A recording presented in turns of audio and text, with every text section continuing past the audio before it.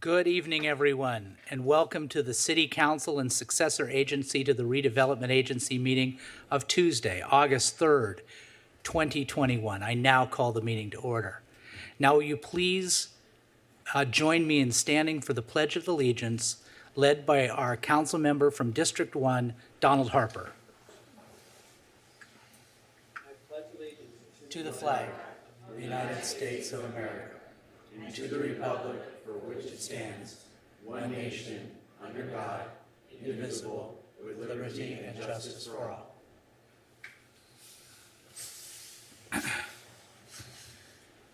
Thank you, everyone. Now it's time for a moment of solemn expression led by Mr. John Began from Trellis. Ms. Green, will you please take Mr. Began off of mute, and so he can lead us in a moment of solemn expression. I hope you can hear me. Thank you for allowing me to be part of tonight's meeting. I really appreciate the invite. Will you bow with me? Father, I just want to thank you for your loving grace, for your amazing patience with each and every one of us. Thank you for the leadership here tonight. As we always do with these council meetings, we please to continue to give them wisdom and understanding as they lead our city. Be with their families and bless them, because their families often have to sacrifice their time and energy as they serve our city. They give up a lot and can often suffer in many ways that others do not realize. Strengthen them and watch over them, Lord, as they serve our city.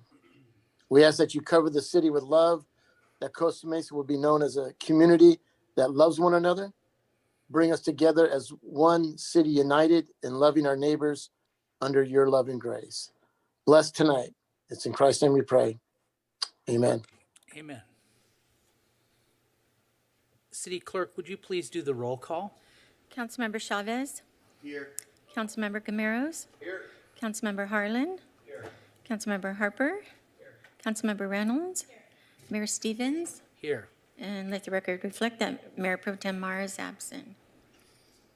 Okay. City Clerk, do you have anything to report from our closed session? I'm going to assume you meant me, and I'm going to thank you, Mr. Mayor. City Attorney. That's all right. Thank you, Mr. Mayor. No, there was discussion, but no formal action was taken, direction was given. Thank you. Okay, so we have two presentations tonight. The first one's going to be a spectacular presentation where we honor our great police chief, Brian Glass. I will say something to let you know in advance. No matter where we are in the meeting at 7 o'clock, and presumably we'll be done with honoring Chief Glass, but wherever we are, we have to stop because the public hearing item that we're taking on at 7 has to be done on time. Okay, so without further ado, so the way we're going to do it is the first section is I'm going to make some remarks and read a commendation that we're going to present to Chief Glass. And then all the council members will have a chance to speak. Then we'll hear from our city manager. We'll do a photo with the council and staff. We'll do a photo with the big, not proclamation, but commendation. And then we have special guests here today from the federal government, the state government, and the county government. They'll all have a chance to honor Chief Glass. And then we'll take a big photo again with the delegation. So to get started, for my part, I guess I just want to thank you, Chief. You know, it's been since 2019 when you were appointed to this position, it's been one thing after another, hasn't it?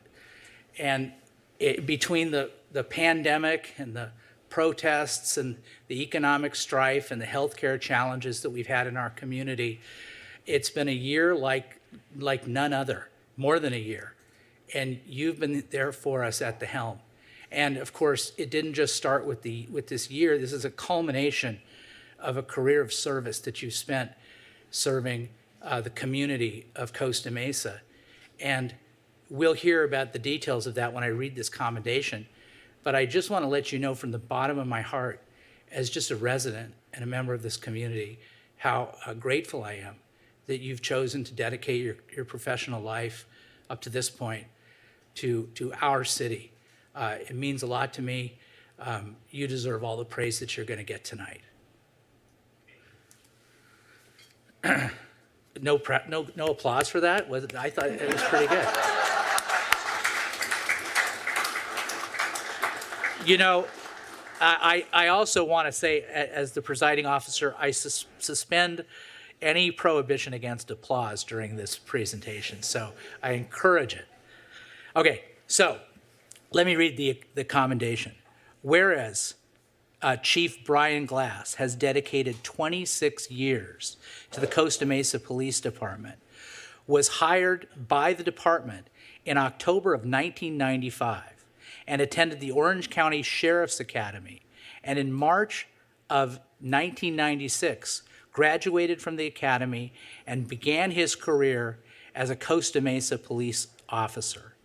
And whereas in November 2005, Chief Glass was promoted to sergeant, whereas he was assigned to the Field Operations Division, followed by an assignment in administration as the chief's adjutant. That's a new one. Whereas Chief Glass was promoted to the rank of lieutenant in January 2010 and was assigned as the Field Operations Administration Lieutenant, which was followed by assignments overseeing the Telecommunications Bureau, Parole Services Area 2 Command, Professional Standards Bureau, and served as a SWAT commander. Whereas in September 2015, Chief Glass was promoted to the rank of captain in the Support Services Division, overseeing the Investigative Services, Records and Evidence, and Telecommunications Bureaus. And whereas in December 2018, Chief Glass became the Field Operations Division Captain, where he oversaw patrol services, field operations, administration, traffic safety bureaus, and the department's SWAT team. And whereas Chief Glass was promoted to Chief of Police for the Costa Mesa Police Department in October 2019, and has actively and devotedly served as our Chief of Police during one of the most challenging times in American history. And his leadership, extensive knowledge, and experience never wavered as the city faced an unprecedented pandemic and civil unrest. Whereas Chief Glass is a veteran who served 5 years in the United States Marine Corps and was stationed at Marine Corps Air Station Tustin in Tustin, California, and was deployed twice to Okinawa, Japan, and once to Somalia, Eastern Africa, for Operation Restore Hope, and was honorably discharged at the rank of sergeant in September 1995. Whereas Chief Glass has earned his Bachelor of Arts degree in Social Sciences from Chapman University, a Master of Science degree in Emergency Service Administration, and a Master of Public Administration degree from Cal State University Long Beach, and also a post-command college graduate. And whereas on this occasion of his retirement, we join with Chief Glass's family, friends, and colleagues, as well as the Costa Mesa Police Department and community, to congratulate him on his professional achievements and to thank him for his many years of dedicated service to the city of Costa Mesa and our nation. Now, therefore, I, John B. Stevens, the mayor of the city of Costa Mesa, on behalf of the city council, do hereby proclaim this special commendation to Chief Brian Glass in recognition of his meritorious service and commitment to public safety of our community, residents, businesses, and the Costa Mesa Police Department, We all wish him the best in his retirement. And I'll go down and give you this, but before I do, I want to give every council member an opportunity to express themselves about their appreciation for the hard work and commitment that you've made. So if you just request in the queue, and I'll go by which council member requests to speak first. Council member from District 2, Lauren Gamaros. Thank you, Mayor. I'm just going to speak very briefly. I haven't known the chief very long, but I do recall going to see him for the very first time, and I was really nervous. And I told him, I said, I'm really nervous, to come see you. And he said, why is that? I said, well, normally I'm not walking into a police station on my own will. So, no, he's been great. And I just want to thank you for your service and commitment, not only to our community, but to our country. You're very well respected, and I can see why after speaking and working with you for a very short time. So I wish you a very well retirement, and thank you very much. Thank you. Council member from District 1, Donald Harper. Chief Glass, I like Lauren, I have not been on council, but several months or a number of months, but you've never been to my house, so that was good. And all the 25 years I've lived here, so I appreciate that. Chief Glass and I share something that we grew up in small communities. I'm not going to mention the name of your small town. Can I mention that? It's called Hydesville. It's no worse than Fortuna, which is where I grew up, I think about 20 miles away. Very small, 5,000, 8,000 person communities. And I like community. I like probably what you brought to our community. And I appreciate that, and I appreciate all you've done. Thank you for your service. Thank you, Councilmember Harper. Councilmember from District 5, Arliss Reynolds. Hi, Chief. I guess it's something that we're all proclaiming with some pride that we haven't had too many direct interactions with you in our time here in Costa Mesa. I've been just sort of this sounds very strange. I've been watching you through these speeches and thinking about some memories over the past few years, and sort of the expression that we see with you now, this very cool, calm, and collected stance and expression and approach to your work is something that I've seen, whether we're shutting down streets for public demonstrations or suing the federal government or, all the many things that we've been doing this year. And I really appreciate that very level-headed approach that you take to every aspect of this job. I think in particular, what's been really important for me in my time here on council is the open-mindedness that you have towards the work and towards different perspectives from our community, and the empathy that you have for all members of our community that is really evident through our conversations and interactions. So thank you for your service to Costa Mesa, and thank you for your leadership, especially in the last couple years. Thank you, Councilmember. And now from District 6, Councilmember Jeffrey Harlan. Thank you, Mr. Mayor. Well, like Councilmember Harper said, you haven't been to my house, but you are always welcome. Likewise, I haven't had the occasion to spend too much time with you, but the little I have, I do really appreciate your experience, your intelligence, and really your leadership. I mean, as a new council member coming in a very difficult and tumultuous time in our city, I really genuinely appreciate just the leadership that you've had and are leaving our department in very good shape. I'm also really pleased to have heard that whole commendation, because I didn't know much of your background, but it is incredibly impressive. So you should be very proud of that career, and I just want to thank you again. Thank you, Councilmember Harlan. Now from District 4, Councilmember Manuel Chavez.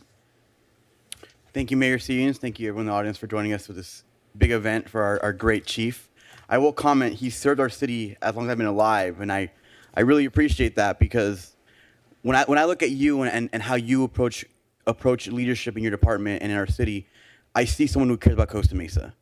I see somebody who has pride, who has the utmost respect for the community and wants to make it better. And these past few months, as we've planned for your succession, I got a chance to learn more about you and your leadership style, and see how you really plan in the future and how you encourage young leaders in the department to grow and challenge them to challenge themselves and become better. And as you leave, I feel firmly confident in our next chief because you are a part of hiring them. I feel very confident in our department because you're with them, helping them become better.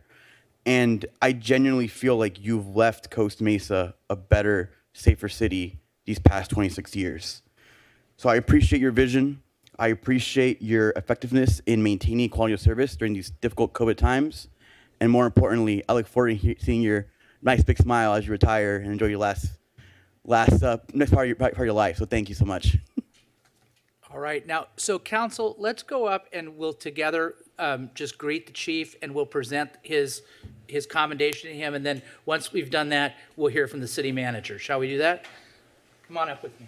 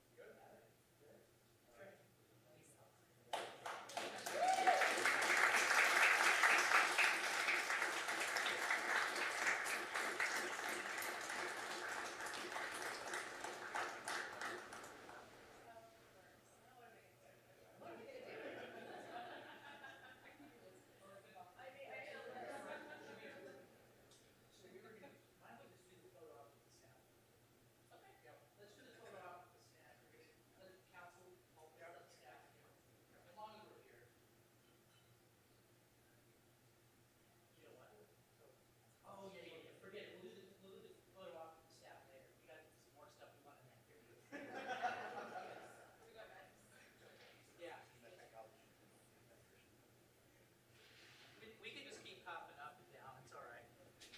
I'm getting my We need the exercise, we need the steps. We need the steps. All right, we're just getting started.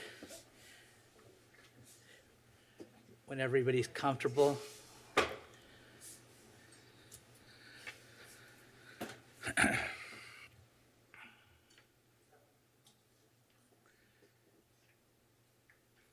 So now I'd like to give the floor to our great city manager, Lori Ann Farrell Harrison, who has a few words and a video and gifts.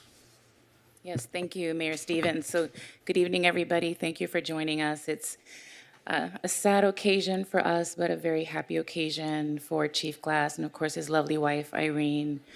When I first met Chief Glass, I had just arrived at the city, brand new city manager, and I was able to work with Chief Glass right away when he was captain. And we immediately established a very strong bond. I could tell that he was someone of utmost integrity, just highly intelligent, but again, that calm demeanor, open to suggestions and ideas, and very responsive was one of the things that I really appreciated about him, and very communicative about the issues that we're facing as a community and ways that we could address those things together. Later on, of course, I had the opportunity to appoint him chief, and I have to tell you that I interviewed all of the members of the command staff in the police department, and they all just unanimously sung his praises. In fact, I remember, I think it was Jason Dempsey telling me, it's a no-brainer, I don't even know why we're having this conversation. And so, Chief, I just wanted to say what an enormous pleasure it has been getting to know you. I had hoped that we could you did tell me 2 years, and so you did keep your word, but I figured once you get the badge, you're gonna love the job and you're not going anywhere. And then COVID happened. And so I know this has probably been a fast track chief, probably 10 years worth of experience in just 2 years, but you have done an incredible and amazing job. You're highly regarded by the whole team. We're a very close leadership team here at the city.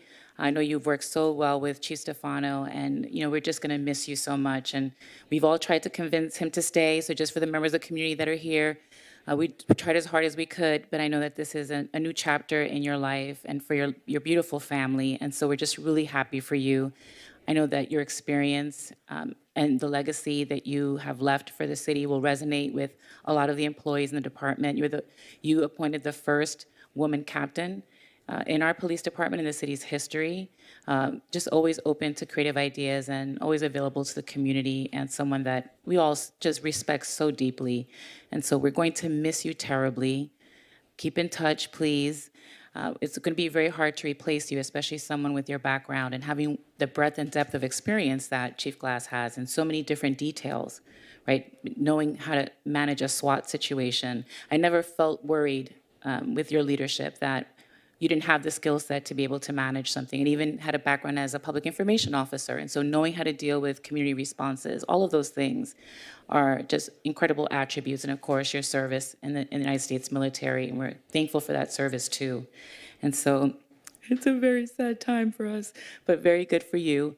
And just know that you're beloved by, I know you have some members of your department here. They just spoke so highly of you. I see Chief Snowden. I mean, you're just, and so many others. I mean, we have Travel Costa Mesa here. I can see the Chamber. I can see South Coast Plaza and the Sagerstrom family. It's just, we're so thankful for your legacy and 26 years, a quarter century dedication to Costa Mesa. He did tell me that Costa Mesa is a vortex, and we end up on the news nationally on a variety of different issues, and that has absolutely been the case. It's one of the things that makes the job a little more exciting. So thank you for sharing that, but just congratulations to you, and I just wish you and your family and Irene the best in your endeavors. And so I have something for Irene.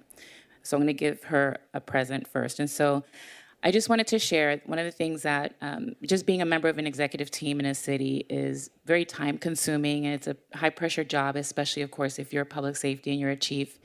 And so we know that there's a big impact on the family, and that's something that often goes overlooked.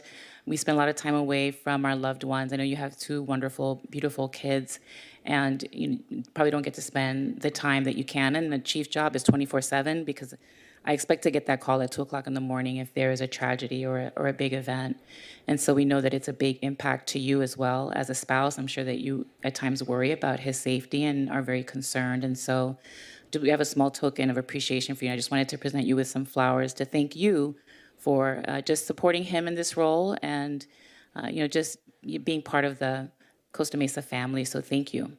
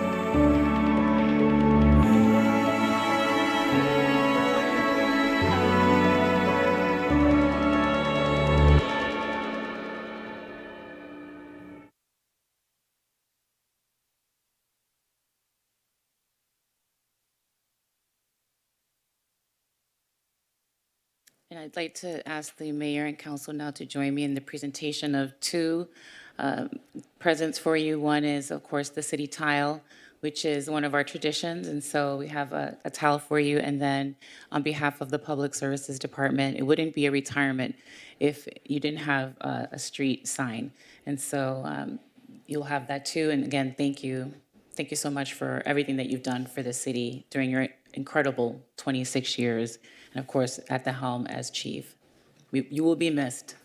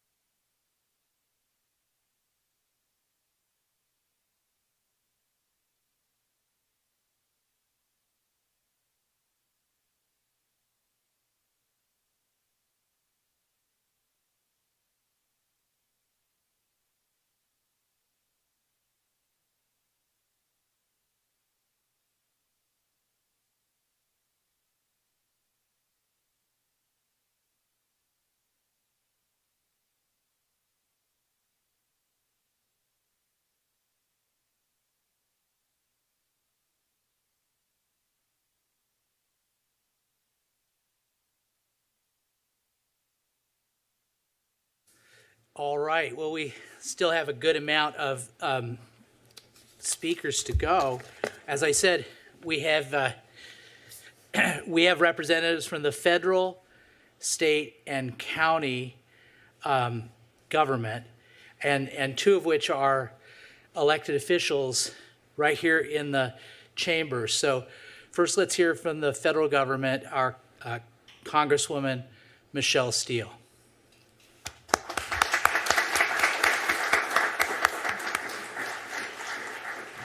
Thank you very much. Thank you, Chief Glass, your service and your commitment. And thank you, Irene, for your sacrifice.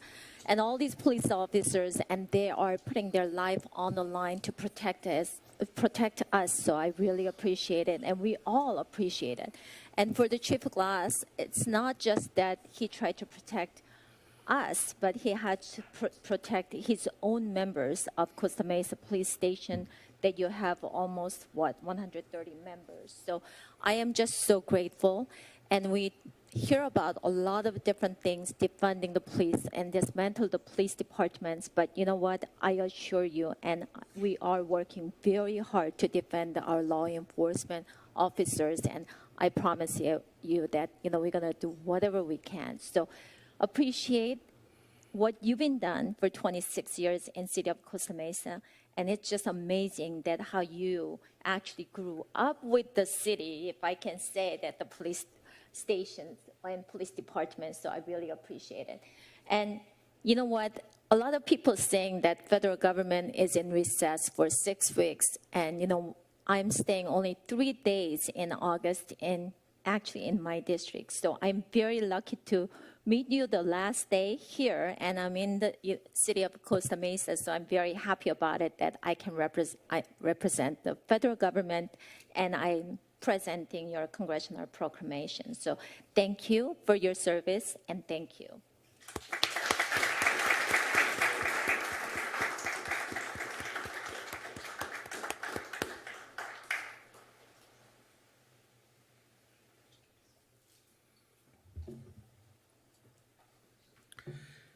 So our next elected official definitely needs no introduction in these chambers.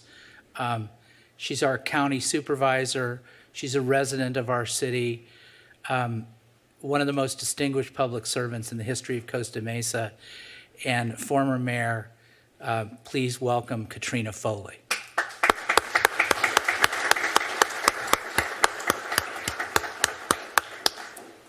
It's great to be back in the chambers, and I'm kind of sad about why.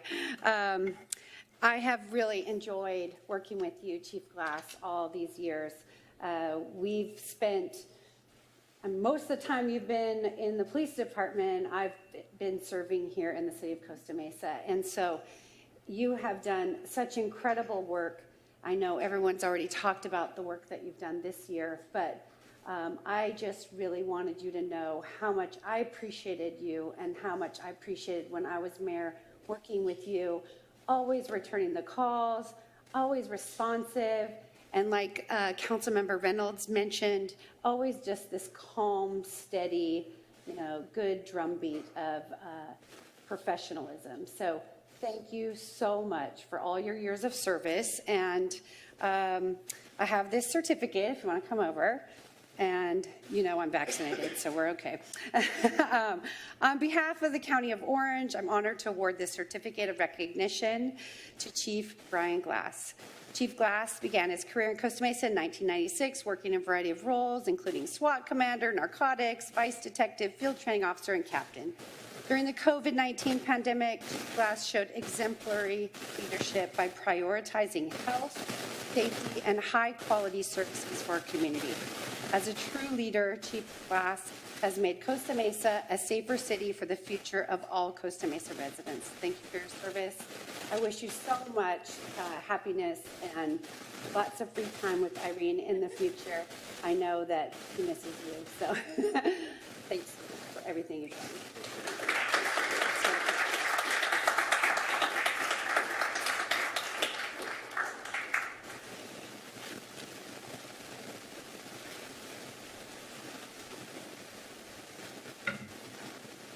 Good to see you all. Good job. Thank you. Great to see you. Thank you. So now does anybody else hear that hissing? Are we trying to deal with it? Before I call you up, Alex, let's get the technical difficulties taken care of. All right? Okay, so now from the great state of California, and in particular, Assembly Member Cotty Petrie Norris's office, please give a warm welcome, Costa Mesa welcome to Alexander Kim. Thank you so much, Mayor.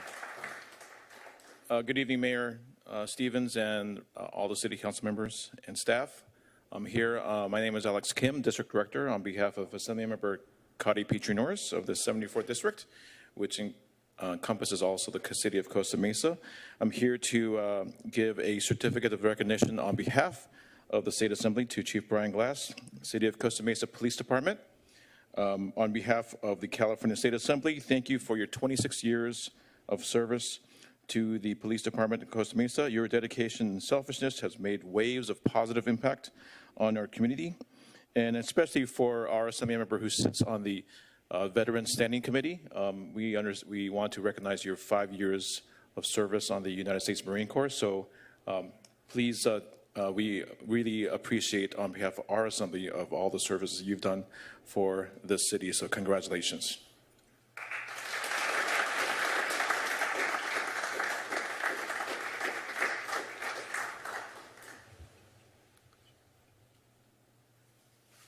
Okay, so before we take our last group of pictures, and by the way, everybody can get in a picture because Councilmember Reynolds had a great idea. We're going to take kind of a selfie with everybody in the back. So the chief has that after we take a picture with the delegation. But before we do that, Chief, for the final time, I'd like to give you the floor to say a few words at this time. Well, thank you, Mayor, for this opportunity. Definitely more than I would have expected or would have wanted, but thank you for this. I'm very humbled by everybody being here, recognition, support. So I'm a little taken aback, so thank you very much. I've had a blessed career at Costa Mesa with 26 years.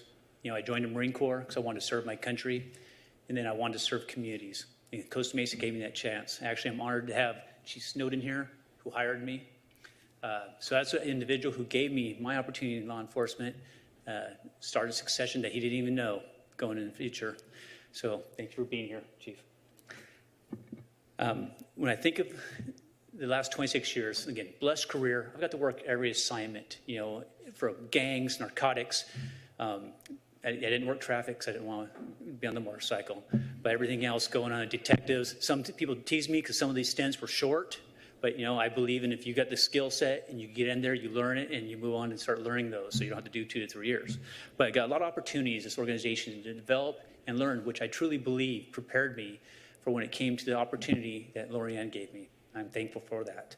Addressing budget situations, civil unrest, the pandemic, going forward. But again, I know I could not have done it without the support I had. So I had the support, and I'm thankful for the support that I received from the community on a regular basis. Even through hard times, even before I was chief, through the city organization. You know, we've all been through things over the years, and many of us know back when we came very close as an organization, we're different silos and we're working together because we all experienced some times that were challenging for us, but we came together as a city. The city staff, executive staff, the leadership team that supported me when Lorianne gave me an opportunity to come to the leadership meeting. They were doing their first one that she had planned, kind of blend, able to start working with that group to show, hey, I could be a team player. You might want to consider me as being part of your group. The city council support that you've given me, especially as chief, we started pursuing the critical infrastructure aspects that needed to be done for this organization. And I'm proud to report that we've accomplished many of those, from the body-worn cameras that we have in place that have been critical for us over this last year, to the Panasonic laptops that we're going to be installing that we're finalizing now, focusing on those infrastructure things that we identified several years ago that we needed to do for this time period coming up so the organization would be a better place. Well, again, I want to thank Lorianne for the opportunity. I never thought I would be sitting and given the honor to lead my organization, the department, going forward. So thank you very much. And I appreciate that, and I appreciate our partnership and other aspects of it that we've had going through. So thank you. I got to thank my family, who's been supportive throughout my career, very positive, supporting, especially my wife, who's been there, and she's had to deal with some of the harder times that I've gone through, and not just as chief, but other things have gone, because after a 26-year career, you experience a lot of different ups and downs, and there's different things to add to that, but she's been with me during that, so thank you. I love you, and I appreciate your support. She has made me a better person, and probably without her help making me become a better person, I might have never been chief or even got to the other things. So I give her full, she's made me better, and I grew under her. But then finally, I got to give to the organization. I could be chief, I could be sitting there trying to lead, but without the support that I have from my team, the department, we would not be successful as we are. The chief is not the one who makes the successful organization, provides that direction. But the support I have from the police association, the professional staff, my executive team, many because I promoted during the last 2 years, so they're supporting me. But that group has made me look better than I probably am in regards to our success. They've provided those services to this community, and this organization continues to move forward and has been successful because of that team. We have an outstanding police department who provides quality services community over and over again with a focus of being out there, engaged with the community, interacting with them, and having those partnerships. And that includes partnerships with the Johnson community, but other organizations, agencies, and community groups. So I am very thankful for that support that they've given me. So again, thank you for tonight. I greatly appreciate it. I'm humbled and honored to be the chief of police for Costa Mesa and the career I've had here. Thank you.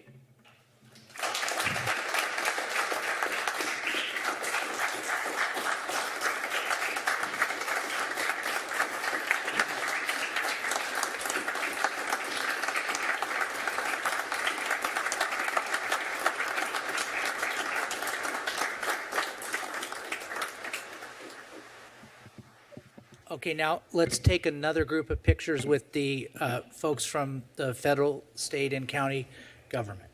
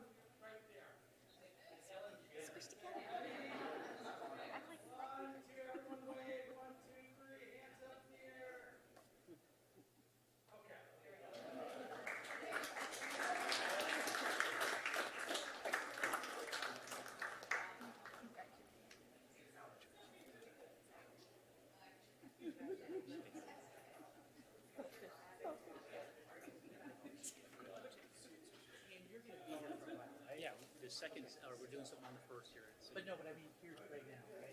I was going to go to a national night out. Oh.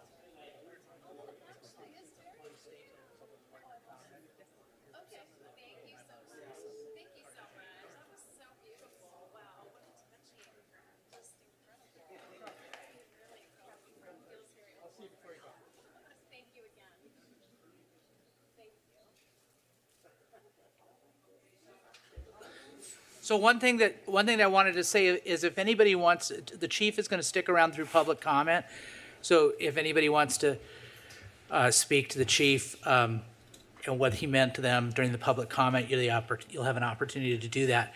Our next thing on the agenda, though, is our fireworks after action report, and that's Captain Vic Bacala who's going to be doing that, I think. Clint Debo? Clint? Lieutenant Debo, you've got the floor. Yeah, it's tough so the police department has, of course, National Night Out tonight, so you're on. This is number 2. By the way, for the folks that came here for Little League, that's been postponed until September 21st because our Pony League is playing in the zone championship and many of those coaches couldn't come. So when we do it on the 21st, we'll have Little League and Pony League. So get here early if you want a seat. Lieutenant Debo, you have the floor. Thank you. So here to talk about the 4th of July. I'll just say right now I'm very proud overall. It went very well. We collaborated with, of course, the fire department. We got that zero tolerance message out there on the message boards. We use social media. Will you help me with that? Yeah, if you don't mind. Thank you. We got the messages sent out via water bills in May and June. And you probably saw the message boards around town, Fairview Baker area, 19th and Newport. We canvassed neighborhoods with our Explorer personnel and fire explorers and some volunteers handing out probably in excess of 6,000 bilingual door hangers, and obviously emphasized both the difference between illegal and safe and sane fireworks and zero tolerance for the illegal stuff. Next slide, please. Just an example of some of the things that went out. You can see in English and Spanish, zero tolerance there. We sent out the flyer regarding safe and sane fireworks usage, July 2nd, 3rd, and 4th only, and 4 p.m. Through 10 p.m., and then our non-emergency number to report any sort of illegal activity with fireworks.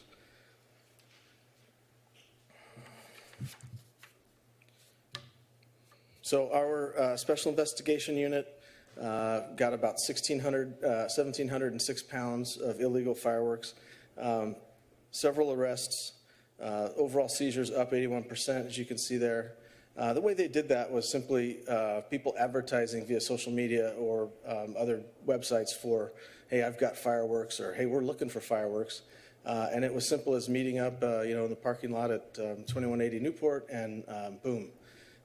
We've got a truckload, usually U-Hauls full of fireworks, and we would make an arrest and seizures at that time. Staffing-wise, directed enforcement shifts, we set extra officers out on patrol from starting July 1st through the 4th to respond solely to fireworks calls for service and the enforcement operations, obviously. Mostly uniform officers, except for the personnel that I mentioned with the seizures of the large quantities. Those were undercover plainclothes units.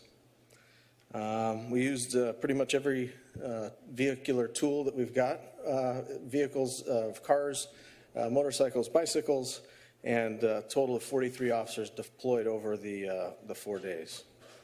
So calls for service, we can just look across this. Obviously from 2017 to 2019, we saw a dip. Last year was pretty crazy, not quite as bad, as many calls for service as 2017. And then finally, 437 calls for service. Sounds like a lot, 437 is a big number, but we were down 34% from 2020. And then also the lowest level in 5 years. So that's we consider that a success. With that, citations and arrests were also down. And part of what didn't make the slideshow, I don't know if anybody's seen off the coast of Newport lately, but and this was happening pre-July 4th, but there's a heck of a lot of tankers sitting in the ocean off the coast here. That's part of the reason why we think, it might be one reason why we saw a reduction in some of the calls for service, the quantity of fireworks illegal fireworks out there. They might just be sitting out there still. So our arrests and citations were down, but we did make, over the course of those 4 days, probably a little more than 4 days, about 29 arrests. Next slide, thank you. And fire and rescue calls for service, also down 1.5% overall. We know that there were 2 fireworks-related, for sure, calls for service. 9 fires we suspected were probably firework-related. And then 1 late reported injury, and that was somebody losing their teeth, and we found that out via hospital reporting, and that was due to fireworks. The Costa Mesa app, fireworks complaints, you can see pretty clearly there. We dipped in 2018, up again in 19, through the roof in 2020, and then a little bit more under control in 2021. So down 70%. We like to use that mark. Obviously, that's something that a lot of citizens are familiar with and like to use, and everybody out there are eyes and ears, so we appreciate that data. And then just to summarize, and as I mentioned at the beginning, strong collaboration and great teamwork between the police and fire, especially on the public outreach and messaging regarding the fireworks, the difference between illegal fireworks, safe and sane fireworks, the hours and days that we can use fireworks. The firework seizure increase, illegal firework seizure increase, 81%, pretty significant. Calls for service down overall for police calls for service, 34%. Citations and arrests down, obviously, and the Costa Mesa Fire Rescue calls for service down 1.5%. And that's, any questions? That's all I have. Thank you, Lieutenant. Do any of the council members have any questions? If you do, just ask to be recognized and I'll give you the floor. Councilmember Gameros. Yes, very briefly, I did speak on safety regarding the 4th of July before the 4th of July, and I also took a moment to thank the fire and police department, and I just want to observe that if it wasn't for their dedication to providing safety for our community, you wouldn't see results like this, so thank you very much. Thank you, sir. I don't see anyone else in the queue. I echo that. Thank you very much to the entire department. Thank you for this concise presentation. I have one question. Yes. There's usually a memo, or we could even use this PowerPoint. Will it be on the website available to the public, or can we make it so? I will get Yeah. that to you.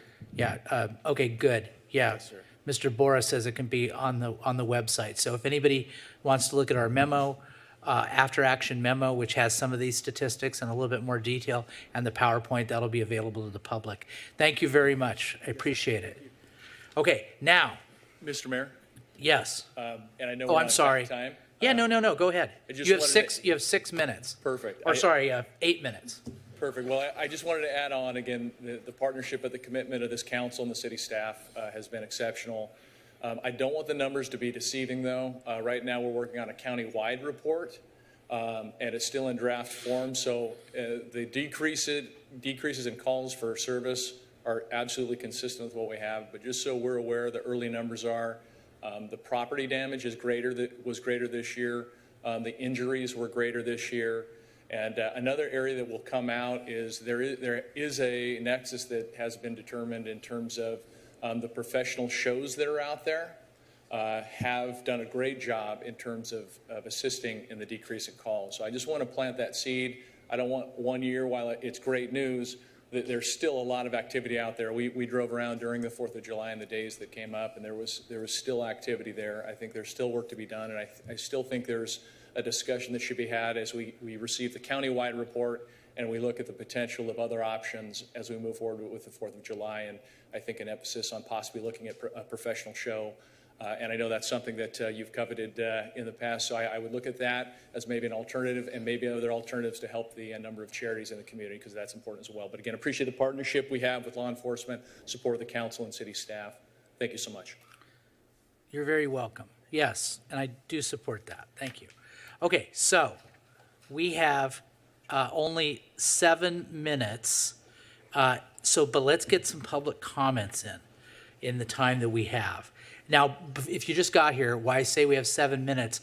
At 7 o'clock, we're going to stop. We're going to do our public hearing item.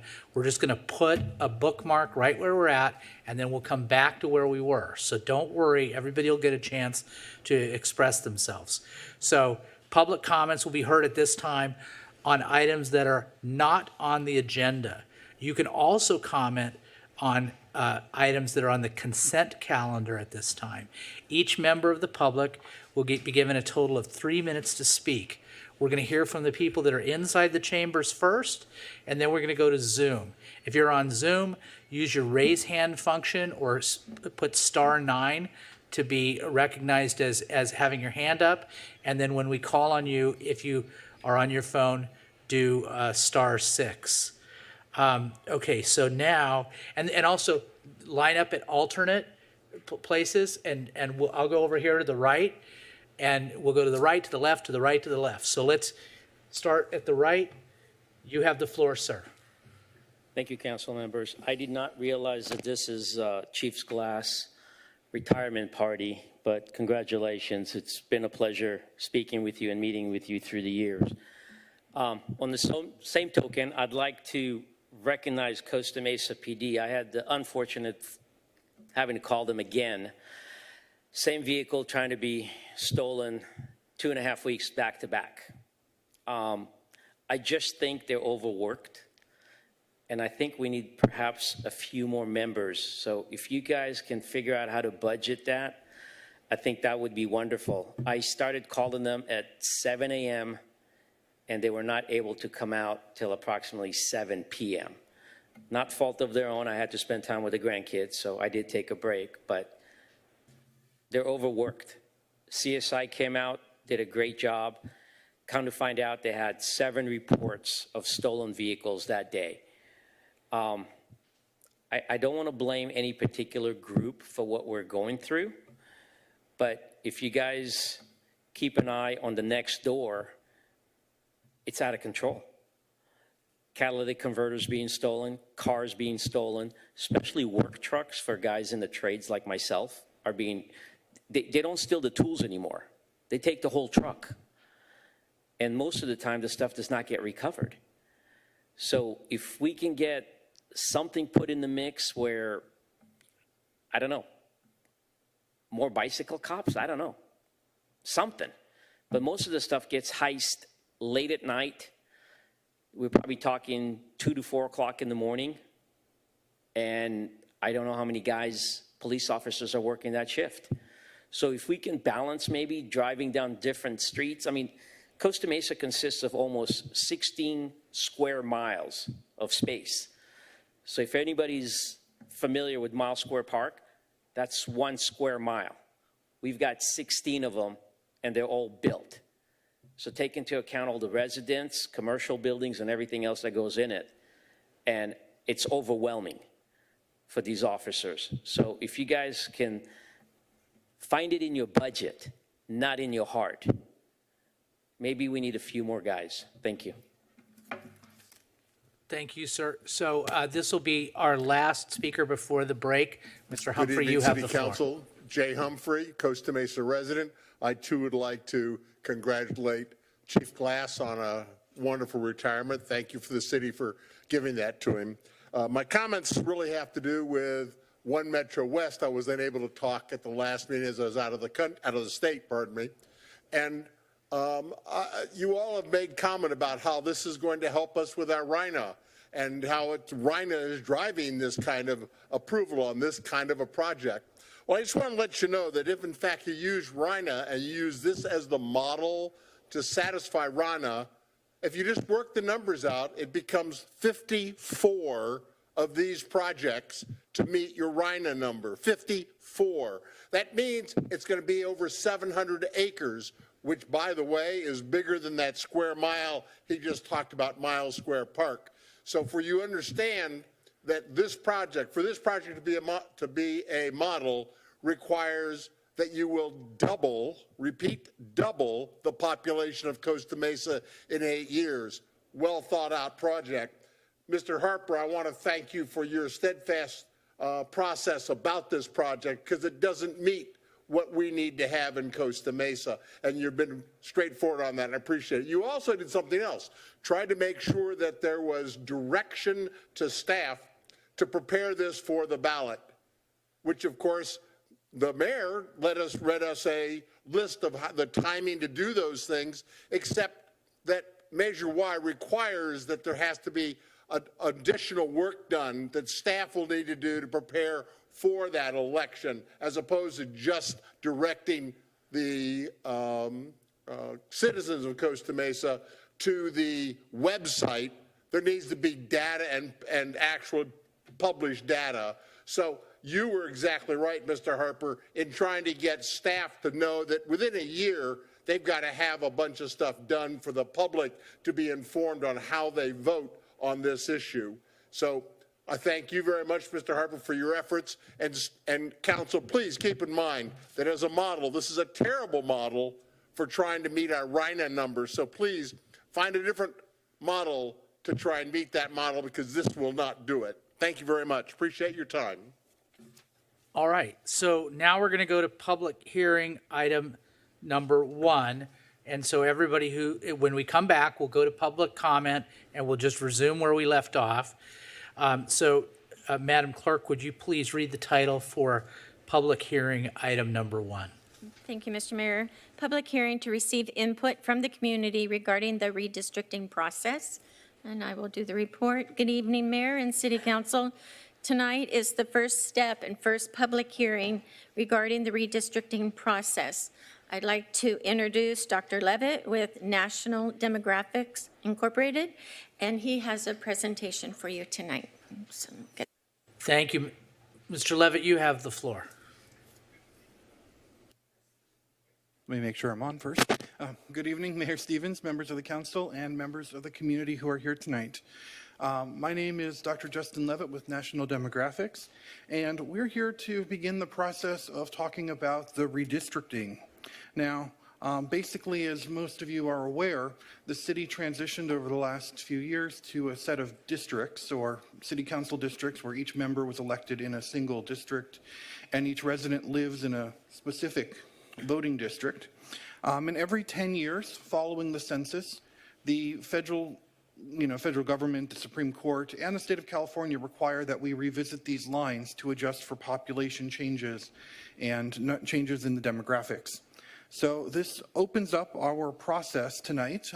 We're actually doing it before we have the final numbers to begin the conversation of looking at the current lines and seeing what, if anything, needs to be adjusted. This is the beginning of the process. I want to emphasize that. Over the next few months, we will have additional workshops and community forums. The state also has a minimum of 4 public hearings required. This is the first one. The next formal public hearing will be October 12th. That will be after we receive the 2020 census data, and so we'll be able to give you an estimate or an actual real number of how many people live in each district and whether or not lines have to change, and if so, by how many people. We also anticipate this process going into 2022 because of the 4 hearing requirement and because we want to give everyone enough time to look and work with the maps. We will have a series of tools to help people do so, include everything from a paper map to an online web map where people can design their own maps. We anticipate that this process will last into February and that the city will adopt well in advance of the April 17th deadline for all jurisdictions for the November 2022 election. As with the initial set of districts, the new districts will roll out over a period of 2 years, basically starting in 2022, but the remaining seats will be elected in 2024. No current members' terms will be impacted by the district changes. I wanted to give a brief overview of the criteria because they have changed. One of the things, if you followed this process last time, you may have noted that now we have to hold the hearing at 7 o'clock if we say it's at 7 o'clock. That same law also changed the criteria we used in districting. In contrast to what we had 3 or 4 years ago, we now have a rank-ordered list of criteria.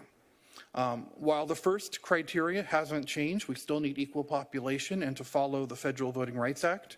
Now we have a list of rank-ordered criteria, which we will talk about more as we go through the process, and especially as we get into those workshops where we are going to go into this in a lot more detail.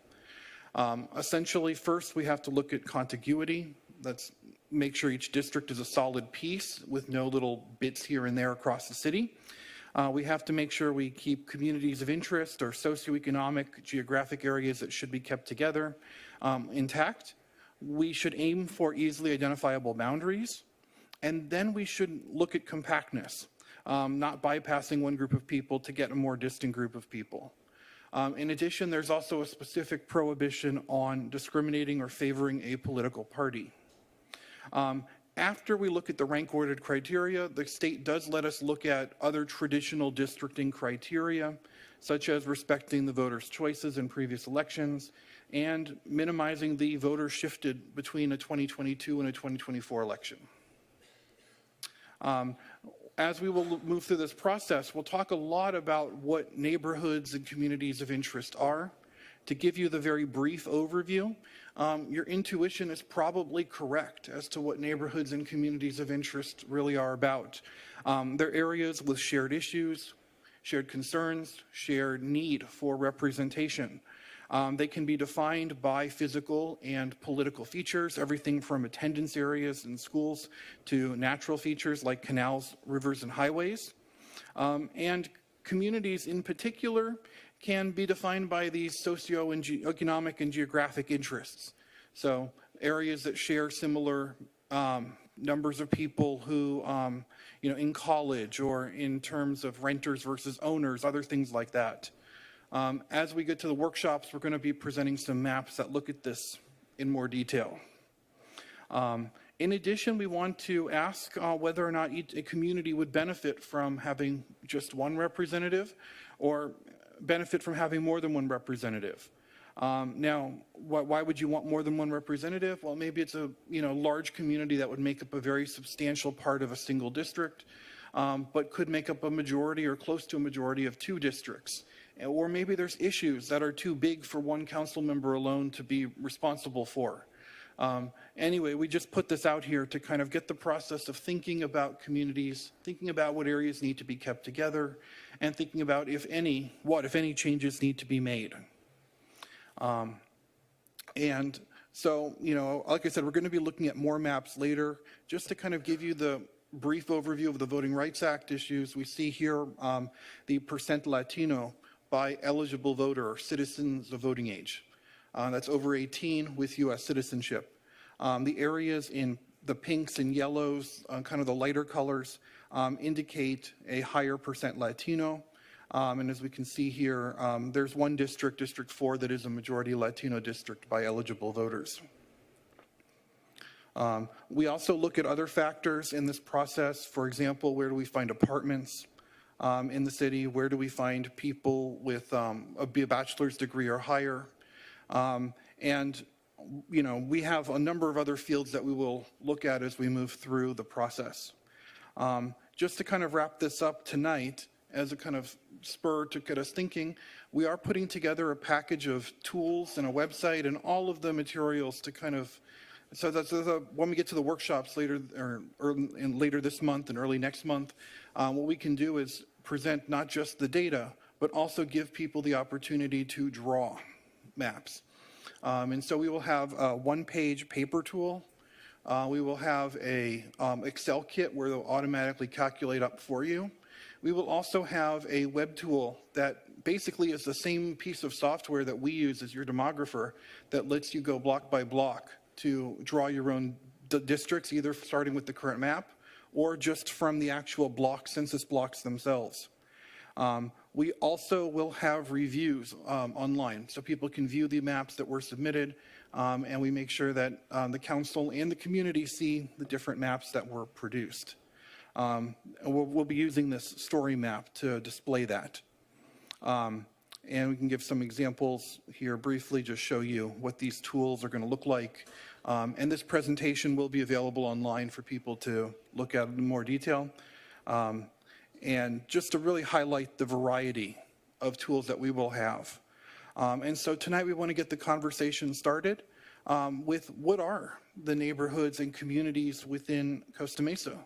And particularly, how do the current districts represent them? And what, if anything, needs to, what do we need to think about as we look toward this redistricting? Yes, we don't have the population numbers, but what do we know works and what do we know doesn't work about the current maps? And, I know this is the first hearing, so I just want to put these questions out there to hopefully get the process of talking about this started. And I'm here to answer questions about the process, about redistricting in general, or about the City of Costa Mesa's redistricting process. So with that, thank you very much, and I look forward to your discussion tonight. Thank you, sir. So before we hear from the public on this, are there any council members that have any questions? If so, just indicate and ask for the floor, and I'll give you the floor. Okay, I don't see any. Oh, Councilmember Reynolds. There you go. For that. Okay. Thank you for that presentation. I had one question, and I'm wondering if I probably should know the answer. We're going to be going through this. The county is going through this. I think the state's going through this. Does the school district go through this and our sanitary district? I'm just curious if all of these efforts are separate or coordinated in any way. Any jurisdiction that uses districts, zones, trustee areas goes through it. So yes, the county, the state, the board of I think the community college district. I'm not sure whether or not the school district, but any district that has any jurisdiction that has districts. Yeah, it's well, in the interest of time, I'll just say if there's an opportunity to coordinate at least with the sort of Costa Mesa entities, I think the school district makes sense too in terms of the outreach. I think that would be really smart in terms of broader engagement and not sort of overburdening our public on outreach efforts. Thanks. Thank you. Councilmember Chavez.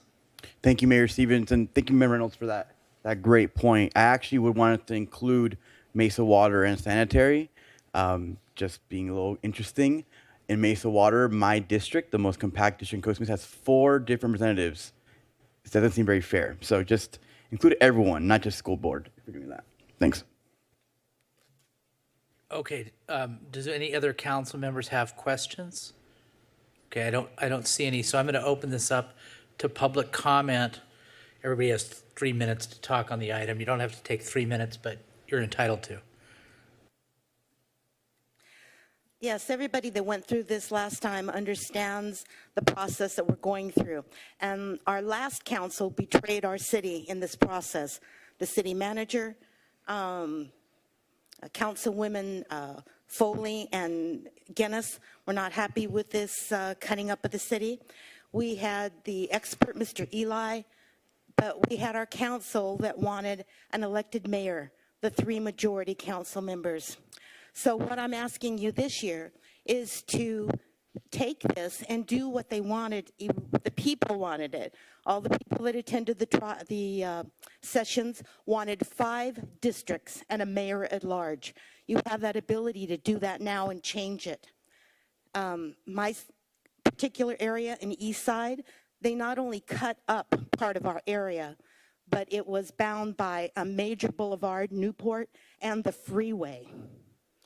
That's what they did to the East Side. That was no bueno. What's happening with the other areas, on that district map 5 from last time, you can see it had very natural borders. It fit the areas with College Park, Mesa Verde, West Side, and various other things. But the way they horseshoed it and cut it up, they really butchered the city and lost the continuity of so many of the areas. So I'm asking you now, as we were told 4 years ago, that you would have the opportunity to put it back how the people wanted it, which were 5 districts with an elected, not an elected mayor, but a mayor at large. So I hope you consider that again, because this was a betrayal by our majority council last time. So I'm going to give you the opportunity to set that straight and make it right with the residents. Thank you. Thank you. Sir. Good evening, Council. Jay Humphrey, Costa Mesa resident. I agree with everything that the past speaker said. I went through all of those meetings when we did this original districting, and virtually nobody, in fact, it was a complete surprise when it became 6 districts and a elected mayor versus 5 districts. And everybody saw 5 districts as the appropriate choice, with the mayor being voted from by the council members themselves specifically. One of the problems with this 6th district and a voted mayor is that because the mayor has to live somewhere, one district always has 2 votes, which reduces the vote power of all the other districts individually, especially people that don't have the mayor elected from their district ever.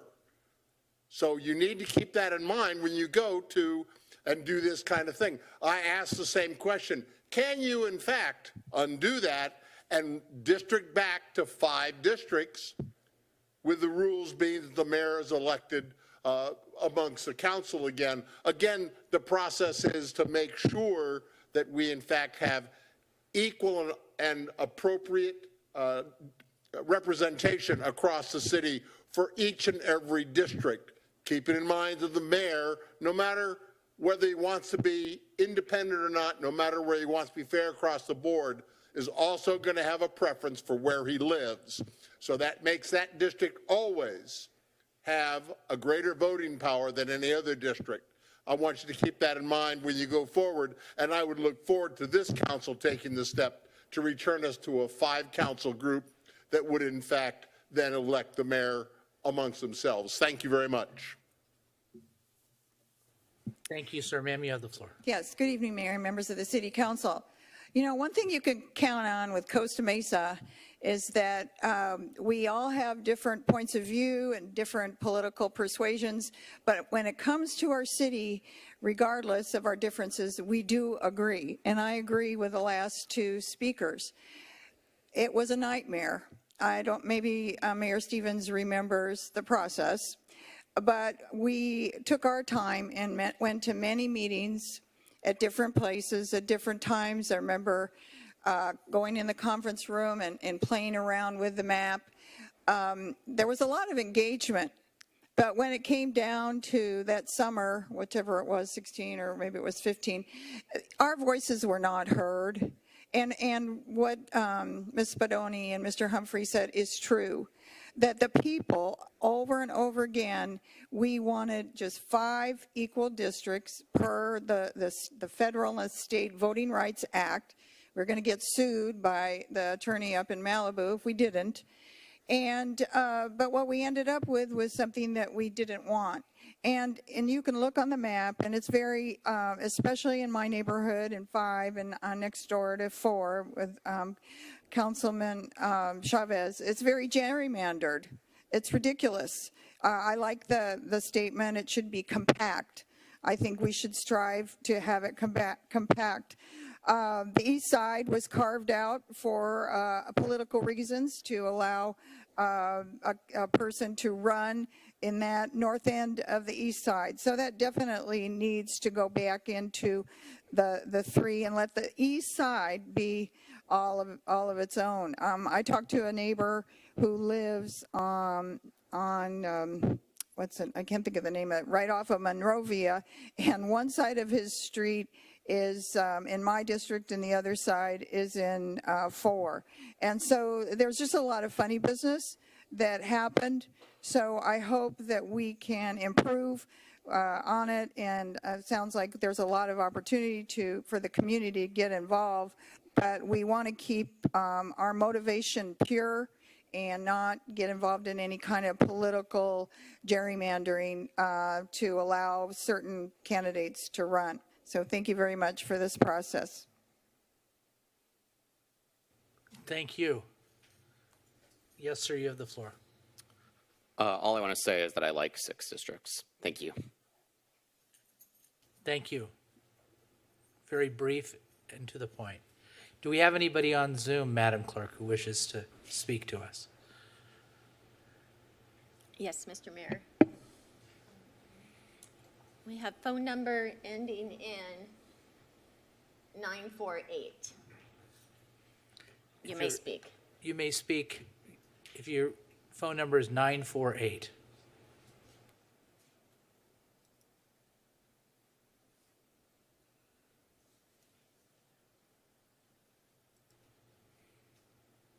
Okay, speaker ending in 948, telephone number? 948. I'm sorry, I was in the queue. Sorry, I was in the queue to speak earlier on public comments, and I was still left on. Okay, great. Then you don't have to speak on this, but stay in the queue. So I'll call back. No, can she just stay in the queue? Yes, you can just So stay in the queue. Just stay in the queue. It's all good. So, Okay, thank you. is there any way for us to determine whether somebody's here for the public hearing, number 1, as opposed to the? If you're not here for this item, if you can lower your hand. Yeah, just lower your hand for the time being. Stay on, and then you can re-raise your hand. The next speaker is Opportunity Zone. Opportunity Zone, you may speak on public hearing number 1. Thank you. I have a brief comment. I believe that the Golden Triangle, as it's known locally, which starts at 17th, ends at Industrial Way at the City of Newport line, between Newport Boulevard and Superior, should be part of the West Side districting rather than District 6. I think most people identify our triangle as part of West Side Costa Mesa. Our census tract is a qualified census tract. It's designated as a one of the most economically disadvantaged in the city of Costa Mesa. It's 100% within the opportunity zone. It qualifies for new market tax credits. Unfortunately, Costa Mesa lost its low income tax credit qualified census tract without appeal from the city.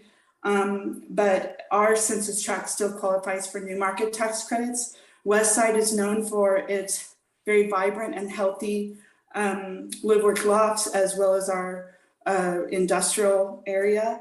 And I believe that the Golden Triangle more identifies with West Side than it does with East Side. So thank you for taking my comments. Thank you. Do we have anyone on Zoom who wishes to speak any further? Call in user 1, please. Call in user 1, you have the floor. Hello? Yes. I would like to comment that, number one, I do hope that this isn't just an exercise to fulfill some legal requirement that there be a public hearing, but that this actually be meaningful, because last time around, basically all the input that the people took and participated for hours and hours really came to naught in the end. So I'm hoping that this is actually meaningful input. And then I would also like to add that while representation by districts can be helpful, because there are certain peculiarities and unique features of each district that sometimes you need to live there to understand, or if you see something every day, then you realize how critical a certain problem might be. But I was a little distressed by the presentation when, and I'm hoping this was just a figure of speech, but I was a little disturbed by the fact that our consultant talked about this group versus that group, renters versus owners, West Side versus whatever.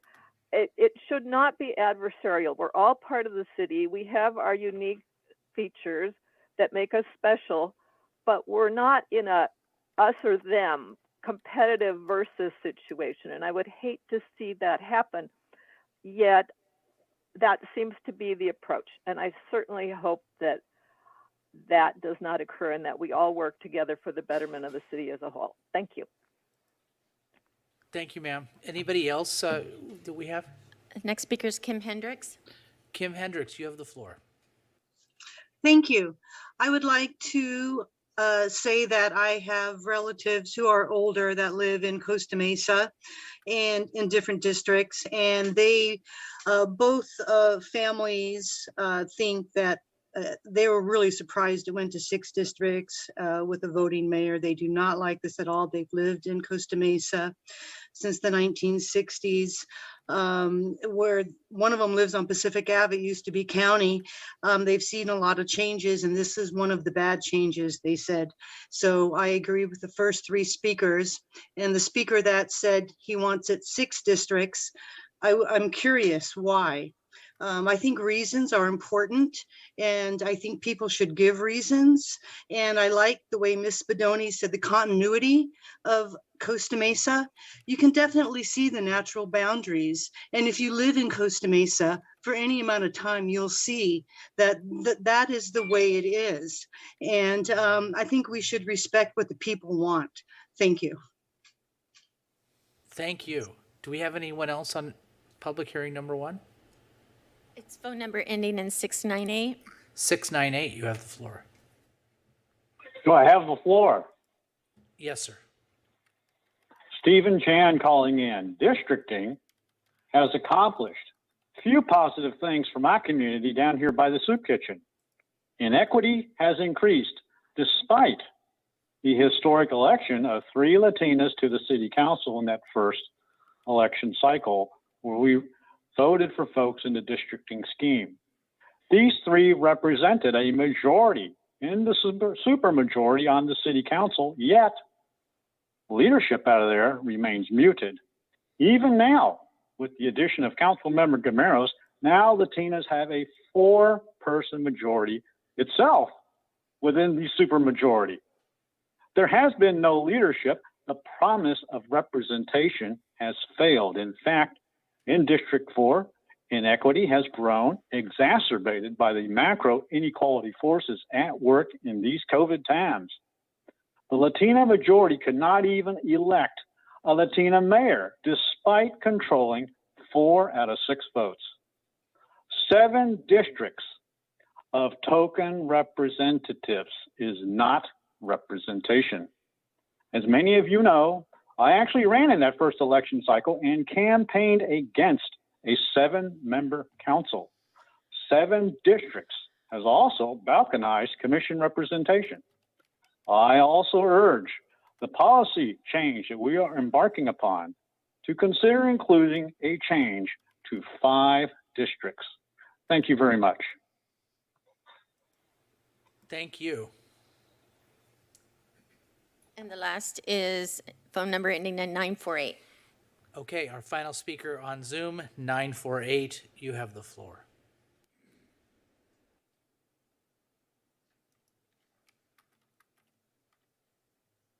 Oh, I'm sorry, they are no longer wishing to speak. That's Okay. we are done.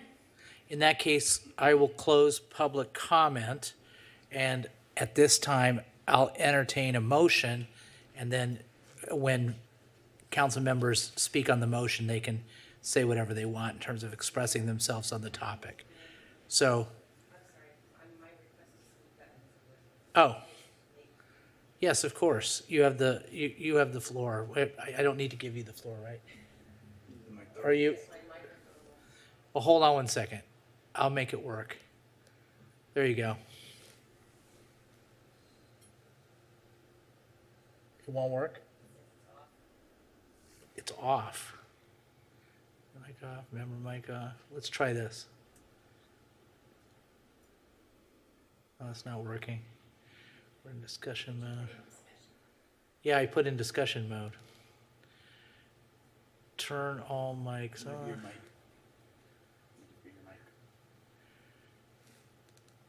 I don't know. I don't know what to do on this. I'm pushing the thing. Could sit at Mars? Yeah, you can have a seat in Mayor Pro Tem Mar's seat. Oh, there you go. Okay. Go ahead. You just have to. Thank you. There you go. You're good. I like it up here. Yes. So I just wanted to point out that the current districting format of 6 districts with a directly elected mayor was enacted by ballot measure. It cannot be changed except by another ballot measure. So I wanted to make that clear to the public who some of whom may believe that the council can just change it. That can't happen. There was a ballot measure under which the 6 districts were created with the 2-year directly elected mayor. And if there is a desire to change that, we would have to do that by ballot measure. We would still have to do the redistricting that's required by law before it could qualify for a ballot in November of 2022. Right. So I want to make sure that everyone's clear on that also. And just while you're here, and I think it was implicit that in the presentation, or maybe explicit, these changes that we're discussing as a result of the census, those can be enacted by the council. Yes, they can. In fact, they have to be. Okay, thank you. I appreciate that. Okay, now we're going to go back and I'll entertain a motion. Who wants to make a motion? Councilmember Reynolds, and go ahead and make a motion, and then here you have to. I'll make a motion and then have a question too. Of course. So I'll move to receive the staff report on the redistricting process and conduct a public hearing to receive public input. Councilmember Chavez. Thank you, Mayor Stevens. I'll second the motion. Okay. Okay, now, Councilmember Reynolds, you wish to speak to your motion and make some other comments. Yeah, I have no sort of. Oh, sorry. I went to. Can we go? Can you just? I'm going to go back to the control, and then can you ask for the floor? I got it. Okay, got it. There you go. Sorry. Okay. My question is, whoops, I've lost it. What in our public outreach process, what mechanisms do we have to ensure that we're getting representative input through the outreach process on these redistricting boundaries?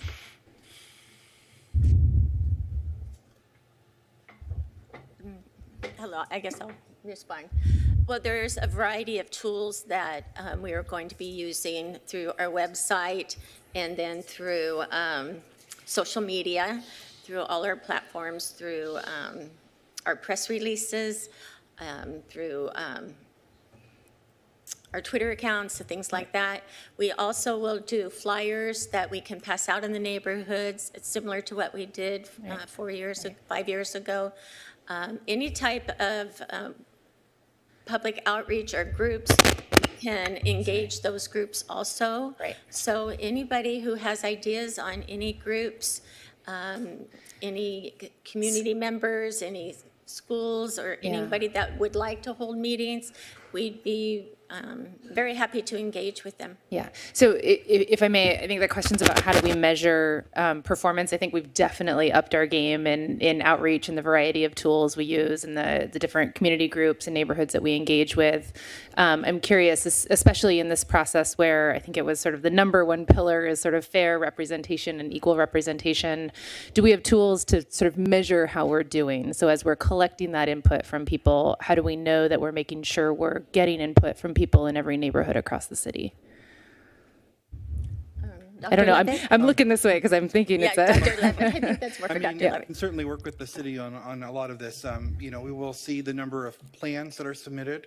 And basically when people submit a plan, we can, even if you sign on to a different plan that somebody else submitted, we can, have the names and addresses of the people who are doing that.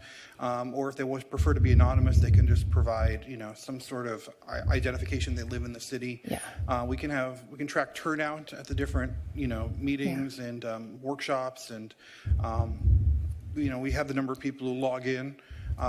We can also, we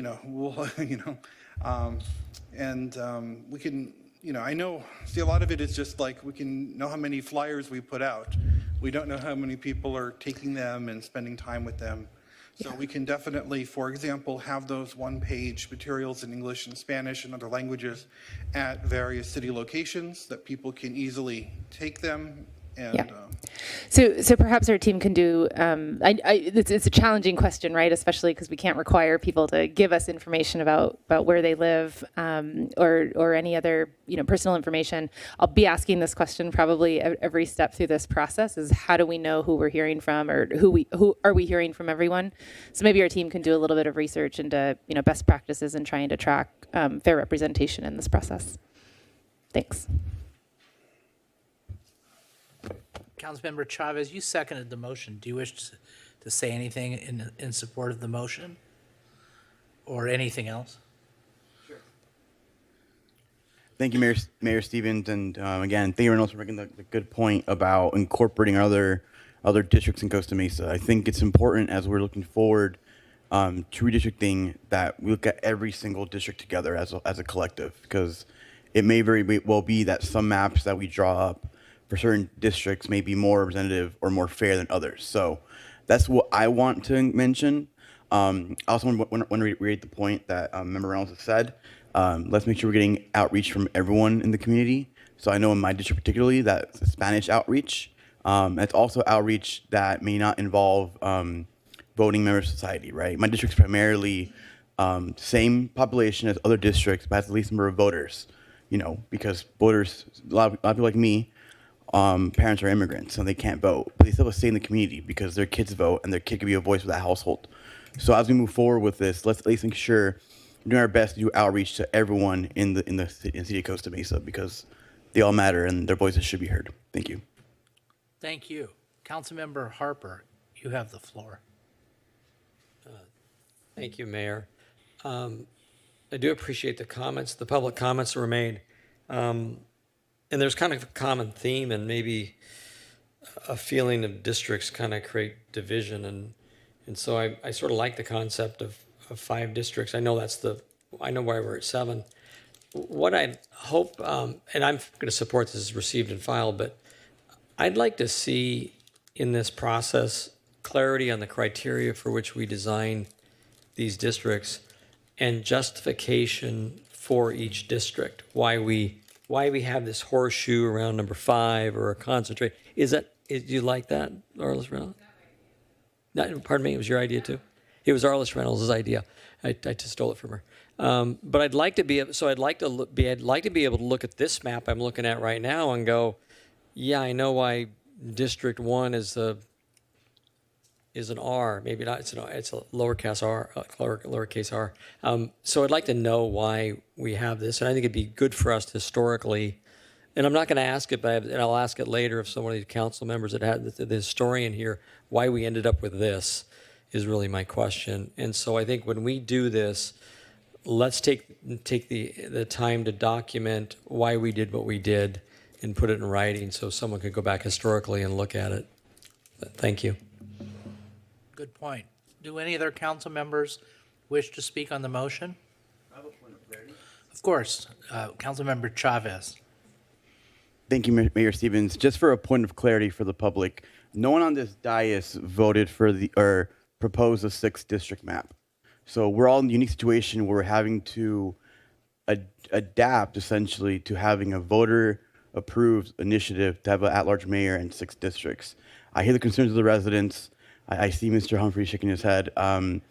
But as Measure Y was passed by the voters, so was this. So if we do want to have the discussion about going to 5 districts, it might have to be through a ballot initiative. Because as it currently stands, we have to conform to what was passed by the voters, and that's 6 districts. So we will do the best we can with what we have, but just to reiterate, no one on this dais voted for 6 districts.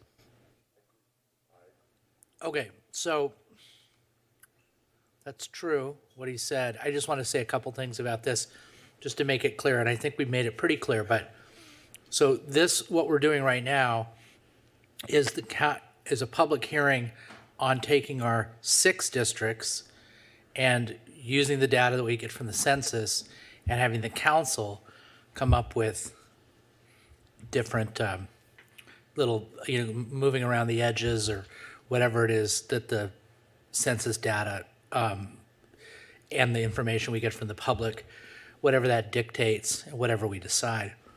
In terms of changing the districts themselves, what I heard the city attorney say is, and what I understand is, we would have to go back to the voters, let's just say, for example, in 2022. And in 2022, we are going to elect people based on this 6th district set a directly elected mayor. And then we would have to, like we did before, phase in another district plan. And so, I appreciate everything that was said by the public. My experience, and by the way, Councilmember Chavez is right. I didn't vote on this. None of us did. I thought it was kind of weird at the time, and I wasn't an advocate of this program. I can't remember what I was an advocate of, but there were several different options. But I will say in practice, as a practical matter, with a couple of weird exceptions, like District 3 spilling over into the area that would be naturally District 6, I felt like there's been pretty good representation. And while I didn't vote for this, I have, of course, lived under this system since 2016, and I feel it's been pretty effective. So that's just one person's opinion. It doesn't mean that I'm not open to everybody else's points of view on this. But as a practical matter, with some exceptions, minor exceptions, I think that it has worked fairly well. So anyway, I'm prepared to vote. Shall we call for the question?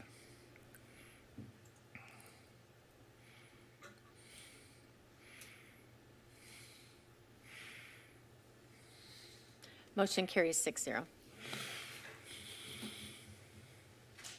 Okay, now we're going to go back to where we were. Thank you very much for that. Thank you, sir. Very clear presentation. Meanwhile, we were doing public comment. And so the same rules apply. As I said before, you can only talk on items that are not on the agenda or consent calendar items. You get a maximum of 3 minutes, and that will be strictly enforced, by the way. And if you're on Zoom, same process, raise your hand or do *9, and to speak, you go to *6. So let's see. Left went last, right goes next. Hi, everyone. I'm glad I got to speak because I got to run to work. So I weirdly have a lot of comments on 4th of July. They popped in my head.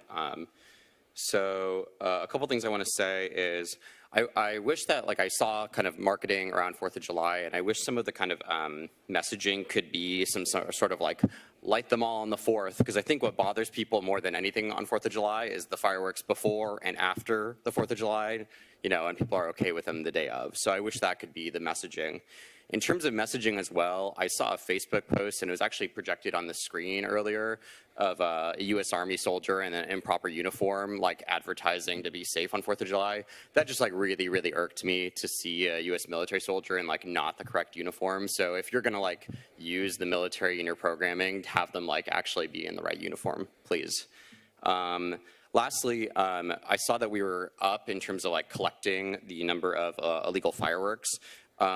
Obviously, like, we haven't had this issue yet, but I would love to know what the police department is doing to prevent any sort of like basically explosion of what happened in Los Angeles, of the several tons of, you know, basically TNT exploding in a fireworks collection, to make sure that that can never happen in Costa Mesa or in Orange County. And so I would love to know like how we can prevent that before it ever happens. Different comments altogether. Just a quick, like, my personal little AAR on Concerts in the Park. It was a lot of fun. I really enjoyed it. My only kind of, like, not even negative feedback is that I think we need even more bike racks for Concert in the Park. There was an overwhelming amount of bicycles, which is like a great thing, I just want to say, but we don't want them parked in illegal places or blocking fire hydrants, and I would love to see even more for that event next year. But great work to everyone involved in that. The last thing, and I don't like that this is going to be like political. I hate that people are going to like, yeah, I hate that people are going to just have this, see me with disdain for saying this, but you know, Delta variant is rising all across the nation, mainly right now in Arkansas and Missouri and in Florida, places that have really low vaccination rates. But I also think, but it's also happening here in California and other places too. And tons of people are in the hospital, mostly the unvaccinated, but it's spread by everyone. And so I want to actually call on Costa Mesa to follow in the footsteps of cities like Pasadena and others, and to require all employees to get vaccinated so that we can protect our own community. It's not necessarily for our employees themselves, it's for the people around us who can't get vaccinated. I had an ex-partner who had immune-compromised position because of her medical issues, and other people like that cannot get vaccinated, and I think it's our duties to protect them. Thank you so much. I'm going to run to work. Bye, everyone. Thank you very much. So before the next person goes, I just want to make sure, do we have a, didn't hear the ding warning time. Did he get a ding warning time? Okay, so we got warning time ding. Okay, 1 minute. And then podium mic goes off automatically at 3, right? And you can do the 3 minutes. Got it? Just a little housekeeping. Sir, you have the floor. Thank you, Mayor Stevens. Council, appreciate your time. Look, I didn't know we had a golden triangle, by the way. I wonder if Arliss has got the Bermuda Triangle over there. I don't know. But, my name is Jeff Pettis, like I said, and I am a Costa Mesa resident of 10 years. And I'm here to talk about the Planning Commission residency requirement. I'm not here to try and advocate to get you guys to change your vote. I think that's pretty much baked in the cake and it's a done deal. I don't like to make a habit of getting up here just to talk. I like to interject when I have something to say or I feel called to actually add something to it. But I am, speaking of districts, I actually ran for Jeff Harlan's district in this last cycle, and he did beat me. And I was second place, and I actually, just for the record, he didn't get a majority of votes. So I am actually speaking as the, the voice of the silent majority, I guess you could say, because I have a commitment to the voters that voted for me that I would continue to involve myself with city matters, speak up when needed to speak up, and advocate on their behalf. And by the way, I know that second place is the first place loser. So congratulations, Jeff. I know that you earned that seat. And so I'm just going to quote Mr. Harlan from last council meeting, the 20th. He actually started off by quoting the quote, the bulk of the planning, this is the quote, the bulk of the Planning Commission's work is related to land use applications, which by their very nature are quasi-judicial procedures that demand careful consideration of evidence and the making of findings based on the evidence which underpin the Commission's decisions. He was citing a person that he respects, and his quote was, he was right on point. And then he followed up by saying, quote, "The things we as council members demand of our planning commissioners require a great deal of technical knowledge, experience, and I think a breadth of understanding of what goes on in our city." And the reason I bring that up is because the people that I don't normally, I get lots of questions from the community. One metro is a big one, but this one took the cake for some reason. There was a large constituency of people on the east side that felt like maybe they are the great unwashed, maybe we're the deplorables, and maybe we're the smelly Walmart people that aren't smart enough to understand what's going on and to sit on the planning commission. Therefore, we need to have a bigger pool to pick from because there's not enough of us in District 6. I will submit that they do not feel that way. There are a lot of people in District 6 that are qualified to sit on the planning commission. So I don't think that's a reason why we should not insist on residency. So I'm here to speak on behalf of the residents of District 6, and I appreciate your time. Thank you. Thank you very much. I still didn't hear a warning beep, but you guys are on it, so thank you. And I know our next speaker will be on the 3-minute requirement. I'll be under that because I have a comment on consent calendar number 5. So I'm just going to, this is my public comment. So I just want to thank Chief Glass also. I've lived in the city almost 50 years. And the reason, and to raise my 5 children here, and the reason as a mom that I've stayed is because I feel that Costa Mesa is safe. Maybe only a mother knows that feeling that when you call the police, they arrive in a timely manner.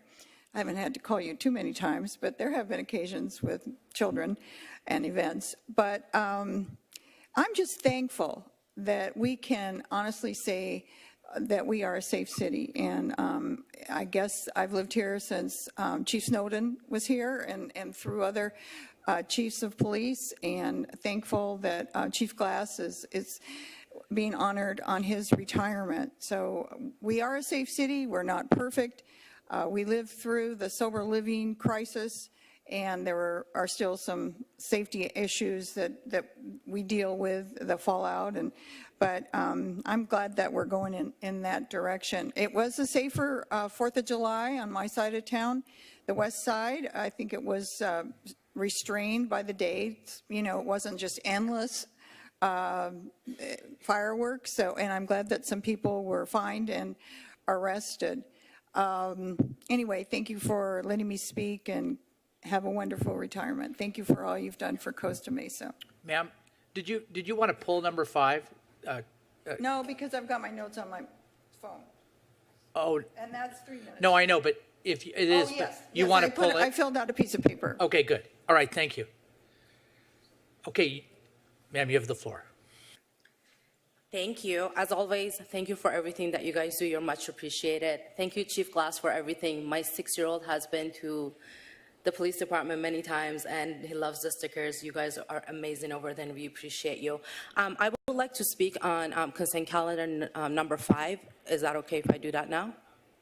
Well, you can do it. You can do it now. Okay. I suppose technically, however, it's going to be pulled. So. I'll wait till it's pulled then. Yeah, wait till. Yeah, good. You got it. Thank you. All right, thank you.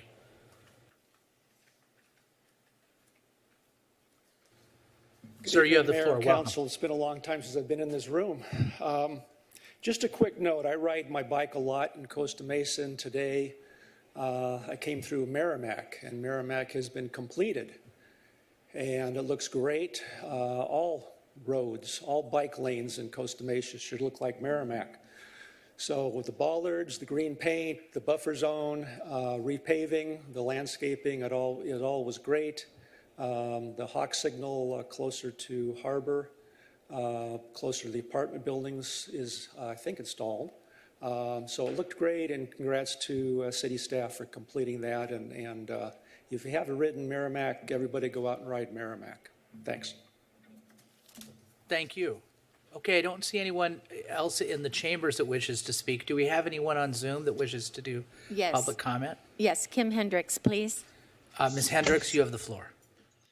Thank you very much, Mayor Stevens. I want to make a quick comment about the speaker who mentioned concerts in the park. And as you know, it was at Fairview Park, and OCC Liz Dorn Parker is a Parks and Rec commissioner, and she has said that OCC would love to host concerts in the park because, as you know, Fairview Park is a nature park. And unfortunately, it does violate the purchase agreement. There on page 4, there's supposed to be an enterprise fund. It also violates the negative declaration with noise. So that's all I want to say about concerts in the park. There is another option to have fun. The other thing I want to say is that there will be an item coming before you about whether or not RC planes should be flying in Fairview Park. I know that Fairview Park Alliance, the local nonprofit that is dedicated to restoring it and preserving it for everyone, has invited you all out to look at our position and Fairview Park. Because I say our position because you have 7 documents that you have to read in order to understand it. And I don't think anybody's going to do it. The Fairview Park Master Plan, the avian survey done by Sea and Sage, the Fairview Park Flyfield compatibility done by the city, the HSS.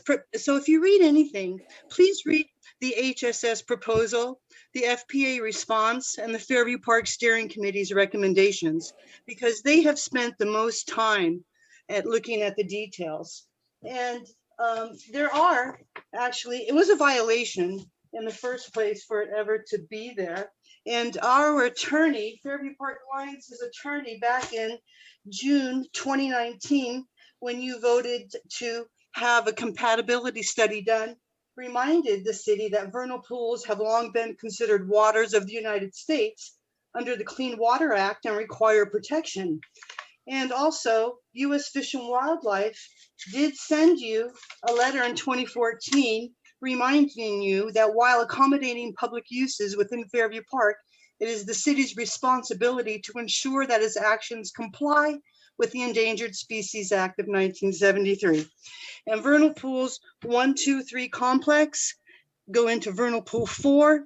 Endangered fairy shrimp have been found in all of them. And the transitory area has potential, as well as some hybrid fairy shrimp. It's the city's responsibility to understand these details and comply with the federal government. So thank you very much. And if you would like to come out to Fairview Park, look at these documents. If you want us to send them to you, all you have to do is go to our website, fairviewparkalliance.org. Thank you. Thank you very much. The next speaker is Hank Castanetti. Mr. Castanetti, you have the floor.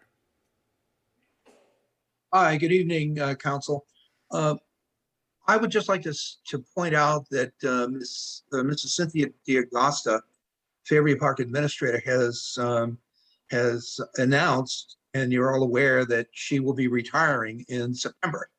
It concerns me a lot that her position has not been advertised yet, and to my knowledge, there's been no real concrete effort to replace her. She has spent 5 years doing a yeoman's job out there, trying to make a silk purse out of a sow's ear. And I know that there's going to be a lot of work for whoever replaces her. And I would just hope that, that the council would do all possible to get someone into that position as quickly as possible.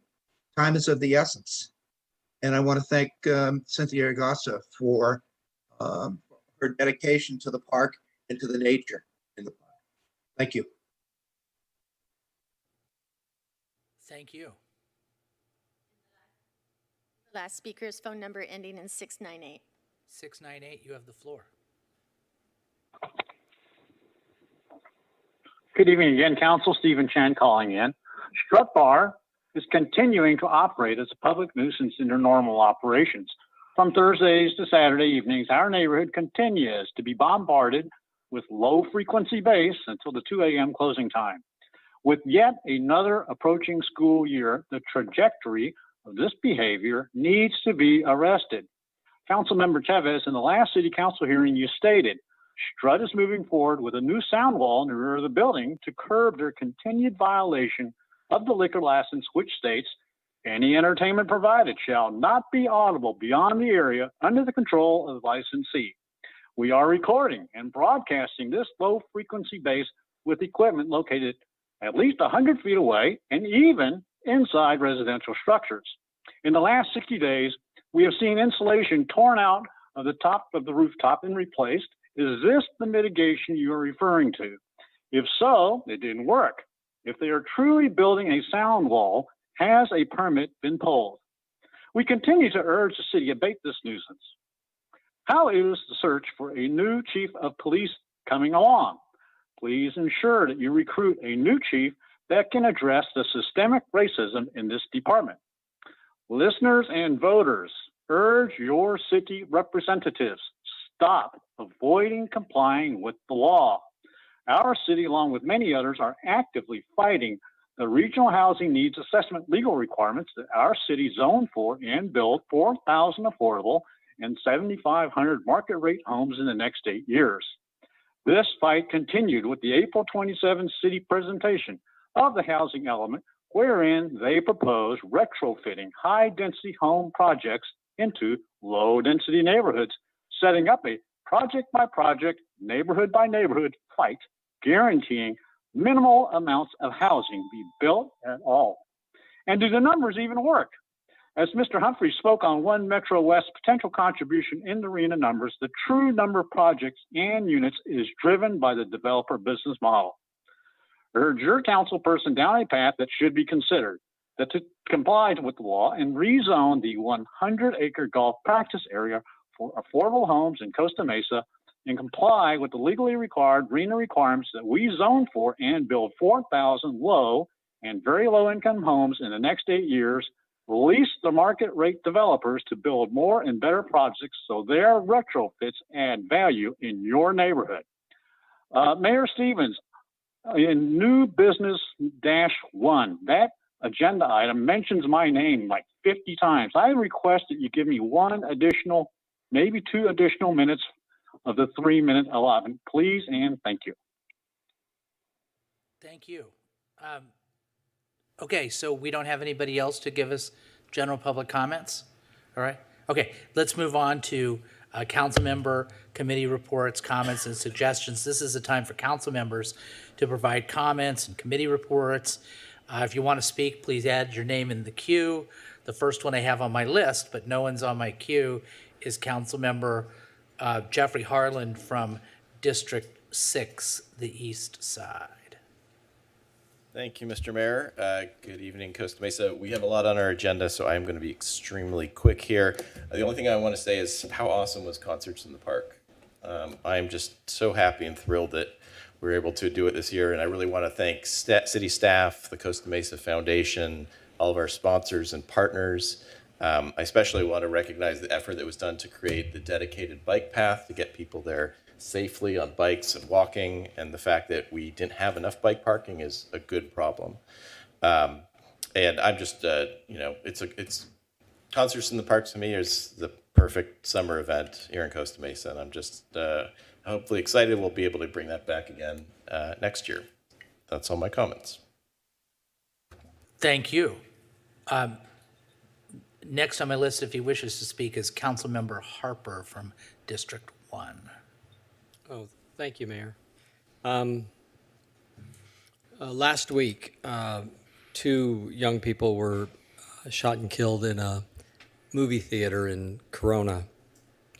And it was Anthony Bras and his girlfriend, Riley Goodrich. And Anthony and his sisters went to St. John the Baptist, and I coached soccer with them. And Mr. Barajas is a teacher there at St. John's. And it is a wonderful family, and it was an unprovoked attack. And I just like everyone to just take a moment, say a prayer, and be thoughtful about their lives and the impact that it's had on them. There's a GoFundMe page, Anthony Barajas on GoFundMe, Barajs, and just no one should have to endure this, and it just really feels awfully close. It's interesting that we're honoring the police chief, and I have admired Chief Glass, but in our city and in our nation, crime just continues to rise. And just in the last couple weeks in my neighborhood, we've had 3 robberies, a car stolen. Within the last year, my house was robbed. So all those little things seem to add up to bigger things like what happened to Anthony. And I think that in any way we can as a council and a community support our police department, our law enforcement, our fire department.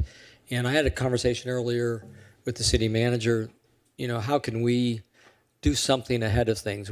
I almost feel like this is the state of our society and it's coming, and I'd like to see, no offense to the arts, but I'd rather us to be the safe community than the city of the arts, frankly. That'd be my priority. So that's all I have to say tonight. Thank you. Thank you, Councilmember Harper. And I'm going to speak about that tragedy when I get my turn, but we are going to adjourn the meeting for Anthony Barajas and Riley Goodrich. So thank you for those words. So next up is Councilmember from District 5, Councilmember Arliss Reynolds. Thank you. According to one of their earlier public commenters, it's the vibrant and healthy West Side District 5. Yeah, okay. I wanted to echo comments from my colleague, Councilmember Harlan here on the concerts. What a special event. I know it was a lot of work to pull that together. I'm looking back at our Director of Parks and Community Services, Jason Minter. Thank you to you and your team for pulling that together, and really all of city staff. Really a special event. I'll highlight my 2 favorites. Of course, the pop-up lanes. I got all my exercise this weekend going back and forth. I think our team thought I was nuts, just back and forth between Victoria and Adams probably 10 times, up and down Placentia Hill.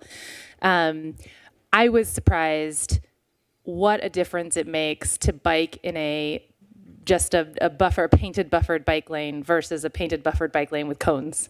Remarkably different experience, and for better for worse, it just convinced me to double down on my efforts for bike safety. And again, this is it is about bike safety. We've talked about a number of deaths on our roads and injuries on our roads, so a lot of this is about helping people move around the city safely as well. But that was just a joy to see, and I really want to thank staff for putting that together.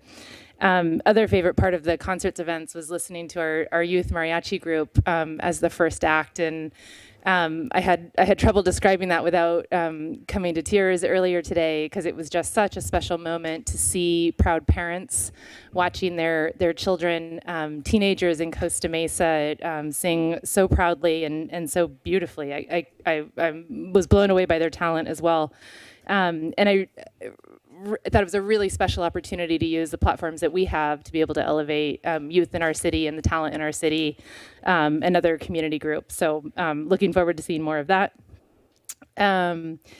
Just 2 other comments. There's been some articles or notifications about a new skate spot in Huntington Beach, which I thought was really interesting because it's a very simple skate spot, and I'd love for staff to take a look at that. We've talked about additional skate facilities because of the popularity of the sport and Costa Mesa's designation as the action sports capital of the world. So looking for opportunities for other skating facilities in the city, and I think the skate spot is a good example of a low-cost infrastructure for that. So I know we've got our kind of open space master plan team thinking about that as well. And then lastly, I know yesterday I think was the big day to receive retail cannabis applications. I've had this day marked on my calendar. I'm very curious what's coming in, and maybe by end of week, if there's a lot of applications, I would really love to see a list of the addresses where we've received applications to get a sense of kind of where the demand is. That's it for me today. Thank you. Thank you. Next is from District 4. I'm sure there's some superlatives, I should say, but it's Councilmember Chavez. Thank you, Mr. Mayor. I'm a simple man. Just say my name. But 5 quick points because we're running a bit late today. 1, yes to Arliss Reynolds. We need more bikeability, safe bikeability. We need more skate parks, especially in District 4 and 5, where the kids have to find a way to go to District 3 to play in the skate park over there. And again, we need more pickleball courts because it's a very popular game. Having played before with Mayor Stevens, it's really fun. It's really to get into and we'll support activities for our residents. Point 2, vaccines. We've seen a rise in Delta variant cases. Just so you guys know, we are at the same level of cases that we were when we first went on lockdown last year. So the hysteria you felt last time is probably similar this time. So if you need to get a vaccine, luckily in Costa Mesa, we have 2 spots to always get it. Every Saturday at OCC, right next to the swap meet and flea market, they're there from 9 a.m. to 2 p.m. No appointment needed, just show up, get your vaccine, get over with. And then we might still be doing this, but the first and third Friday of every month, we have them at the Costa Mesa Senior Center. Those might be subject to change, but again, at least every Saturday, OCC, 9 a.m. to 2 p.m., you can get your vaccine there. Number 3, gotten a lot of complaints from residents this past week about unkept garbage cans in general over District 4 and 5. Residents, you can use the My Costa Mesa app, which you get on the App Store or the Play Store if you're an Android user. All you got to do is sign up with your email, take a picture of anything you need to see addressed, a pothole, an out-of-place bin, a falling tree branch. Our city staff will be on that ASAP. So My Costa Mesa app is a great resource. Please use it, members of the public. Number 4, the Soundwatch strike. We're meeting this Friday to go over that. So we are working on that issue. So thank you for raising attention to that. And finally, I got an email from Ms. Cynthia McDonald to pull item number 9. So just for residents' sake, let's pull item number 9, please. Other than that, everyone, thank you for staying so late with us, and hopefully we'll end soon. But thanks. Okay, thank you very much. Councilmember Gameros, do you wish to speak? Yes, you have the floor. Councilmember Lauren Gameros from District 2. Hit it. Thank you. Thank you, Mr. Mayor. I just want to speak very briefly. Like a few others have mentioned, we are behind, but I want to speak to everybody here in the room, and I also want to speak to our community in that there's something we have. We have an expectation. We have an expectation that when things are at their worst, we expect our fire and police to be at their best. And it's really difficult to maintain that level of expectation when we don't want to take responsibility for things that we see are taking place around us. What am I talking about? I'm talking about the COVID virus. This is not something we're pulling out of the sky. This is not a conspiracy. Hospitals are getting filled. It's impacting our police force. It's impacting our fire department. And we expect them to be there for us. What I would like to ask everyone is please do not put an undue strain on those that we expect to be there for us. Thank you. Thank you. From District 3, Mayor Pro Tem Andrea Mar. Thank you, Mayor Stevens. I apologize to everyone for being late. I had a work commitment that took me away for a few hours this evening, so I'm sorry I missed public comment. I will go back and watch it and listen afterwards to figure out what I missed. A couple of quick comments. Concert in the Park was wonderful. Thank you so much to city staff for doing an incredible job once again. I'm with Councilmember Reynolds that I got weirdly emotional a couple of times seeing families together and seeing especially the mariachi performance. And then I live in District 3. I live just up from T. Winkle Park. I walk with my dog T. Winkle Park every single morning. And I've been stopped twice actually in the last 2 weeks. And I don't know if it's an increase in fare traffic or what's going on, but a lot of people expressing concerns, where's Raja, expressing concerns specifically about the intersection of Arlington and Junipero. That's where there was an accident a year ago, and a small child was killed. A lot of folks running that red light, not knowing there's a red light there, not seeing the intersection. So I know that we were going to try to focus on Junipero in particular, but I'd like to understand what the latest is there because, when I'm fresh out of bed and haven't had my coffee yet and people are stopping me to talk about an intersection, that's kind of probably a big deal for them. So that's it tonight. Thank you. Thank you. So I have 3 things to talk about. One is, as Councilmember Chavez says, pickleball. We played in a little exhibition match, and it's a very fun sport. And I've heard from a lot of people in the community that they enjoy it. And as I drive around now, I see all kinds of surface areas where we could put pickleball courts. So I know that they just voted in Laguna Beach. So I'd like to see that come before us. I know there's a lot of stress on all the departments. But sometime by the end of the year, if we could have some progress on pickleball courts, I think that'd be great. The other is concert in the park. Yeah, I mean, it was a very good event. It was a fun event. We're putting up some pictures. So you can go past that one. Just go to the different pictures. We had a rib eating contest. We had 3 great bands, including the mariachis. This guy on the left, he won the rib eating contest. There's John Orsini. It was just thank you to our Parks and Rec staff, Jason Minter, and also Monique Villasenor, who did a spectacular job organizing. And I would say that it was really perfectly executed. Also, our friends at the Costa Mesa Foundation, including Nikki and Lisa and JoJo and everybody else that helped there and did such a wonderful job in the beer garden. And that was a tremendous amount of work. And it was the largest beer garden we've ever had. And then as you see here, the bikes, as some of the other council members, including Councilmember Reynolds said, that having the bikes there were hundreds of bikes, and there could have been more bike lanes. So it was, bike racks. So that was, I think it was overall a terrific event. I just want to recognize everybody for that and the great work that they did. Now let's take the pictures of the fun down. I do want to get back to what Councilmember Harper raised, which was a real tragedy in our community, losing Anthony Barajas, and then his friend, of course, as well, Riley Goodrich, who just went to the movies. All they did was go to the movies, and they were shot and they were killed. And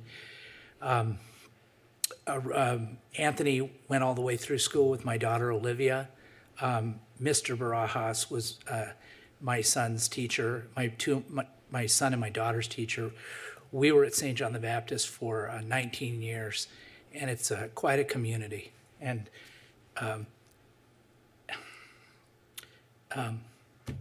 Councilmember Harper and I are part of that community, and they're hurting.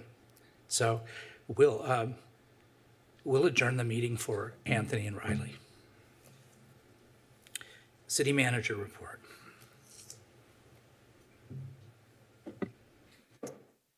Good evening, Mayor, Council, and of course, public.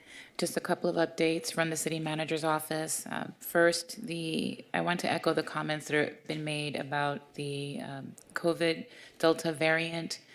For months, we did not have employees becoming sick. We were happy that we were in a lull, not really dealing with positivity rates or having to quarantine, and we were starting to see the trend in an uptick.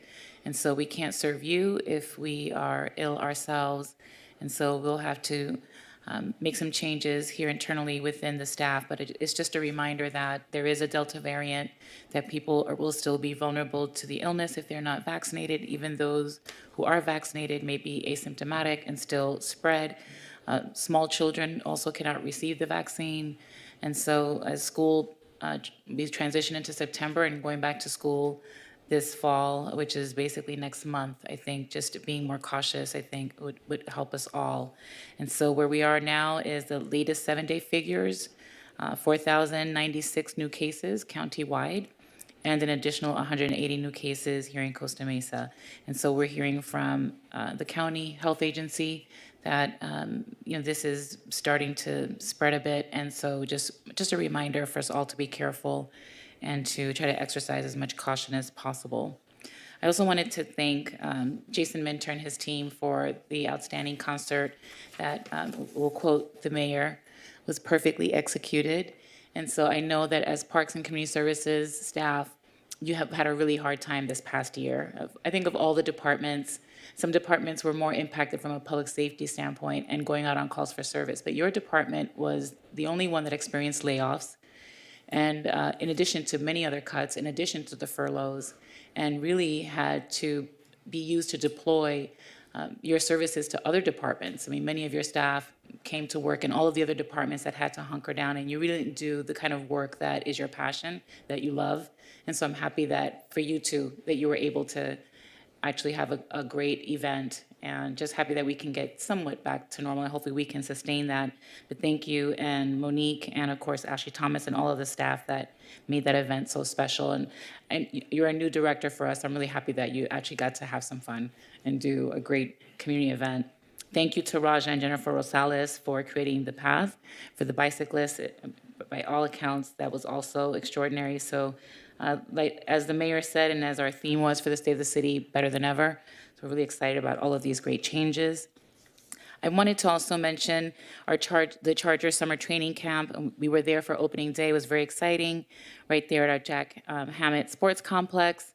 So we're really in a unique position as a city. We're one of the few cities in the country that actually hosts a professional NFL team, and we're just one of 3 in California where we're hosting them in a city facility. And so we're really excited about that partnership, and just thank you to the Spanos family for their warm welcome. And we encourage you to please attend a training camp that runs through August 20th. It should be a blast. Take your family. And if you want more information, please get tickets at chargers.com/camp. That's chargers.com/camp. And then lastly, I just wanted to thank our Costa Mesa television team, in particular Jeff Trujillo and Ron Dam. This team, as you know, puts together a lot of our different videos and collages, and they've won many different awards, including the coveted Overall Excellence in Government Programming at the 24th Annual Star Awards.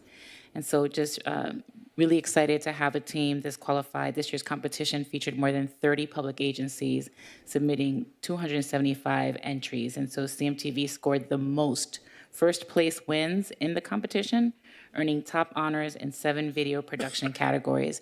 So congratulations to Dane, congratulations to Jeff and to Ron and just the whole team for doing such an outstanding job. We're just really proud. And then just a reminder that August, this is our only meeting this month. We'll go, and then we'll see you next month, September 7th, and please have a safe Labor Day weekend in a few weeks. And so that's all I had. Thank you. All right, thank you very much. City Attorney report. Ms. Barlow, do you have a report? I just want to say, I know I don't see him anymore, but I just want to say what a tremendous pleasure it has been to work with Chief Glass. What a great professional he is, and how I'm going to miss him. But other than that, I don't have anything to report tonight. Thank you, sir. Okay, it's 8:18 and we've made it to the consent calendar, but we did get done a public hearing item. So all matters listed under the consent calendar are considered to be routine and will be acted upon in one motion. There will be no separate discussion of these items unless members of the city council staff or public request specific items be discussed and or removed from the consent calendar for discussion. City Clerk, we've already mentioned a few, but we've got number 5, number 9, number 10 that have been pulled. Are there any other items? No, Mr. Mayor. Okay, so 5, 9, and 10 will be taken up separately. And so can I get a motion on the balance, please? Councilmember Chavez. Thank you, Mayor Stevens. I'll move the balance. Second. Okay, motion by Councilmember Chavez and second by Mayor Pro Tem Mar. Let's call for the question.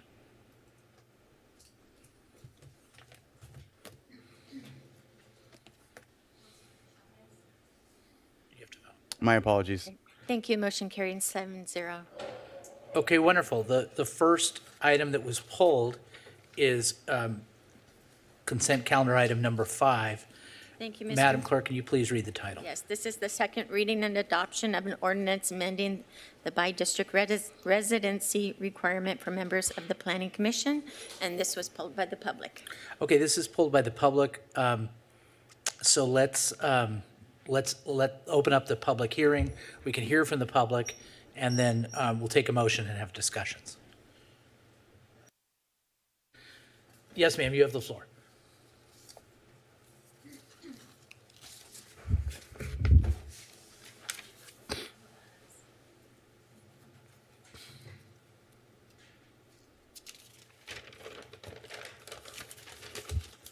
Thank you so much.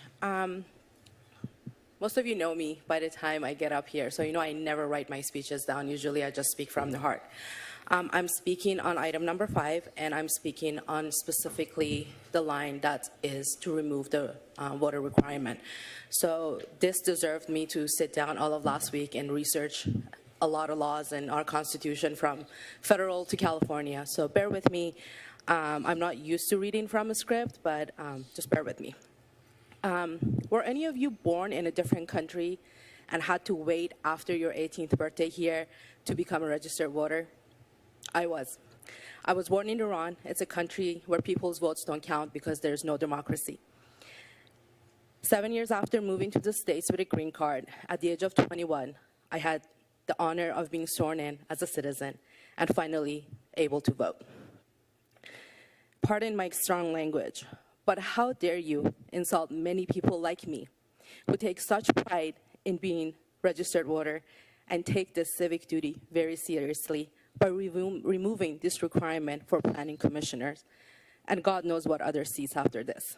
This creates a dangerous path when, frankly, the only people who should be representing constituents at any level should be invested enough in their community that they are registered voters themselves. This is unacceptable, it is unnecessary, and a slap in the face of all the registered voters who got all of you elected to make decisions on their behalf. Thank you so much. Thank you. You have the floor, sir. Good evening, Council. Jay Humphrey, Costa Mesa resident. I too would like to express my desire to have you relook at this issue and make sure that people are elected from their district. Because one of the jobs of the people on Planning Commission and what have you is to address the impacts of whatever they're looking at, whether it be parks, whether it be development, no matter what it happens to be, the impacts on their part of the community that they're representing, just like you represent parts of the community also, and your primary job is to look at the impacts on your part of the community. So whether somebody is highly qualified as a planner or not should not be necessarily the issue, but whether they can look at what impacts happen to their part of the community and whether it's good, bad, or indifferent, and what choices can be made to that. So I would ask that you would think about redirecting that. I'd also like to make a clarification to Ms. Barlow. She exactly was correct. You, as a council that sit right here, cannot vote to change the districting structure that exists here because it was done by a vote of the public.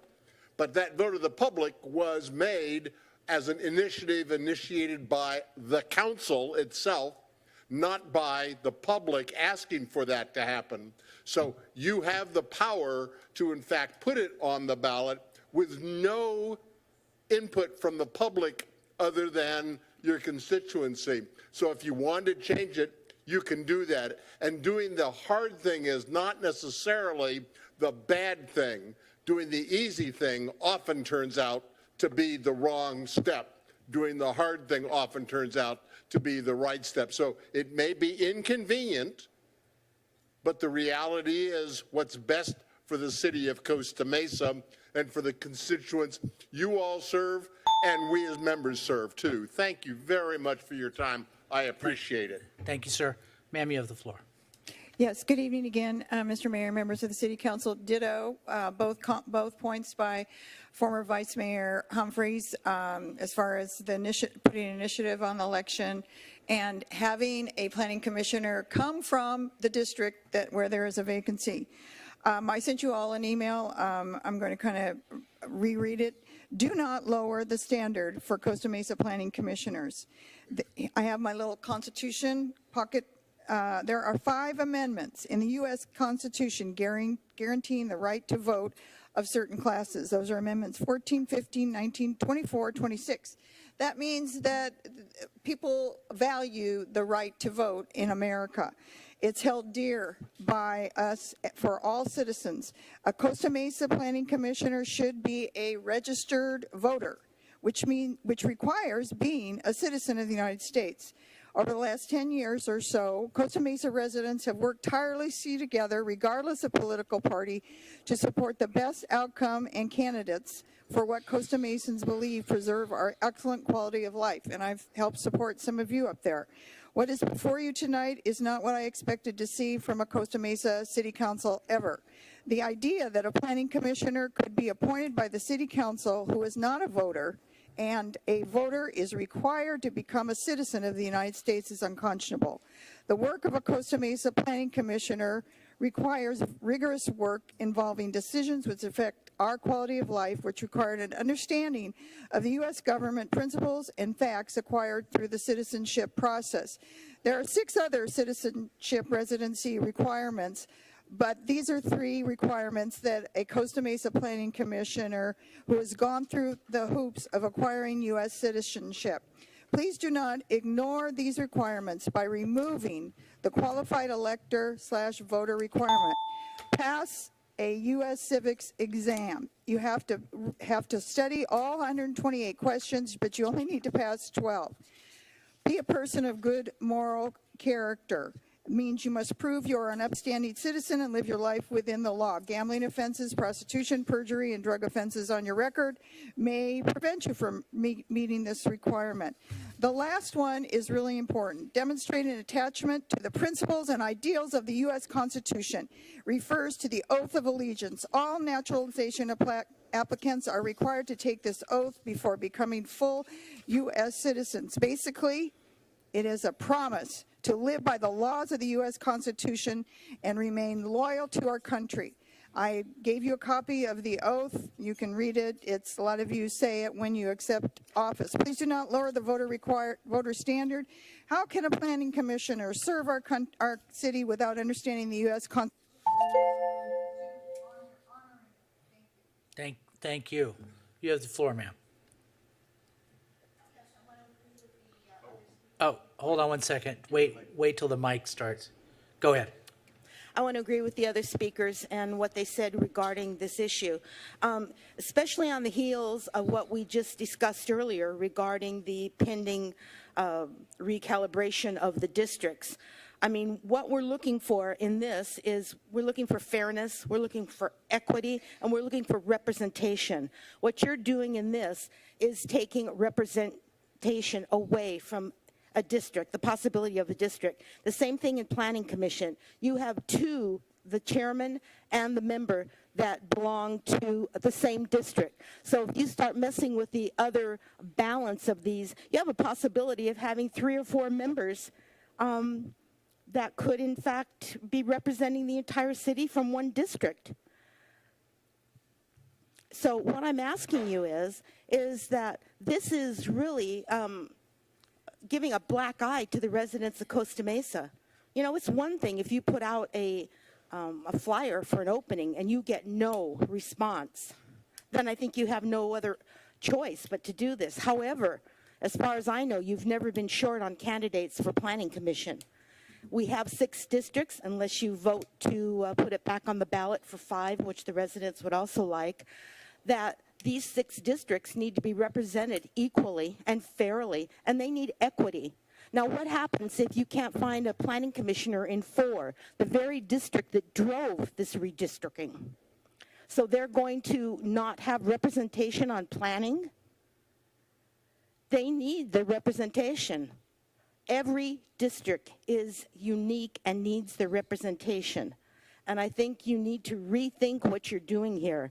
That you would have a candidate that does not live in the district, is not a voter, whether he is a green card or undocumented, that part doesn't matter. What does matter is that they have the responsibility to the residents and to represent that thought and that particular essence of a district. And we all know every district is essence. We are one city, but we are 6 districts by law, unless you put it on the ballot to change it to 5. Okay, thank you, ma'am. I don't see anybody else in the chambers that wishes to speak. Do we have anybody on Zoom that wishes to speak on this item? Yes, first speaker is phone number ending in 948. 948, you have the floor. Good evening. This is going to seem off topic, but bear with me, it's all related. But can someone please see that all council and all commission meeting minutes get approved and posted to the city website in a timely manner? All meeting minutes should be approved at the subsequent meeting And if there's truly a problem, then perhaps the following meeting. But 6 months or a year later or never posting minutes is not acceptable. I know this issue has been brought up by the public at prior meetings, and yet absolutely nothing has changed. It is outrageous that the public cannot review meeting minutes. As an example, today I went to review prior Planning Commission minutes. They had not been posted, and upon reviewing the agenda, I discovered Commissioner Colbert is no longer on the Planning Commission. With no minutes posted for the past 6 months, I had no means to determine when or why this changed. Anyway, last January, when 4 Planning Commissioner positions opened, you had over 27 applicants for those 4 positions. Many were extremely highly qualified. Costa Mesa doesn't have a shortage of qualified applicants. On this evening's agenda, you've started the redistricting process. Perhaps future redistricting will provide additional applicants within specific districts of concern. Or if a specific district is unable to bring forth a qualified applicant, if necessary, I would support that additional at-large applicants be appointed. I also don't have any issue with a commissioner that moves to another district to fulfill their term after being slated. But don't remove the qualified elector provision when appointing commissioners. We voters elect our representatives and require accountability. For our elected council members to consider slating non-registered voters as commissioners is offensive to all the qualified applicants. Would the next step be opening up all commissions and even the city council to non-qualified electors? I certainly hope not. Please do not remove the qualified elector provision of this ordinance. Thank you. Thank you. Is there anyone else on Zoom on this matter? Yes, Costa Mesa Opportunity Zone. Costa Mesa Opportunity Zone, you have the floor.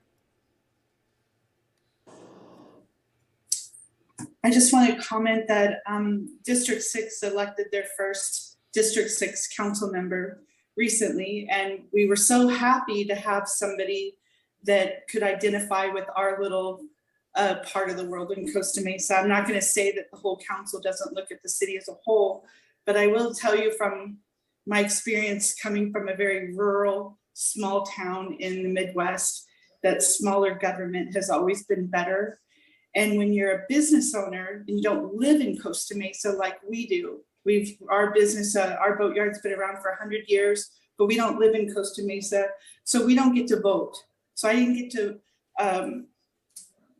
serve on committees. I don't get to serve on as a council member. I have to advocate for our small business through, a single council member now. And I'm happy to do that because I hope that it's a personal relationship. But if we're going to move towards more of a broader planning commission, I think that it's a huge disservice. I think it creates confusion because if you're not somebody that's involved in government, especially if you're on the west side and you're a small business owner, maybe you're new to the area, I just think it creates confusion about who you go to when you need an advocate, especially if you're not in a position that you can vote or that you can serve on committees. So I would ask you to consider, especially from your business community, economic development, as you know, got put on the back burner. Our strategic plan will be discussed tonight. The layoffs with the Chamber of Commerce were significant during COVID. A lot of business members fell out of the chamber because they were impacted by COVID. So your business community needs government to be simple and transparent. And I think keeping consistency between planning commission tied to districts, just like our council is elected by districts, I think that's just good policy. Thank you for hearing my comments. Thank you. Anybody else on Zoom? Call-in user 1, please. Call-in user 1, you have the floor. Hello? Yes, ma'am, you have the floor. Okay. First, I found it telling that in this meeting several times, in fact, almost without fail, the mayor introduced the various council members by the district in which they reside. Yet for planning commission, somehow that's not important. And that's a little bit of a disconnect there. Next, I do think it's important that the commissioners be electors of the city. If you don't care enough to register to vote, then you have no business applying for a commission.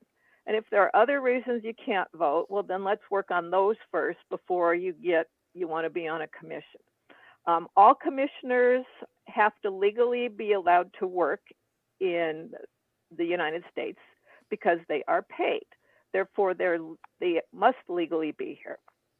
Next, all commissioners, all public officers under the requirements of the state of California must swear allegiance to the Constitution of the United States and the Constitution of the state of California and swear to defend that too. So they should be an elector. It seems to me that how could you, if you haven't been here long enough to be a citizen, how could you be that knowledgeable about the city or about your area? And I would point out that these are commissioners. These are not professionals that we hire to do the job of our planning staff. These are supposed to be citizen representatives. They are not supposed to be quasi-staff. And I think it's an insult to the 56,000, however many registered voters that we have in the city to say that none of them would be qualified and we have to widen the pool. Thank you. Thank you. Do we have anyone else, Madam Clerk? Our last speaker is phone number ending in 698. 698, you have the floor. Thank you. Stephen Chan calling in on this item. And Mr. Humphrey's comments earlier, while tangential to the immediate subject, is actually quite relevant here in that the method upon which we arrived at districting at all originated with the council. I absolutely 100% urge the council consider this course of action. Voters and viewers, contact your representative and express the same feeling if you feel that we should be back at 5 districts instead of 7. One of the agencies, a regulatory agency, in fact, under the purview of the Planning Commission is the Code Enforcement Department. In District Number 4, well, as constant viewers of these hearings are very well aware, down here by the soup kitchen, we have been crying out for code enforcement to protect us from predatory business practices by our commercial neighbors. I think that it's extremely important that somebody be cognizant on the Planning Commission of these kind of problems in the code enforcement arena. Now, somebody from another neighborhood, you know, they may think, well, it's not my neighborhood. I don't care if they don't enforce the law. It's important to enforce the law. The country was built upon the rule of law, and that's how we can move forward. So I would urge that the code enforcement residency requirement, the registered voter requirement, also be upheld. Thank you. Thank you. Anyone? Going, gone? Okay, let's close public comment. And at this time, I just have a quick question. So this is just about the Planning Commission, this particular item, just about the Planning Commission. Got it. All right, I'll entertain a motion, or if there is none, I'll make a motion. Councilmember Reynolds, it's your motion. I move staff recommendation to give second reading by title only and adopt ordinance number 21 XX of the City Council of the City of Costa Mesa, and so on. I'll second. Okay, motion by Councilmember Reynolds and second by Harlan. For Harlan, do you wish to speak on your motion, Councilmember Reynolds?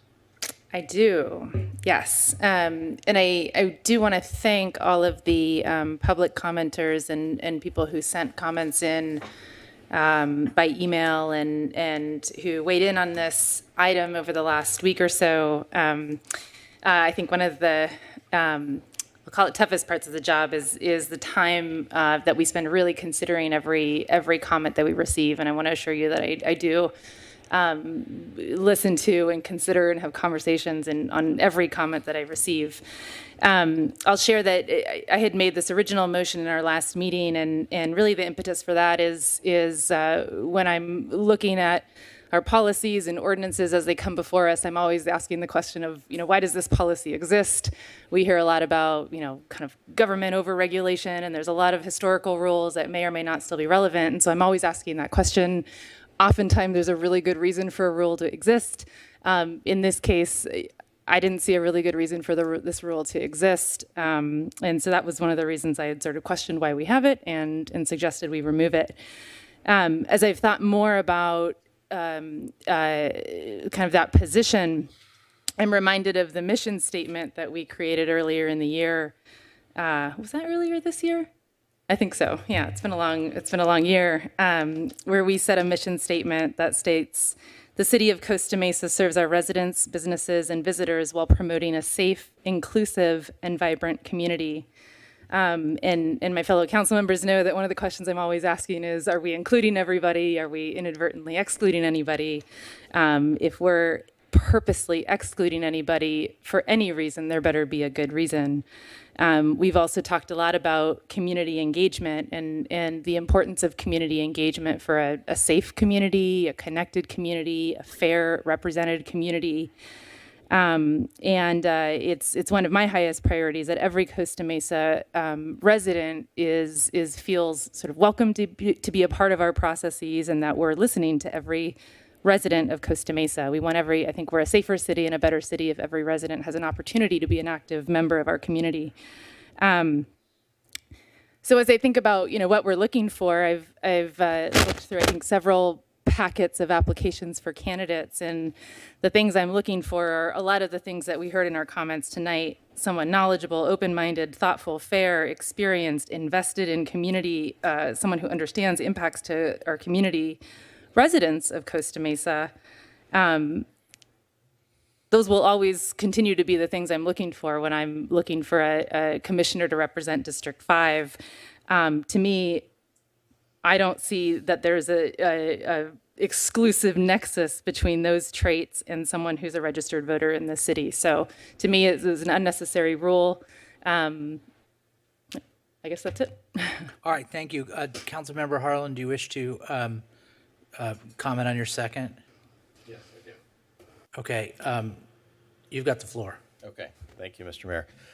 Well, I hadn't really planned on talking on this item, but when a constituent quotes me accurately, I feel like I need to offer a little information. I concur with Councilmember Reynolds in her explanation for why that requirement seemed to be unnecessary. I served on the Planning Commission for 4 years. I was nominated and appointed by the council as an at-large member. So I didn't really see the value of specifically a district, being a district representative. And I think there's a misconception here. I think there's an idea that the role and responsibility of the planning commissioner is to the district. And as far as I'm concerned, the only people who are actual representatives and who are actually accountable to the electorate here are the people sitting up here on the dais. So I wouldn't want to imbue with the planning commissioner any extra responsibility or accountability. They were not elected. They didn't sign up and pound the pavement to try and solicit votes, and they're there simply to evaluate land use applications, consider policy, and do it for the good of the entire city. I mean, to me, the idea is to pick the best candidate for the whole city. And incidentally, I had the pleasure of nominating someone as the District 6, as your District 6 representative, who I believe was highly qualified and a resident of District 6. He's not a proxy for me by any stretch. And in fact, no one here has unilateral authority. We simply, as a district representative, nominate someone. Sometimes we get some deference from our colleagues, but at the end of the day, it's the council that appoints that person. So it is a broad-based decision. And so I support the motion that's made tonight. Okay, so I'm going to offer a substitute motion. I'll see if I get a second. I move to remove from the ordinance the residency in the district requirement for planning commissioners, but to retain the qualified voter requirement. I'll second for discussion. Okay, second for discussion. Thank you, Councilmember Chavez. So I brought this forward. I talked last time about why I think it is important for council members to have the discretion to nominate a council member outside their district, and then for the entire council then to vote on that planning commissioner is what I meant to say, for all the reasons I said before. But then I didn't, when I brought this forward last week, I didn't even consider this issue of the qualified elector, and I voted for it. But since then, I've given it a lot of thought, and I've changed my mind. And the reason I've changed my mind is because I just think about having sat on the Planning Commission and having, of course, engaged with the Planning Commission as a council member, a mayor pro tem, and now the mayor. I realized that the planning commissioners make decisions and actually vote on items that are very important to our community, many of which never come to the city council because there's something involved, of course, in getting those items reviewed and or appealing those items. And so most of the items that are voted on, the vast majority by the Planning Commission, are final.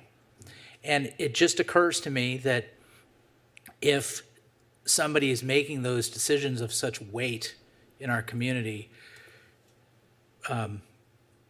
for example, CUPs, we're going to have a lot of CUPs from cannabis distributors, dispensaries coming forward. In the previous years, special use permits and CUPs on sober living home. One of the public speakers mentioned kind of our sober living home crisis that we had, that we've kind of moved beyond by some of the work that the Planning Commission has done. Is that person who sits in that position should be able to also vote for council, vote for the governor, the president, be a voter. And I don't agree with everything that was said in opposed. I mean, you can, by the way, not be a qualified voter, not be an American citizen, and still be very knowledgeable about the Constitution of the United States. You could love the country in which you live. There's lots of people that were, they're DACA folks, and they're people that are here, expatriates from other countries who've lived here for many, many years, who are not American citizens and don't vote. They're all part of the community. I don't doubt that. They're part of the community. They're important. There are constituents, to be sure. In my opinion, every single person who visits the city, owns property in the city, works in the city, or resides in the city, everyone is our constituent. And so I don't mean to say that they're not welcome. They are. But being on the Planning Commission takes on a responsibility, and I just think it should be somebody who's a qualified voter. So I've just changed my mind in that regard. So I don't support the original motion. I won't vote for it. If I can get some support for the substitute motion, that's great. If not, we'll see where it goes. Did you wish to speak? No? Okay. Of course. Yes. Councilmember Harper, you have the floor. Mayor Stevens, would you mind repeating your motion? Yeah, my motion is remove the residency requirement, but retain the qualified voter requirement. Oh, remove the residency as a district. Yeah, you don't have to be a resident in a particular district. You don't have to be. A council member is free then to nominate someone outside their district to be. I understood. When you use residency, I'm thinking bigger terms. No, residency in the district. District residency. Got it. Can I make some comments? Yeah, of course. So thank you for the speakers that took the time and stayed here and spoke. And I think they said things as well as I could have said them, and I agree with them. It is difficult for me to be elected by citizens, by voters, and come here and say, I'm going to install commissioners that may vote on something in your district that are not citizens and they're not voters. We used to talk about in business, sorry for bringing that up, John, in business and on boards, this is really going to cut deep. We didn't put attorneys on boards because we would hire that expertise. Probably didn't put accountants either because I'm an accountant. So like this, and I think, John, I echo a lot of what you said. I would echo a lot of what you said, and I agree with a lot of what you said as far as those invested in our community. It matters. I mean, the One Metro West issue really mattered at the Planning Commission. I think it was 6-1 on One Metro West. That one person was from District 1 that lives in that district. The vote here on the council was 5-1. The one person that lives in District 1 voted no. So that representation means something. I really think it means a lot. So unfortunately, I like part of your motion, Mayor Stevens, and part of it I still disagree with. So I like it better than what's sitting here as far as eliminating the voter requirement and then eliminating the requirement to go by district. So I'm not going to support your second motion, but I agree with everything you said. And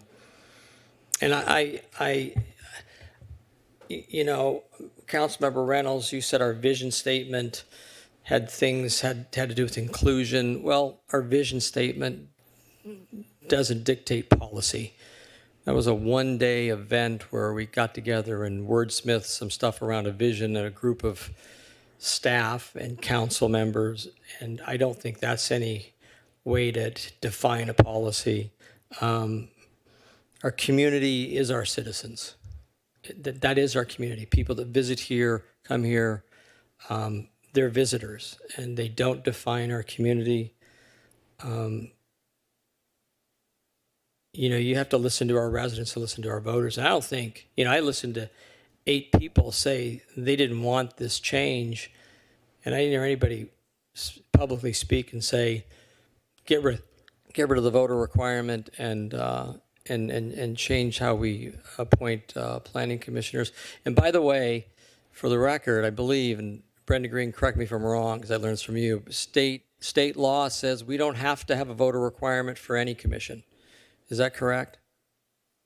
I believe the city attorney clarified that, yes? That is correct. That is correct. So I don't know where, if any of you historians here know where that requirement on the Planning Commission came from, but I agree with it, and I really would apply it to all the commissions.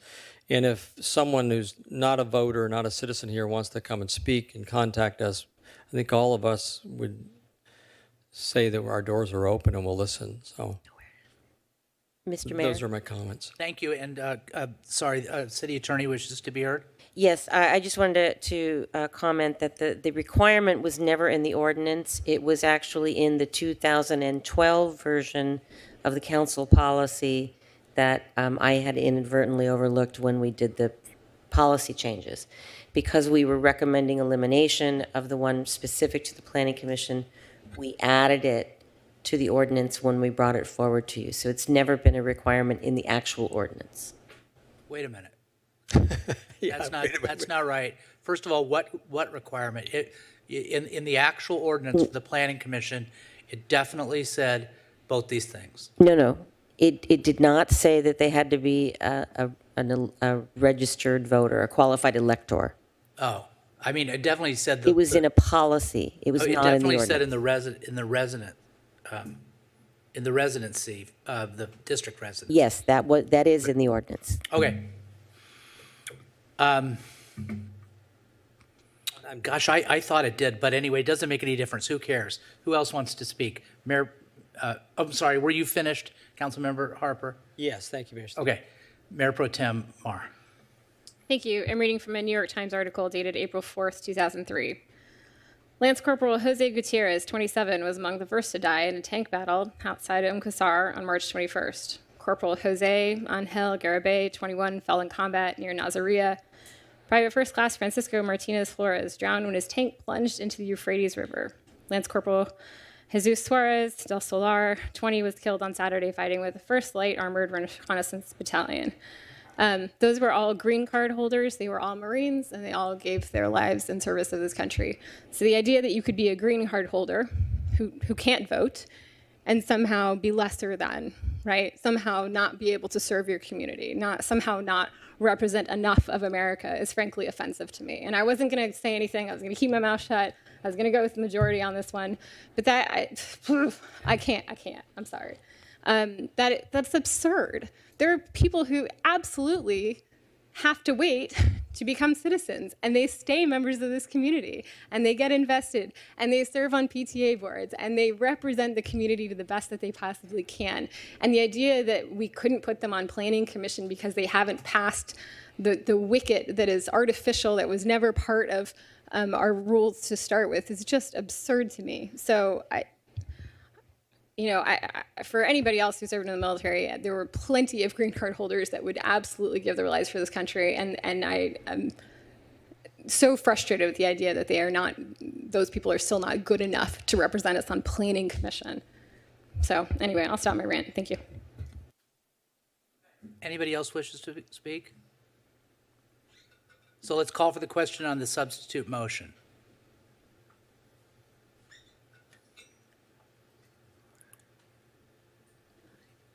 Councilmember, okay. Motion fails 1-6 with only Councilmember Stevens voting yes. Well, at least I'm the Mayor Stevens, right? I mean, I Mayor only Stevens. voted for my thing, but don't demote me. If I only get one, I'm the only one that votes. Still, don't demote me, okay? That's salt in the wound, Brenda. I apologize. Salt in the wound. All right. Let's call for the question on the original motion. Wait just 1 minute. Going. The original motion. Motion carries 4-3 with Council Members Chavez, Mayor Stevens, and Councilmember Harper voting no. All right.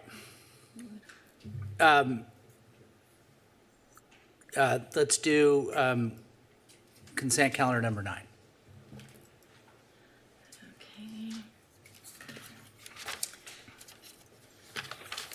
This item was pulled by members of the public.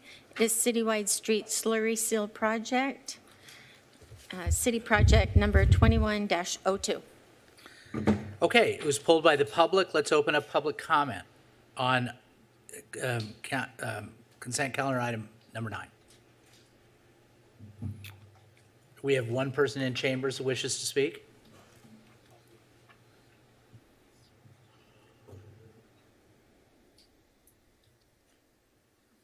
You have the floor. Thank you. Well, I guess I'll just start off saying I wish you'd seen a presentation so you'd know what the designs I'm talking about are, but I'll just mention it anyways, and I hope you've seen the designs of the project. Now, Baker Street is part of this project, and it has a missing bike lane on the north side between Royal Palm and Harbor. Apparently, Costa Mesa really does not like the section between Royal Palm and Harbor, since we don't have anything on it for the Adams project either. I would also mention that for the Baker project, I might want to see a parking protected bike lane, but that design choice might be something that people do not want. 18th Street is a proposed Class 2 in the active transportation plan, but in this project, where is the proposed Class 2 that we voted for? There's a 72 feet of bike lane on the eastern edge that does nothing except, I guess, put people in a dangerous situation where people might be wanting to turn onto Park. One lane heading eastbound turns into 4, I guess, and the intersection at Park is still terrible. Meyer has center line delineators, and those delineators might be very useful on bike lanes. Do not mention street sweepers to me. They make them thin so that they can fit in bike lanes that have delineators on them. El Camino is a proposed Class 3 and gets nothing. El Camino becomes Adams Avenue, where we are making a bike facility, but it doesn't get anything. Country Club is a proposed Class 3 and gets nothing. But what are you going to do right now? It's already up here. You already have the design. Really what this is a problem with the Bikeway and Walkability Committee. Former member Michelle Fay said that it was set up so as to be as useless as possible. Now, voting for this as it is right now would demonstrate exactly that the Bikeway and Walkability Committee really did nothing. We didn't see these plans. We would have said these exact things. We would have mentioned that the active transportation plan has all these things, but it's not being applied. So I would recommend that you send, you approve it for all the other streets except for Baker, 18th, El Camino, and Country Club, so that the Bikeway and Walkability Committee can take a look at this and say, hey, there are problems here that we can fix while we're already working on the street. Thank you. Thank you. Yes, sir, you have the floor. What? You can ask whatever you want to ask. Oh, mic on? Okay, now it is. Okay. Yeah. Thank you. Similar thoughts, I guess, as the previous speaker, David. Recently, the city has had outreach meetings on Adams and Pine Creek intersection on Adams between Harbor and Fairview to install Class 2s. Both those projects have been reviewed with the Bike and Walk Committee.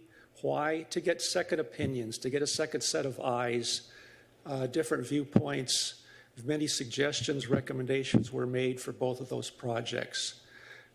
Years past, the Bike and Walk Committee members have made comments when Bear Street was resurfaced to improve the installation of Class 2 bike lane. There were some comments made, some little tweaks to the striping of that, which improved it.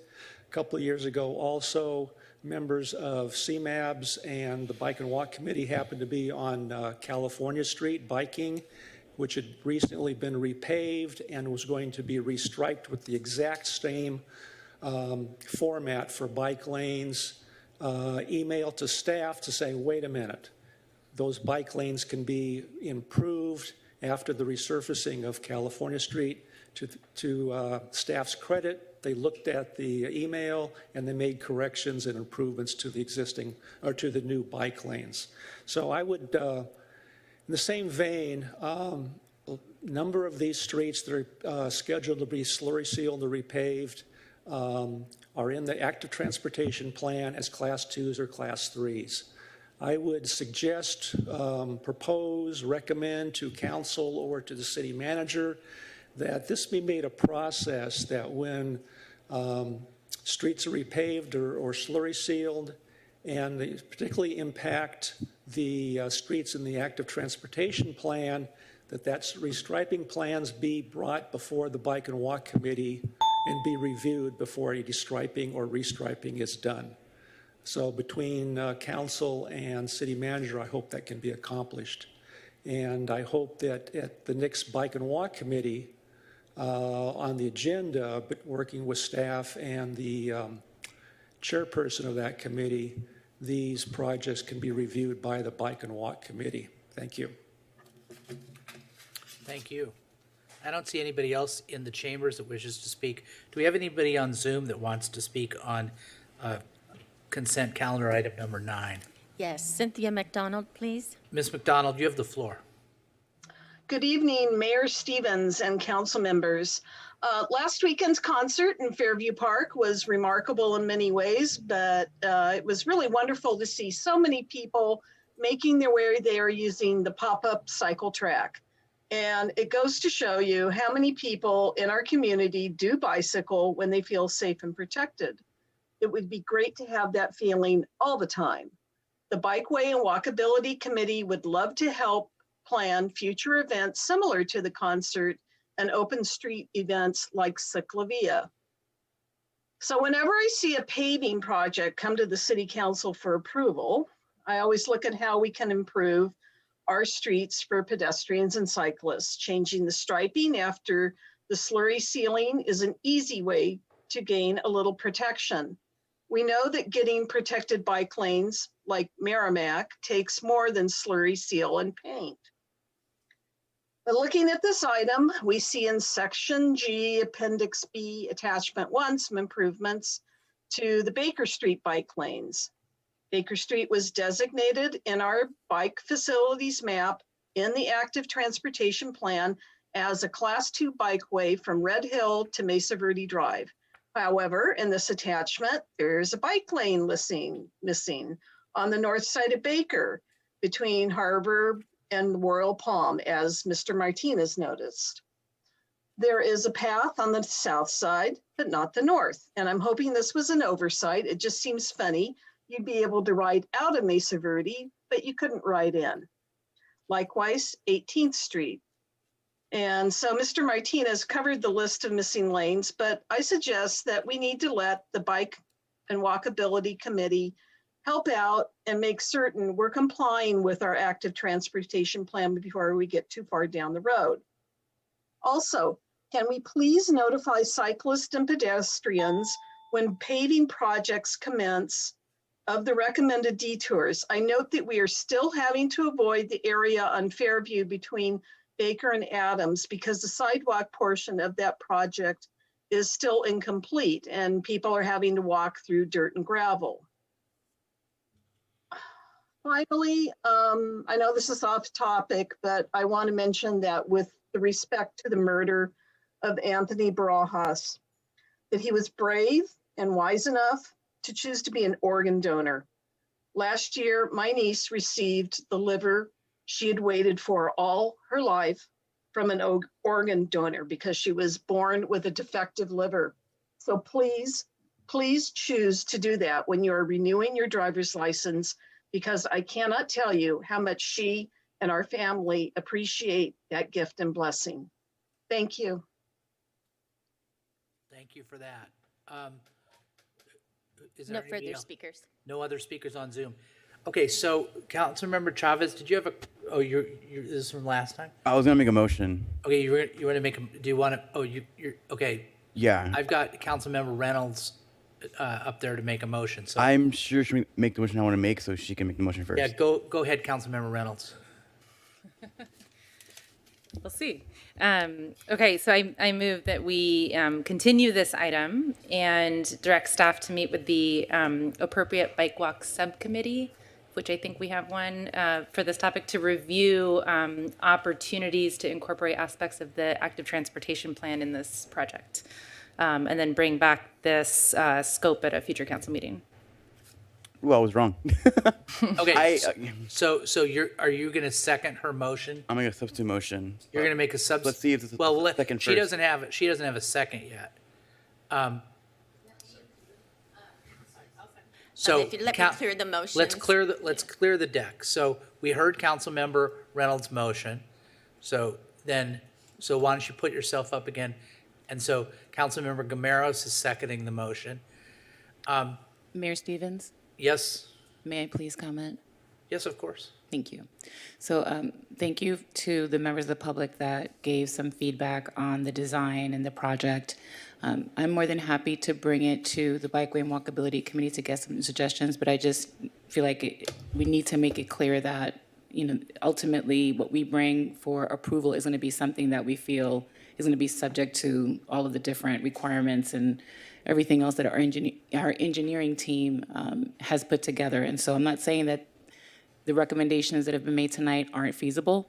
I'm not an engineer, and so I don't know, but I am going to count and rest on my public services staff to consider those things and then come back with what they feel is doable and protects the city and is safe for everybody involved.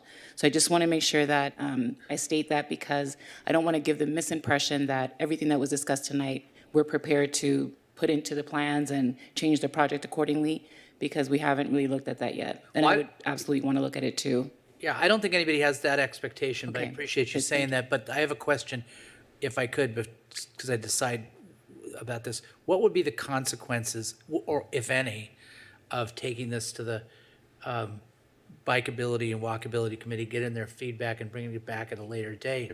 In other words, would it affect the would the bids go stale or expire? So Raja, what's your, And do you if have a so, could it 30-day cost us more bid money? quote? Would there be any adverse consequences in doing that?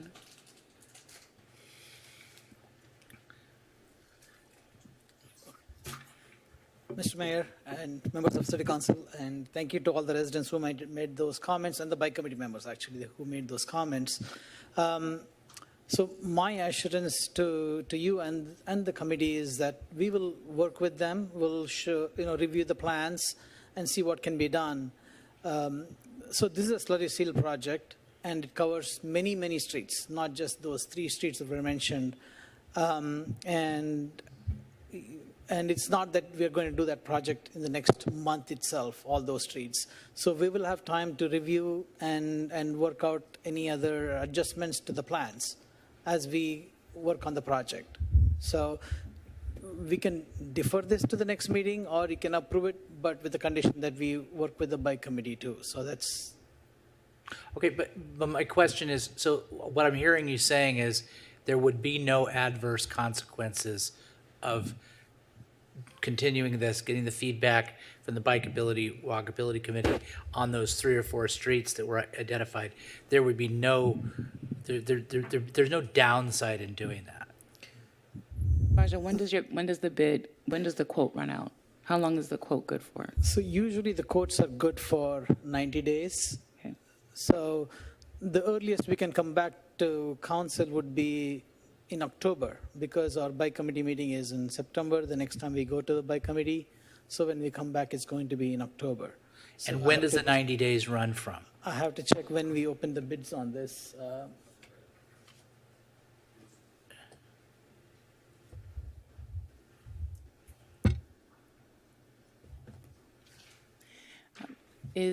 Would the council be amenable to approving the project tonight with that condition, if you will, That is literally what I want to make the motion to be. so that we don't run afoul? So the Hold bids on, were let me opened just on June 2nd. June 2nd? Yeah, so we don't make it June, July, August, September. Yeah, we'd miss it. Okay, so Councilmember Reynolds, you have the floor. Yeah, I'm willing to amend the motion to approve the item so that you can, there we go, move the project forward, but still direct staff to meet with the, and I said appropriate bike walk subcommittee because I think we had a subcommittee sort of set up to do sort of design reviews with your team. So that's what I'm referring to as opposed to the whole bike committee. So approve the item, but direct staff to meet with the appropriate bike and walk subcommittee to review Baker, 18th, El Camino, and Country Club. Okay, Councilmember Gamaros, do you second that motion? Yes. And do you have anything further you'd like to be heard on that, Councilmember Reynolds? Or Yeah, I want to explain this motion. What I would love to happen is that anytime that we are approving contracts for road work on our roads that support, multimodal transportation, that I could ask the question: has the Bike Walk Committee, had an opportunity to comment on this, or the appropriate subcommittee? Yes, we've addressed the comments. We've looked at every opportunity to incorporate aspects of the AT plan. Great. I feel good.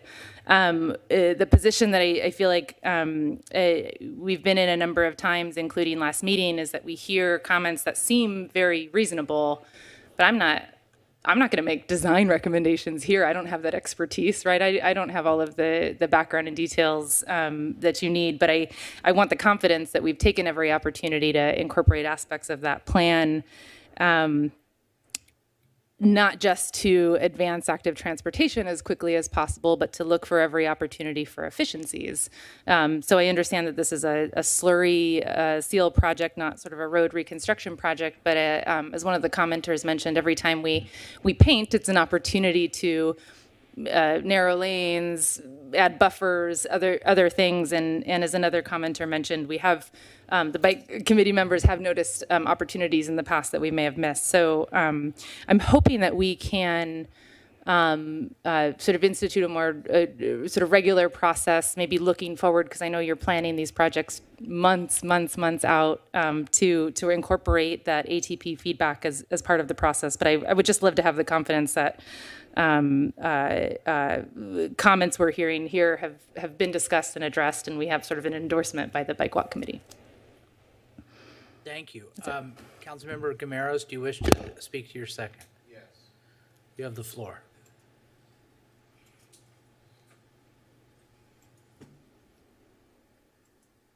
Oh, hold on, I got you. There you go. Thank you. To to Councilwoman's point, you know, when I hear that we don't have coverage on certain roads that we could just be painting, I have to think of my children that are out there riding around, and I have to think of your children that are out there riding around, and think about their safety when this comes across.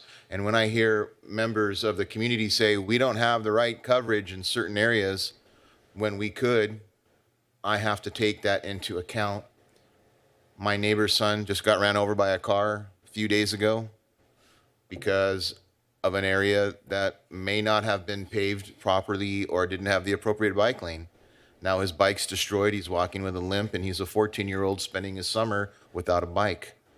I'm glad he wasn't hurt more, but that's something I definitely am going to consider. And when I hear this, it raises a big red flag for me.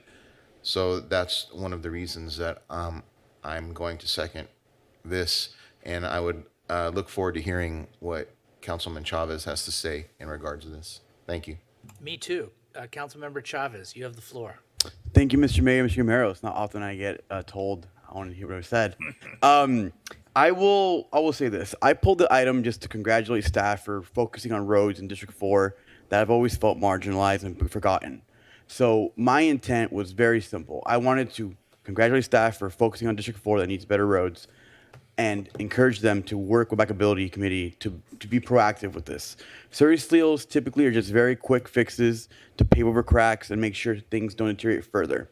However, given the new motion and given the new direction, I feel more comfortable voting for this than original. I would hate to see us get boggled down with bureaucracy and not do our job to fix roads because we want to do it perfectly. Things aren't always going to be perfect, but they'll be the best we can do it. So going forward, we can incorporate more suggestions from that committee to see if there's any quick fixes, not overarching fixes, not like complete design that take a year to plan out, because I don't want that for my residents. We just need roads that are better. I am comfortable with this motion. I appreciate staff for being open to this, and I appreciate my council peers for adjusting their motion to really serve those that need better streets. Appreciate it. Mayor Stevens, may I just offer a couple more comments? Yes, city manager has the floor.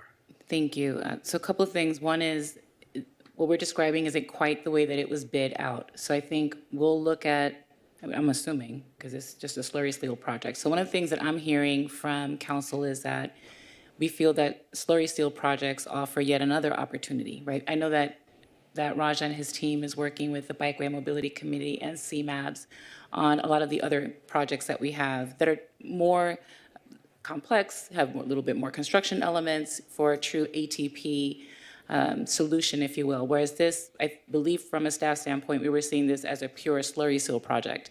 Now that doesn't mean that there isn't an opportunity to do some quick fixes or to do something.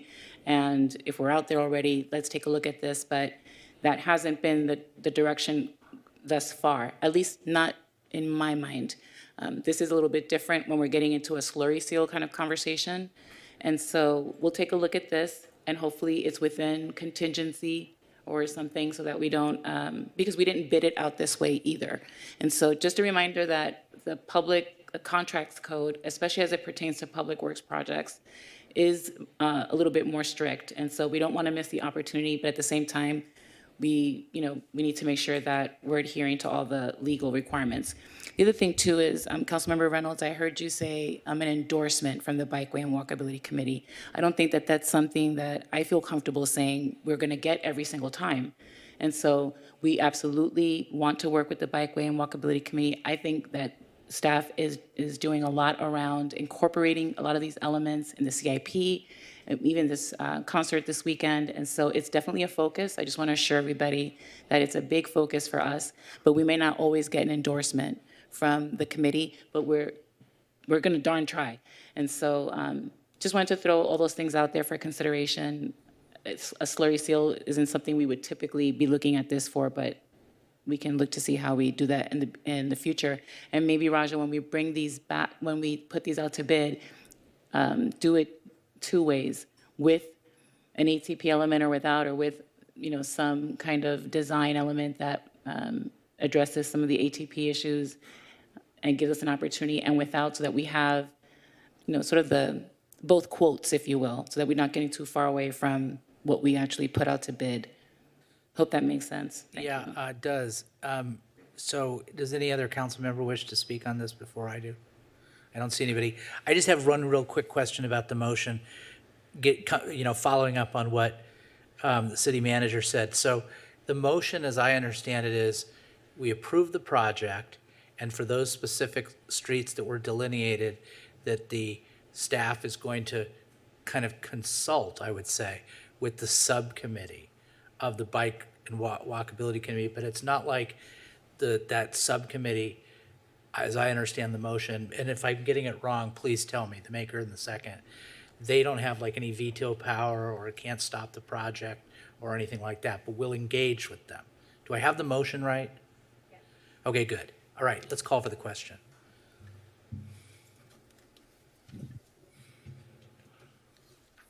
Motion carries 7-0. Okay, let's take a comfort break. We'll be back in at, let's do like 9:35.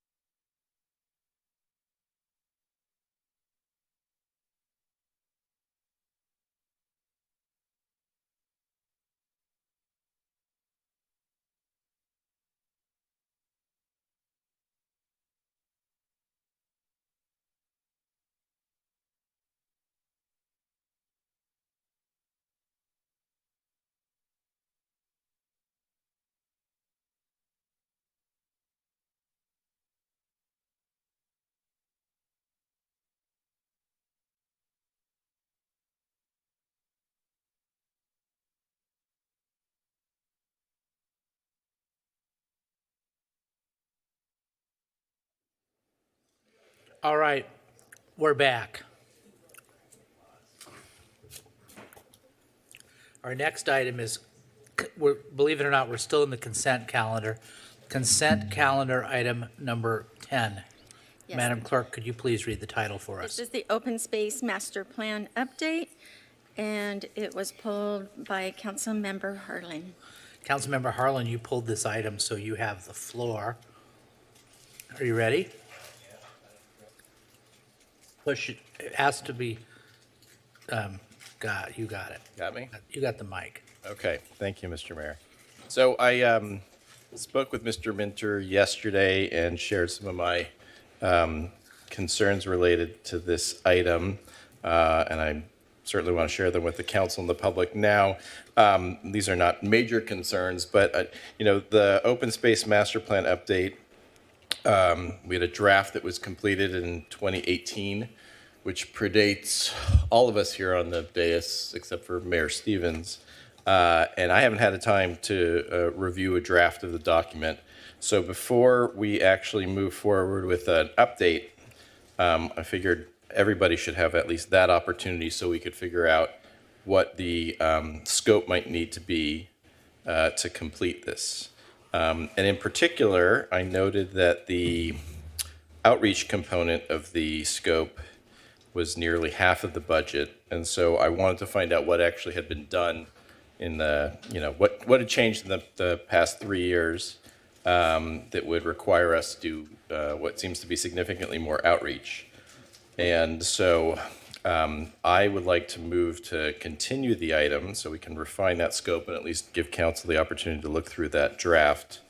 And hopefully I'll get some support for that here tonight. All right. Well, hold on 1 second. Why don't we just do this? Do you want to respond? Why don't you respond to his questions? We'll open it up for public comment, and then we'll be in a position to make a motion. Thank you. Good evening, Mayor and Council. Jason Minter, Parks and Community Services Director.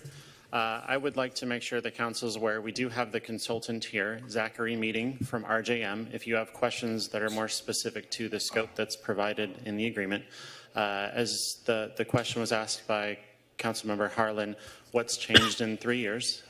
There are significant changes that do take place in certain people's lives. For example, a sport like pickleball really wasn't spoken of much by the community 3 years ago, let alone 5 years ago, maybe 6 years ago when the process started. So you'd be surprised at how these little elements do pop up. Properties become available. Perez Park, I don't think was even on the radar at the time. So, a new park development, and you look at the changes that have taken place at Lions Park just, in the last 3 years as examples of some of the changes that, happen over the course of 3 years. In addition, we have new census data that I'm sure you're aware that has come out or is coming out. It would be great to incorporate some of that data.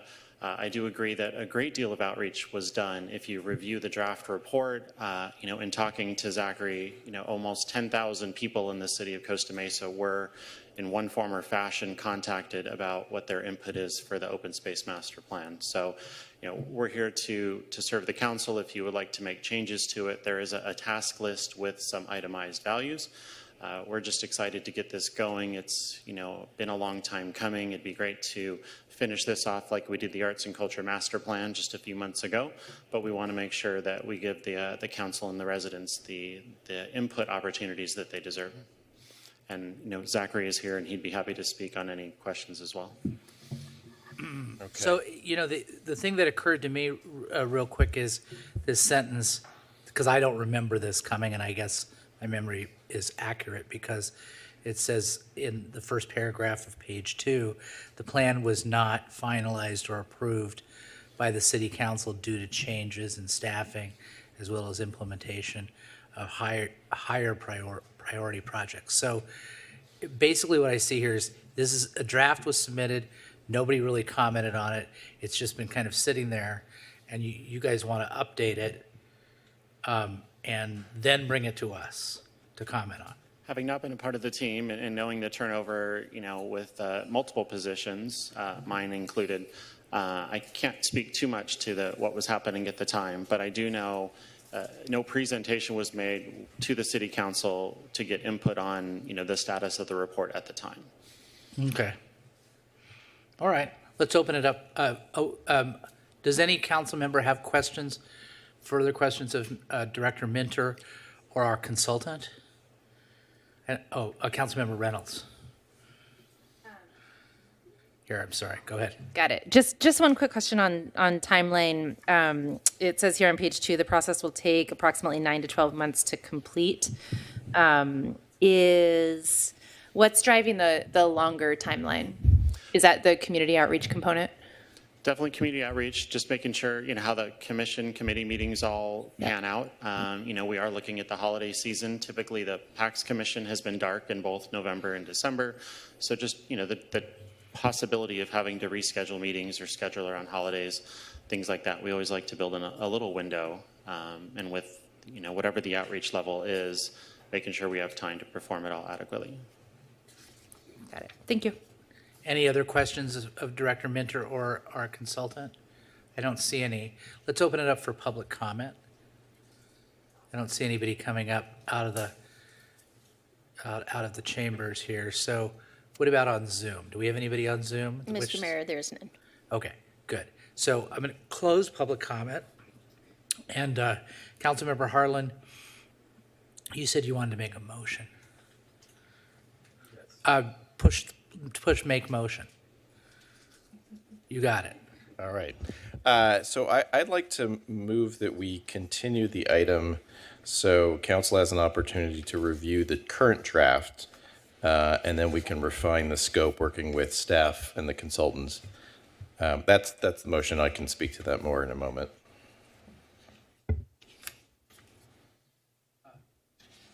Second. Yeah, Mayor Pro Tem Mar seconds. Okay, that's the motion. Do you wish to speak on the motion further? Just briefly, I mean, I completely see the value in completing this effort, and I think it's important. And clearly, there have been changes in the last couple of years. I also believe the new census data will be very important. I'm curious to see what that means for our community. I just want to make sure that our outreach is targeted to yield results, and I know we've been doing a lot of outreach in our arts and culture master plan, the housing element update, and I think it may be worth the council's effort to try and assess how some of that outreach has met some of our objectives. So before we kind of venture into yet another outreach program, I'd like to, at a future date, like I said, evaluate where we are and make sure we're actually getting some results from that outreach. Okay, so maybe like the idea is, I'm sorry, did you want to speak to the second, Mayor Pro Tem? Okay, it sounds like the idea is basically bring it back with the draft master plan and put it on maybe new business rather than consent. Is that the? Yeah, that would be perfect. The gist of the motion? Okay, cool. Councilmember Reynolds. Thank you. I just wanted to speak briefly in support of the motion as someone who has poured through these documents in excruciating detail a couple times. As a Parks Commissioner once upon a time, I support the motion to take the time to really make sure that we're focusing sort of our next level of investment on appropriate updates. And I think for the council and staff, want to make clear as someone who's always pushing for public outreach, and in this case, I do think that this might be a little bit more than we need. I think we know what a lot of the need is, so I'm supportive of a potential contraction of some of the public outreach in this case, and maybe retargeting that to specific strategies to address what we know are known needs. Thanks. Thanks. Does anyone else wish to speak on this motion? Yeah, I support the motion. I think it's a really good idea. I thank the maker of the motion and the second, just to bring it back, put it on new business, put the draft master plan, which has been gathering dust for the last couple of years, into the public record so the public can see it. We can have a public hearing, listen to the public, as opposed to a consent calendar item. I don't want it to slow down our efforts to bring pickleball to Costa Mesa, but I support the motion. Let's call for the question. Motion carries 7-0. Excellent. Look at that. Now we're on to new business item number 1. Please read the title, Madam Clerk. This is the Smart and Final Noise Study, presentation by Mr. Gamboa, Community Improvement Division Manager. Mr. Gamboa, you have the floor.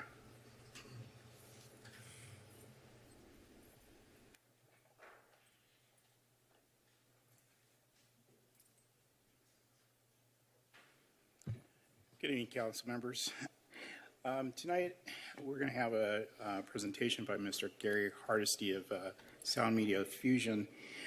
In regards to a noise study we requested based on a ongoing complaint of noise concerns that are emanating from the Smart and Final supermarket on West 19th Street. Just a brief history on the complaint history there. The city has received multiple complaints, ranging about 65 over the past 2 calendar years, 15 of those directly to code enforcement. Code enforcement's response has been to go out, take a look, and given our resources to determine if there's been any violations. During those inspections, we weren't able to find anything. In contacting the police department, we had similar results from them. That led us to continue to investigate, reach out to Smart and Final, talk to the management, do some community outreach. And eventually we conducted our own sound study based on some submittals from the complainant using a sound meter. During that study, code enforcement was able to record about 480 sound points over a period of 3 days that ranged from 4 o'clock in the morning to about 2 o'clock in the afternoon. But our results determined that we didn't really have a violation of any part of the Costa Mesa Municipal Code in regards to sound violations. But being considerate of the concerns from the community, especially because we had some comments made during some of the council meetings, we expressed that we felt we needed to bring in an expert sound engineer to really look at the situation. So we contracted with Sound Media Fusion to do a study over a period of 3 days. So at this point, I'd like to turn over the presentation to Mr. Gary Hardesty to go over those results of the investigation. Thank you, Mr. Gamboa. Welcome, Mr. Hardesty. Welcome to the chambers here in Costa Mesa. Thank you. And you have the floor. Let me get the remote real quick.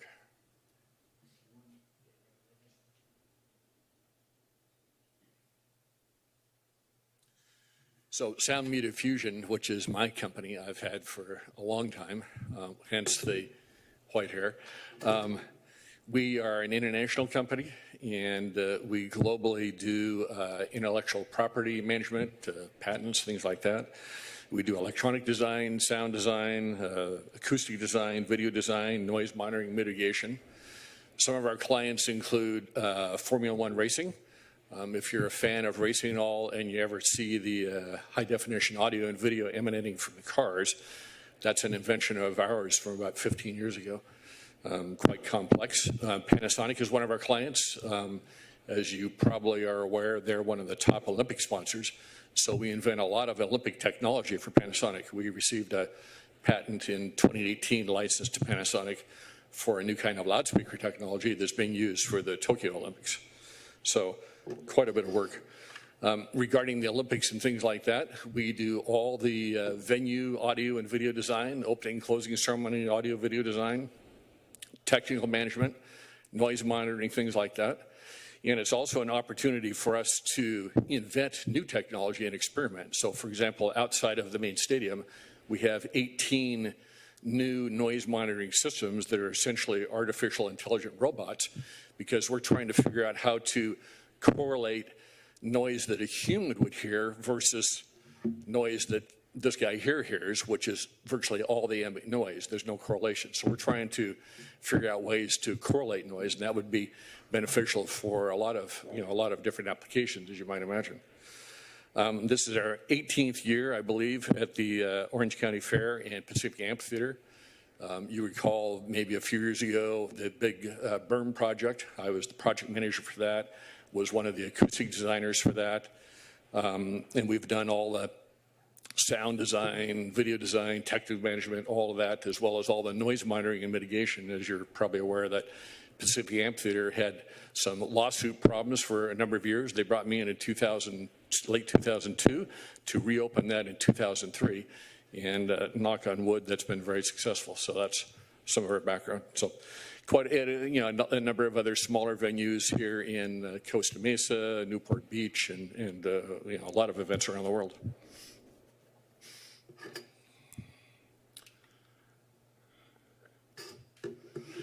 We were contracted by the City of Costa Mesa to perform a noise study of the Smart and Final location at 707 West 19th Street. The city had received multiple noise complaints from at least one residence near the Smart and Final property. City code personnel performed noise measurements in the same area prior to my report and found the area was in compliance. We were hired to act as an acoustic expert and to provide a more detailed study along the same lines of the city's sound measurements.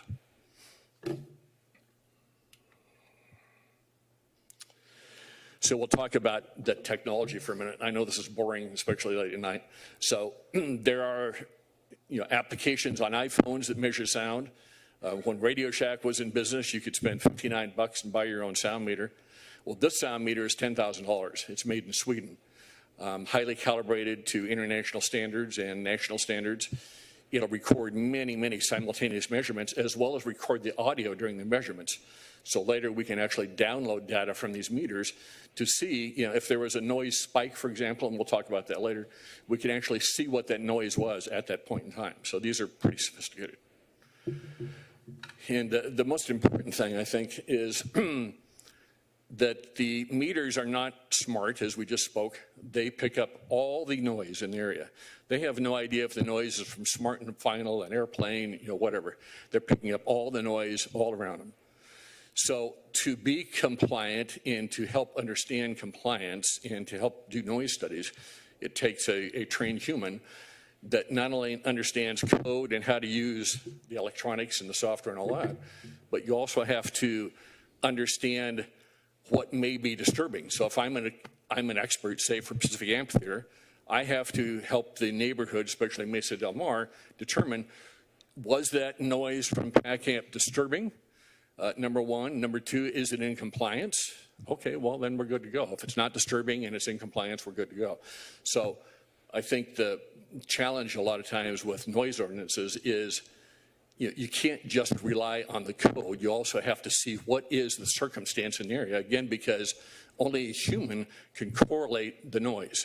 So that's why I was brought in there, to help correlate the noise and figure out what I was hearing as a human and as a fairly compassionate and noise-sensitive fellow, to see if what I was hearing there was a problem, number one, and number two, see if it was compliant or not compliant.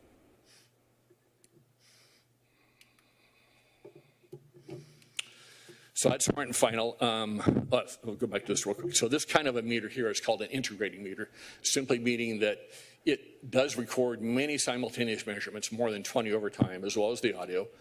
And we record for noise studies a type of noise called an LAEQT, which is recording a certain amount of noise over a period of time. And we'll talk about the code here in a minute. But that's required to help us meet code, is to record noise over these time intervals so we can analyze them later. So we were at Smart and Final from 4 a.m. to 4 p.m., April 5th, 9th, and 10th of this year. We were there we recorded a total of more than 691,000 noise samples.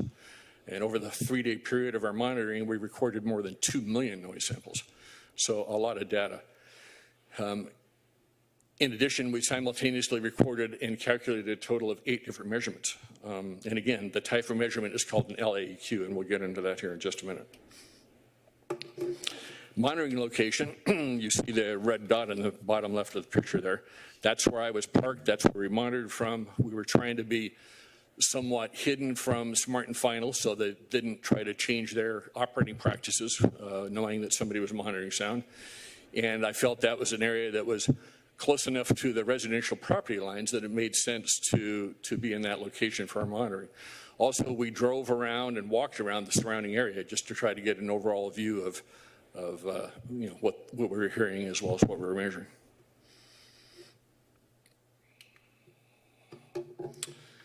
So we won't go into a ton of detail on the ordinance here, but basically for the time period we were monitoring, we were supposed to be less than 50 dB from 4 a.m. to 7 a.m. and 55 dB 7 a.m. to 11 p.m. And these are, again, these are standards that are measured over time. So for example, condition 1, the standard would be 55 for a cumulative period of more than 30 minutes in any hour. And this is the kind of complicated part about noise code like this is how do you determine where the hour starts and what was the in that 30-minute window within that given hour. So it's a little complicated. And again, this is why we try to be subjective as well as objective. Anyway, so you can read, I won't go through all the conditions there, but they're basically allowing certain levels based on time and based on measuring time via these LAEQT readings.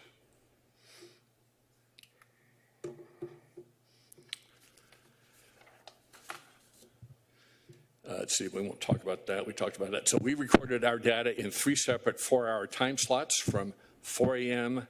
to 8 a.m., 8 a.m. to noon, and noon to 4 p.m. for a total of 12 hours each of 3 days. Essentially, we recorded audio and data nearly continuously for 12 hours each day over 3 days. Due to the high volume of our forensic data, which included correlated actual audio in sync with the decibel readings, we were able, with a high degree of certainty, to confirm our measurements, and if any noise spikes were noted in a reading, we could easily locate and listen to the actual audio recorded at the same time in order to determine exactly what the noise was and how it related to the measurement at that exact time. Our findings, so in our software, we can see the data as required over a period of time, and we can start and stop at any point in time. So we can replay it almost like it's a video recording, but it's an audio recording. But you can actually see everything that's happening at a given point in time over the entire time period.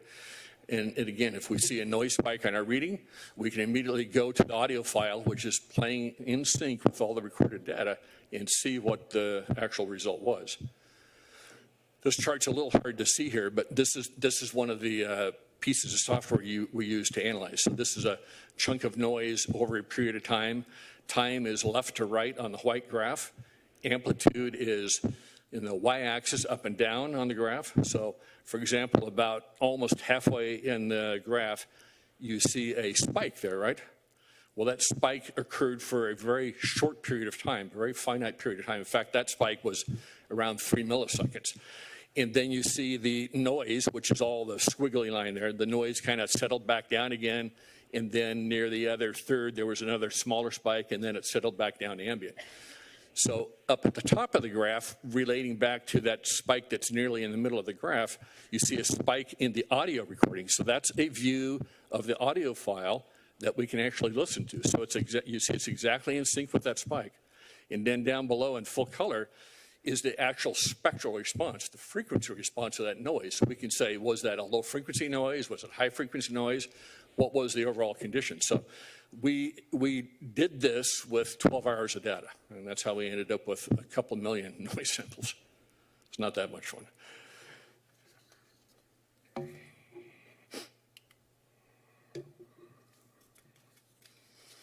So I wanted to first discuss these subjective findings. The environmental noise is typical for a housing area near businesses, and overall quiet for a housing area this close to busy streets and businesses. I was actually pretty surprised how quiet it was, considering how many businesses are very close, and just the traffic activity and things like that. It's very, very quiet. For example, on April 5th, commencing around 7:30 a.m., there was an occasional garbage truck and/or dumpster truck in the restaurant areas near Smart and Final, along with garbage trucks in the residential area. Typical garbage pickup time on Monday morning. Around 9:30 a.m. on Monday morning, a person was briefly using a leaf blower in back of one of the restaurants over near the strut. Again, typical residential / business noise in a city. Nothing unusual at all.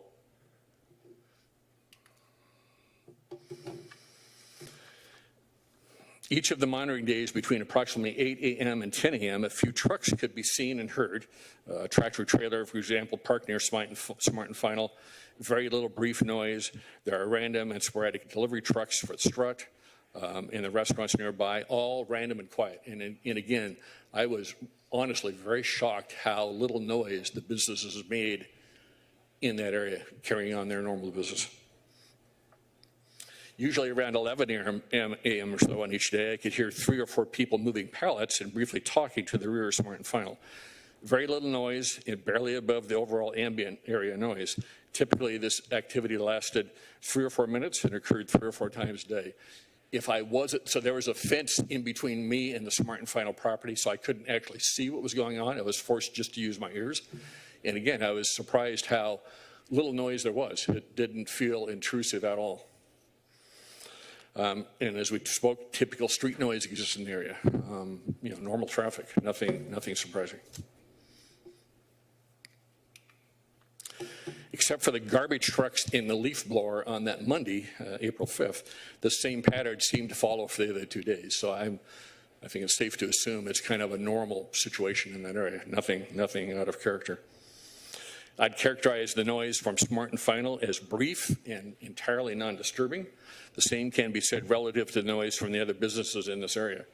Smart and Final noise was heard a few brief times during the day. At all times, it was in compliance, as with other noise heard.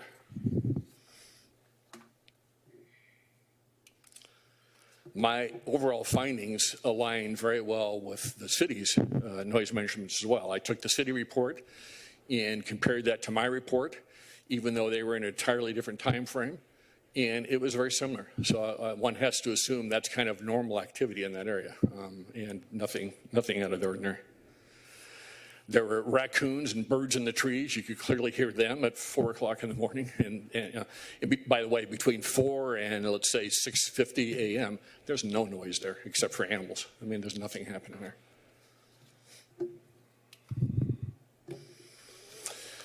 So my report, which you may have read, contains the detailed findings regarding the objective measuring data. We won't go into all that complex detail here. The area is noise compliant. Occasional spikes in noises were noted. These occasional spikes, airplanes, an occasional loud car, garbage trucks, some Smart and Final noise, etc., would cause a momentary increase in the average reading at that time, but this is due to a short duration noise spike rather than a long-term louder noise event, and exactly as expected. In other words, when we're recording data over time, this is doing because the decibels a logarithmic scale, in order to record all the data and average it, we do a logarithmic average. So if you imagine that, let's say this meter was set to record a 5-minute analysis. If there's a 5 millisecond, for example, if I drop a pallet on the ground right here and there's no echo, which is instantaneous impact noise, it'll upset the meter momentarily. So during that little noise spike, the meter's going to read higher. And then because it's averaging, it takes a little bit of time to settle back down to whatever the ambient is again. So sometimes it may look like in a noise report like something's out of spec or we're not compliant, but it's not true. You have to dig down in the data and see that, oh, well, that was a spike at 5:38 a.m. and it was less than a minute or whatever. And then you correlate that to the code, which says you have to look in that hour for a 1-minute reading, a 5-minute reading, a 15-minute reading, a 30-minute reading, and analyze all that data to see, was it really out of compliance or was it just a momentary spike? So the only thing I found were these momentary spikes, and other than that, just normal noise, no violations. Thank you.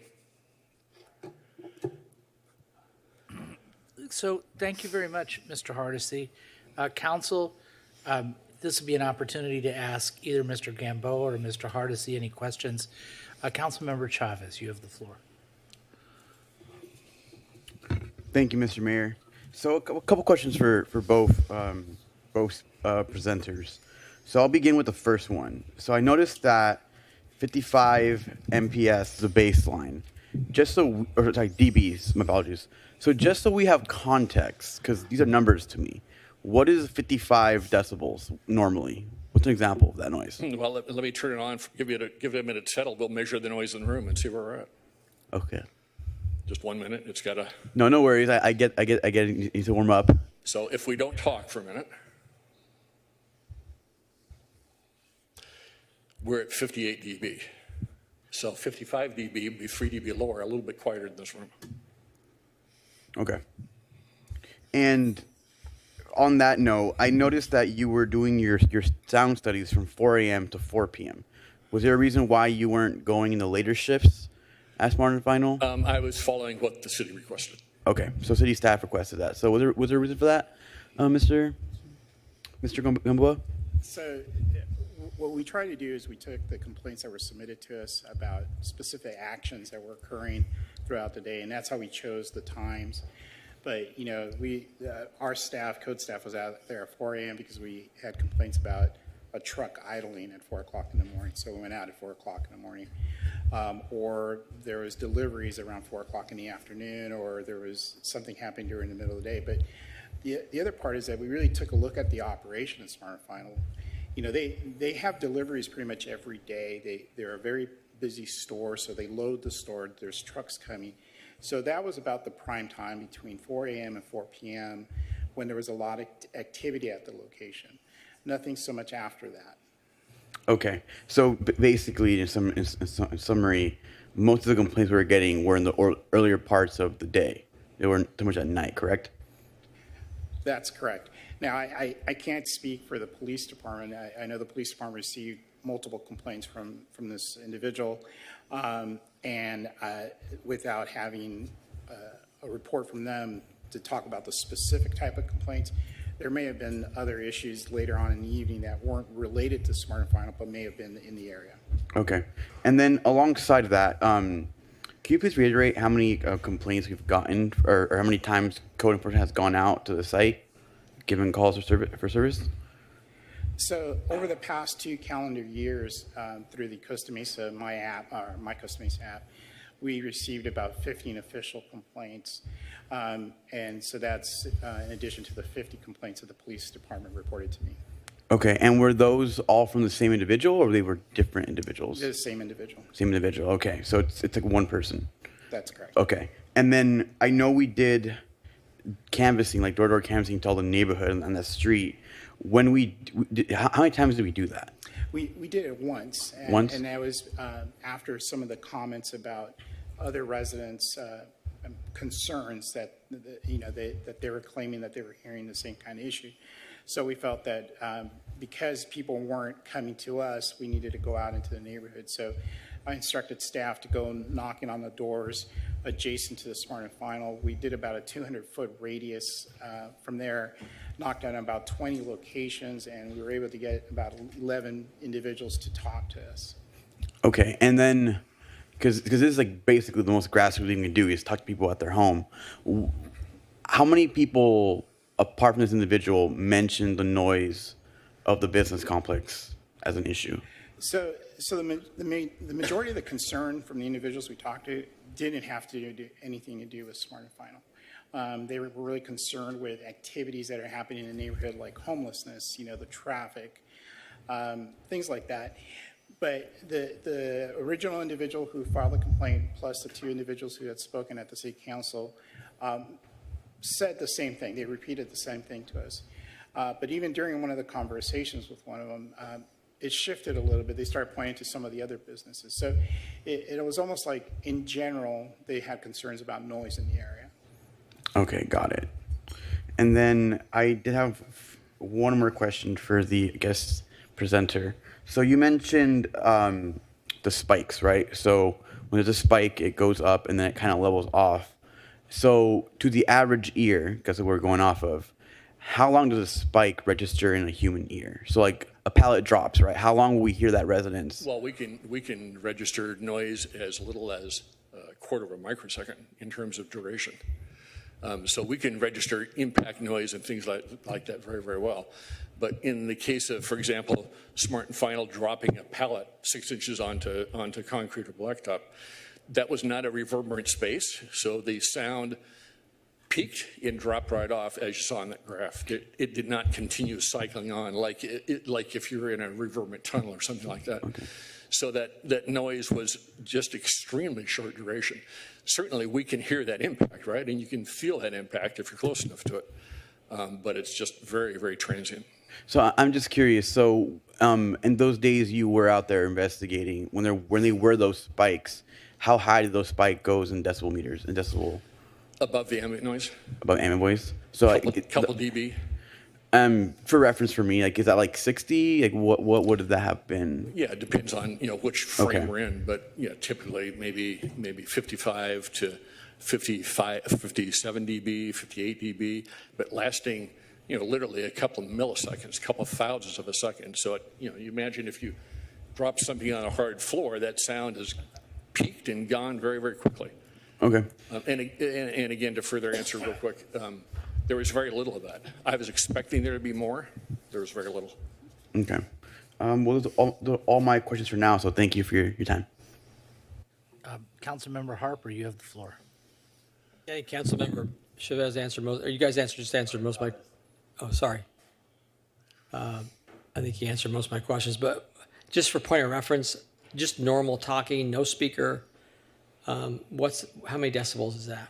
One person, one-on-one or something like that, yeah, like now? Yeah, without the microphone, yeah. That'd be around 60 dB. 60 dB. So this was 50 in the 50s, 55. right, average? Yeah, depending on what portion of noise you're measuring in terms of the ordinance. Okay, I want to keep it. And if I fall asleep and start snoring, how many? No, I'm kidding. Don't answer that question. All right, that's you all can I ask have. my wife. That's all I have. My wife can tell you. Thank you. We'll be able to measure that in a minute. Yeah, definitely. In fact, I believe she has one of these. Yeah. So, Councilmember Gameros. Thank you. So, are you in a position to give your professional opinion on how you felt the level of noise was? Sure.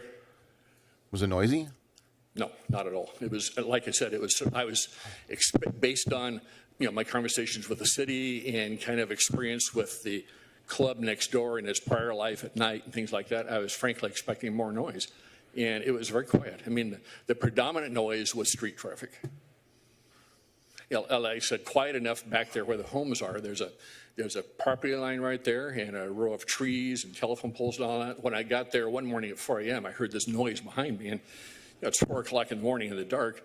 That was 2 raccoons that came to watch.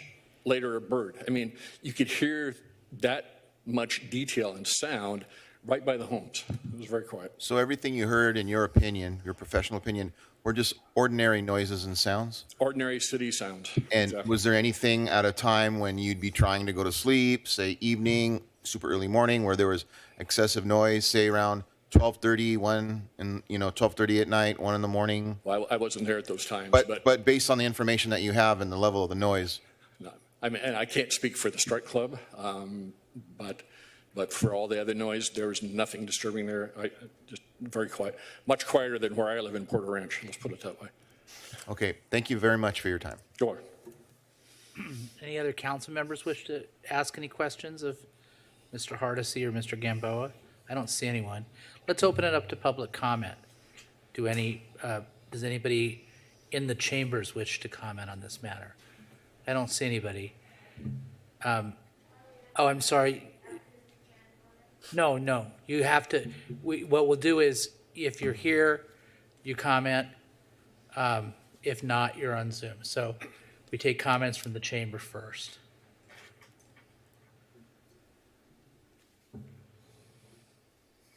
We are providing some communications to you from Mr. Chan. I beg your pardon? We have a comment or somebody who wants to do public comment who's in the chambers.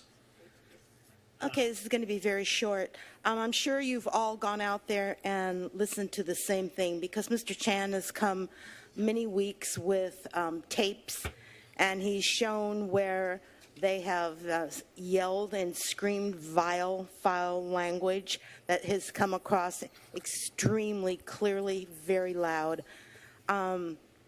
Former Councilwoman Sandy Guinness and I have been out there a number of times, especially for struts. and other things like that. And I'm going to have to disagree that it's rather a startling sound. And especially, you've got Strut Bar that operates till 2 a.m., and then you've got Smart and Final that picks up at 4 a.m. So these trucks are coming in and out. They have a very heavy loading schedule. I don't know what you witnessed. I really don't. But I would be very curious to know if Mr. Hardesty looked at Mr. Chan's charts that he's turned in all the time and could make some evaluation about the noise that he was recording in relationship to the noise that he himself had with a thing. I know Mr. Chan has spent thousands of dollars on equipment to alleviate this problem and try to prove it to the city that there's just conditions that are in violation. And I just think that, I don't know what the problem is for those neighbors, but I do know that several of those women were very traumatized and felt not respected when they were interviewed by some of the Hispanic interviewers. So that's sort of concerning for the neighborhood, because we all know that that neighborhood is, I don't know, I'm going to guess 80% minorities, and women that were very, very vocal at the one council meeting were very hesitant to get involved because they felt like code enforcement was going to come after them in regards to some other issues having to do with their homes. That's concerning. Thank you. Thank you. Is there anyone within the chambers that wishes to speak further on this? Okay. Is there anyone on Zoom? Yes, we have one speaker ending in 698. Okay. 698, you have the floor.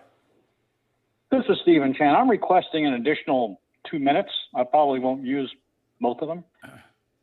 Well, if the council wishes to give you 2 minutes, I'll entertain a motion. If not, then you can't have it. I don't see any motion, so you've got 3 minutes. But Under start as separate time cover, over. under separate cover, illicit issues with this agenda item should be in the hands of the city clerk for distribution to the dais. Given my limited time, I'll talk about just one area, and that's the law. Can staff put page 3 of the staff report on the overhead? According to the staff, there are 3 ordinances at issue in this matter: 13280, 13281, and 13283. In the staff report on this item, staff has carved out significant portions of each of these ordinances to the detriment of the negatively impacted residents. The results culled from the noise study come to conclusions also based upon these misstatements of the law. Additionally, there are misleading narratives. On page 3 of the staff report, calls for decision-making you all are faced with to be under the reasonable person standard. In section 13-283, underlined, a reasonable person actually is a term of art in the law. Legally, this reasonable person is not an average person or a typical person. The reasonable person standard also holds that each of these non-average, non-typical persons owes a duty to behave as a reasonable person would under the same or similar circumstances. In other words, one is not supposed to be average or typical under these circumstances. The normal sensitiveness of this reasonable person referred to in section 13-283 refers to his hearing capabilities, i.e., that this is not a hard of hearing person.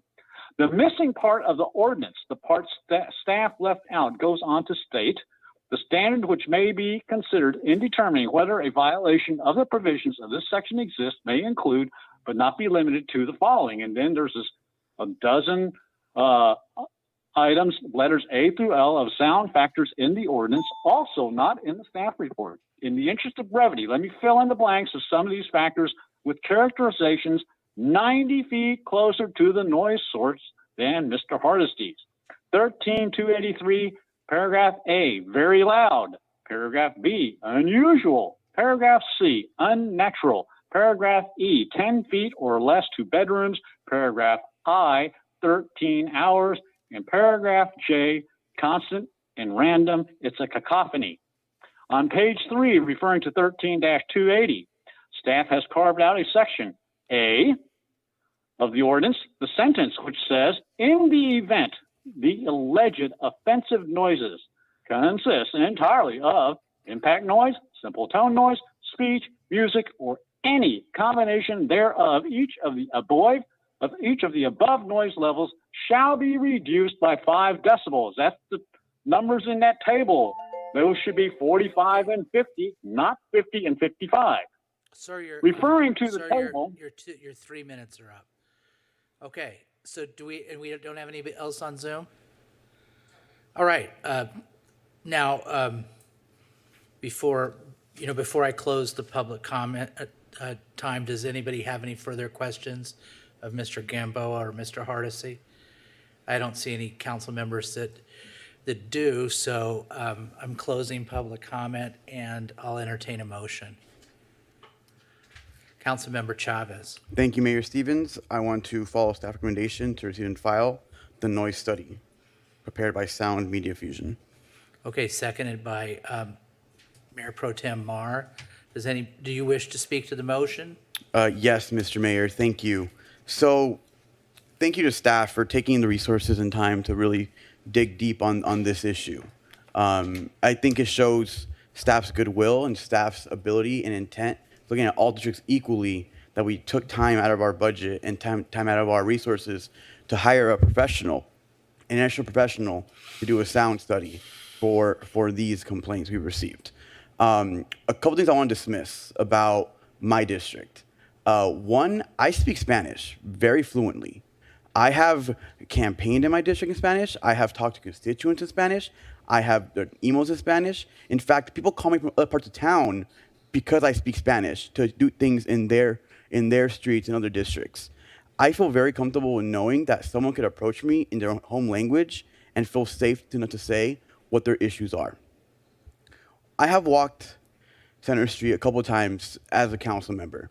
And usually when I do, I talk to people on the street and say, hey, what are some things you want to see improve? I never say who I am. I just kind of ask like a general person saying, hey, like, what are things you want to see improve in your part of town? I've heard a lot of things. I've heard improving the streets. I'm very glad you put it on earlier. I've heard homelessness is a concern, right? People want to know where they're at now because they don't see them on the streets anymore. People talk a lot about access to parks, especially skate parks, but not very often do people mention the noise behind Center Street. And I'll even bring it up. I'll be like, oh, is it noisy in your neighborhood? And they'll go like, well, so, but the other things they care about. So on that regard, I have to just say, I haven't heard much from my district residents regarding this issue, apart from one person. Furthermore, the speaker likes to mention the soup kitchen across the street.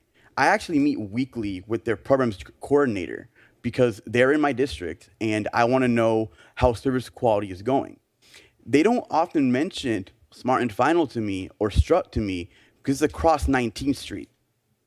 And if you grew up in the district, like most people did, you know that 19th Street's the cutoff for high schools. Newport Harbor South, North Estancia. People do cross the street, but it's not as common as you may think. People aren't really going from like Victoria all the way down south of Center Street, really, unless they're visiting somebody or a friend. So when they mention this comments that the soup kitchen community has these concerns, I haven't heard them because those streets have different concerns. Those streets are talking about issues on the alleyway, talking about, oh, there's cars blocking the street. They're talking about issues like, oh, I'm scared that I'm going to be replaced by a condominium that's being rebuilt by a prior plan that we've helped to remove. So I want to dispel that notion as well. Finally, the videos we keep seeing have been the same videos consistently. I have kept track of them every single time.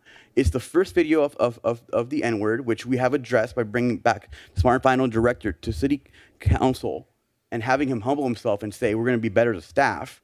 And then it keeps being played over and over again. I am more than happy to do appropriate action if people in my district are genuinely mentioning this issue. But I've only seen one person raise complaints. And my staff and our city staff has just informed us that most complaints come from one person. At a certain point, I have to be holistic and look at the district I represent. And the issues they are raising are not this issue. So I think receiving and filing is the appropriate thing to do. If there are upticks, I know staff will be on it. But as the moment stands, the information we have, the science we have, the data we have, does not demonstrate that this is really an issue from one person. Thank you very much. Does the second wish to speak to the motion? Do any other council members wish to speak to the motion? Thank you, Mr. Hardesty. Thank you, Mr. Gamboa. I support the motion. Let's call for the question. Motion carries 7-0. Thank you. So now we're on to new business item number 2. Madam Clerk, will you please read the title? This is the Economic Development Strategic Plan Scope of Work, presentation by Mr. Inlows, Economic and Development Services Administrator. Mr. Inlows, it's great to see you in person. And we need to heat up that microphone in front of you. How are we going to do that? Yeah. We put the clapper. I figured I'd give it a try, you know? Yeah. Why not? We're not sophisticated enough to have a clapper for a thing. Oh, come on. Okay, Mr. Inlos, at long last, you have the floor. Thank you. Mayor and council members, today is in response to a council member golden objective: develop the scope of work for the economic development planning consultant and present to City Council. So I'm here. We've got a scope of work, a proposed scope of work for you to review and give us direction on. In previous years, what we've focused on is trying to find, synergistic opportunities. Here's a good activity to do, and here's another good activity, and they can do relatively the same things. So let's do both and nab this opportunity. And it's been kind of one-offs, and some of them have been successful. We've had opportunities of having award-winning projects, which have been great. But thank you. I'm too excited. It's a great day for me. I've waited a long time. I'm really excited. So we missed you. We missed you. But today we're going to talk about an economic development strategic plan. So what is that? Basically, it's the structure of any strategic plan is first capturing a vision, and then finding the action pieces to accomplish it. So identifying your goals, objectives, creating a mosaic, or in this case, a Van Gogh, and then identifying each of those strokes that make up your action plan. And so that's what the key components of this economic development strategic plan is.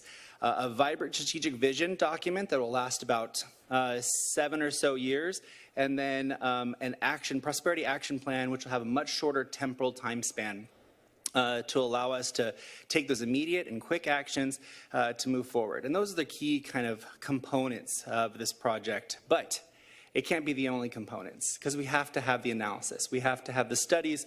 We have to have the understanding of our contextual analysis that helps us understand our community now and moving forward.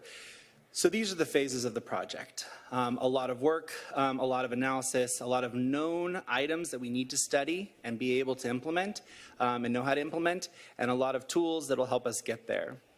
And then obviously some best practices recommendations from our consultant that we select. So again, what is this based on? It's based on objective economic analysis. This is where the key of this is looking at creating an economic benefit scoring system. So we're looking at holistically each action we can take and how good and how much does that align to our visions and goals that we would establish in that vision document. And then the next step, obviously some measured community outreach. As you read the scope of work, obviously we're trying to be right that balance of enough community input to be able to know, seek validity and confirmation of the analysis that we're doing, but not so much that we're going to impede the businesses that are trying to work so hard to get themselves back on track after COVID-19. And the deliverables are comprehensive. Not only will we have a draft and final of a vision document and an action plan, but we'll have a comprehensive action list that we can draw from like a menu in the future. When we've accomplished those first 2 years of action items, now we can look at that list and say what's next on our goals and to-dos, so we can move forward and accomplish more tasks to get us closer to those goals and objectives established in the strategic vision. And then also some tools that'll help us get there. Some scoring system that'll help us make sure that we're objective in our approach, and some benefit modeling to help us understand and deeply analyze those projects that come before us to evaluate their economic value. And then obviously the outreach meetings and the public hearings that will all be part of this, this outreach effort for this economic development strategic plan. The proposed timeline for this, as the current recommendations stand, staff is looking to seek your approval to first move forward with an RFP process and then launch the actual economic development strategic plan efforts. This looks like a 2-month effort for the RFP to select a vendor and find a professional consultant that we can work with, and then 9 months to be able to conduct the studies, develop the draft for the vision document, use that vision document to understand the actions that need to take place, create the action list, and then develop our short list that we want to do for the next 1 to 2 years.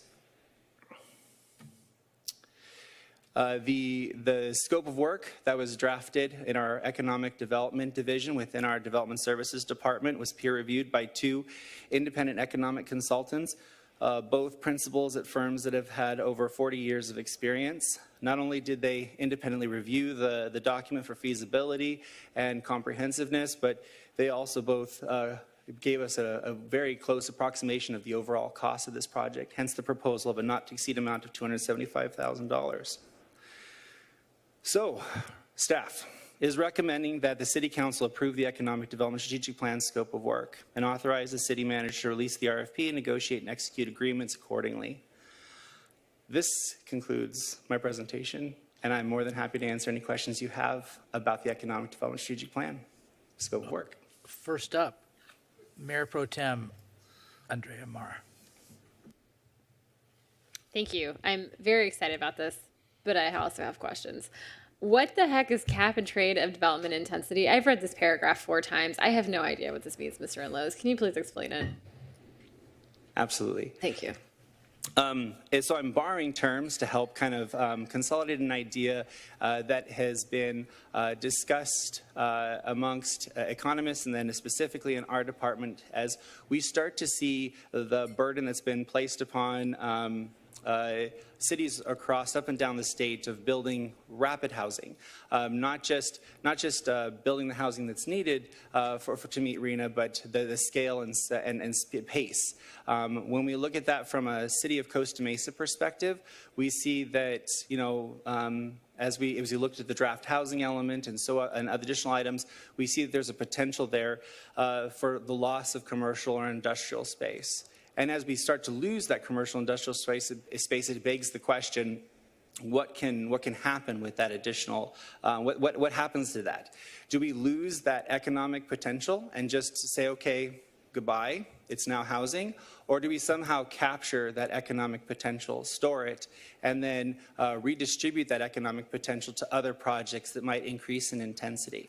So this is a question, and this is a question we want the economic professionals that we're looking to secure help us answer to see if there is a potential program that can accomplish this task.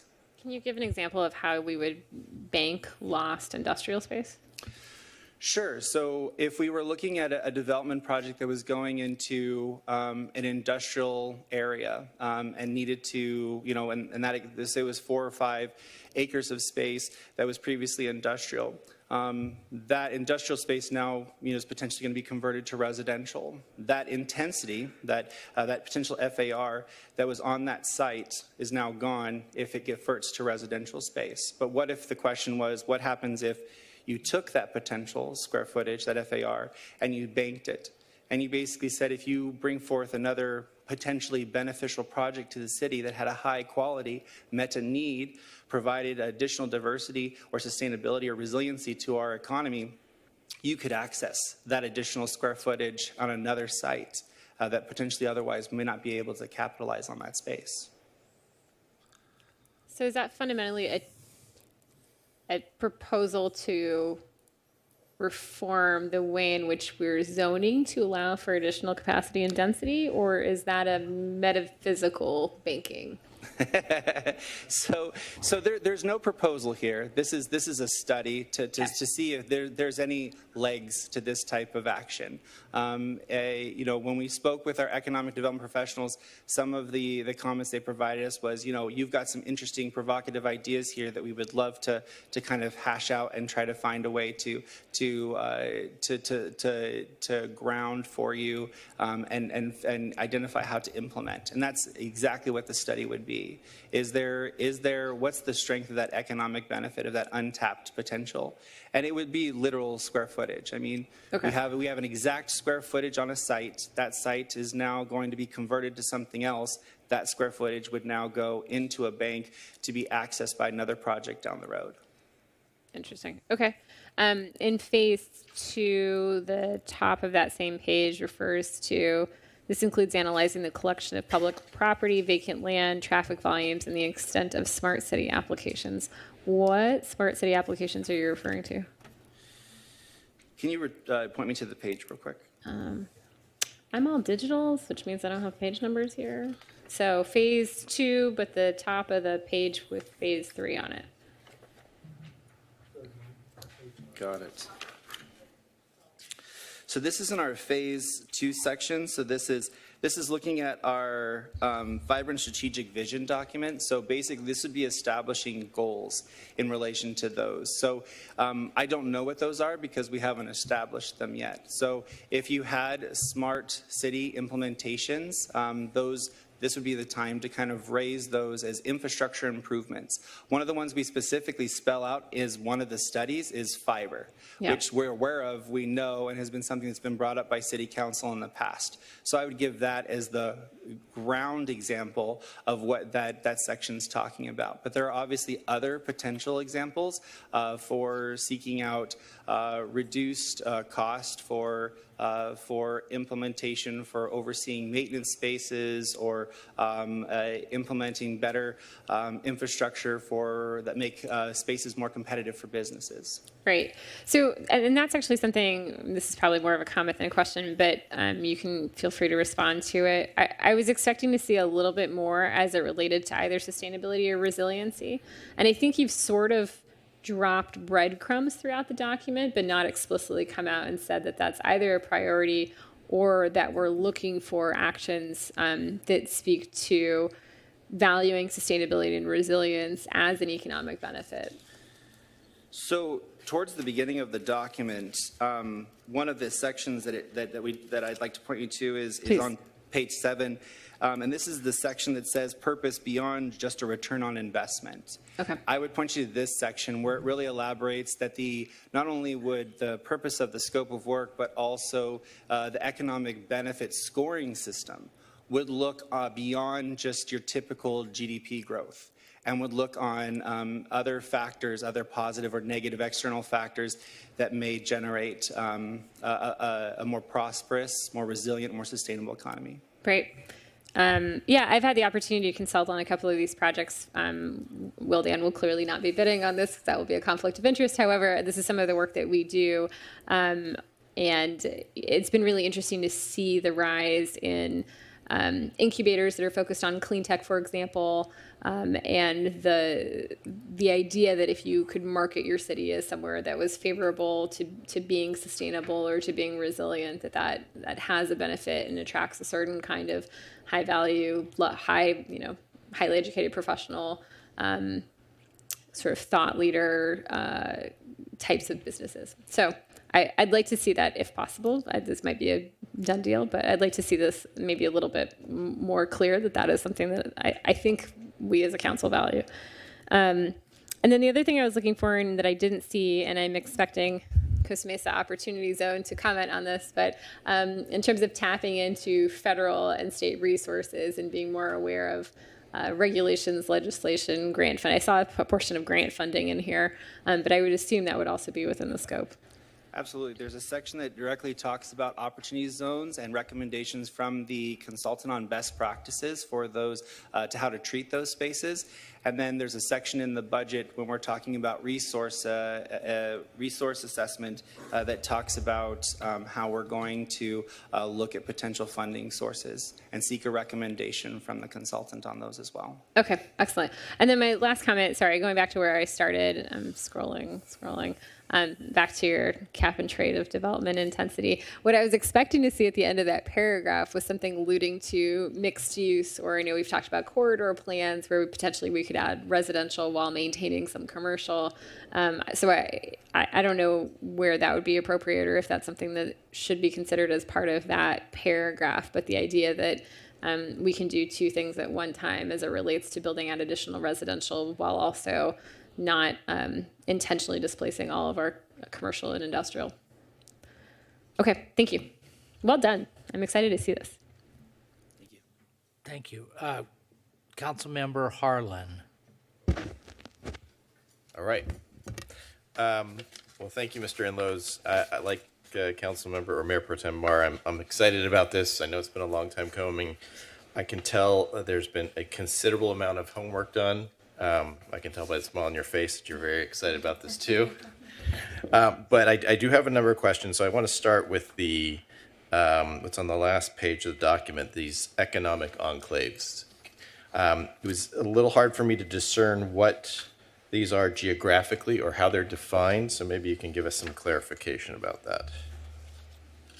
The economic enclaves shown on your screen, they were enclaves developed initially internally by staff based on demographic and socioeconomic numbers, and then verified by Buxton Consulting, who we secured to do several micro studies, kind of prepping us for what we needed to really look into for this study. And what they did is they peer reviewed this, and not only did they look at socioeconomic and demographic, but they looked at psychographic data. So they actually looked at segmentation of population and looking at, actual, compilations of buyers and kind of their proclivities. So after they peer reviewed it, they actually added an additional economic enclave. It's been kind of real, I think for all of us, it's been kind of something that's quite special about the city of Costa Mesa is you have distinct markets that bisect the city. So we have an in and out south side, in and out north side. We've got other uses that are coming now that are on north side, they're coming to the south side. And so there's these different markets that kind of transect the space. And then we've had some real hard boundaries that make economic leakage to certain neighbors harder and then others much easier. So these economic enclaves are where we're proposing to not just look at the city as a whole and look and kind of give metrics and indicators to see how we're doing economically as a city, but we're breaking it down into smaller packaged bites so we can actually see what these specific economic enclaves are doing. And it's actually beneficial for us because these economic enclaves are divvied up by census tracts. So right now we've got resources that could look beyond census tracts, but if all we have is census tracts, we can still maintain these. Okay, so this graphic is a little better than what we had in our staff report, so it's a little bit more helpful. One of the things that I think is any layperson reading this report will realize there's a lot of new vocabulary and nomenclature here. So economic enclaves being one of them. And I see a number peppered throughout the document. So economic site value index, economic benefit scoring system. How do you see this all being integrated? So the vision document itself is going to be a standalone document that will analyze semi-permanent kind of constraints or conditions of the city. That's why it's going to be able to last for 7 years. It'll also provide a base year that we can measure against. And it'll provide us an opportunity to set and establish goals and objectives. That's what I see as being the first piece after we do the contextual analysis to kind of understand what those goals and objectives are and establish that base year.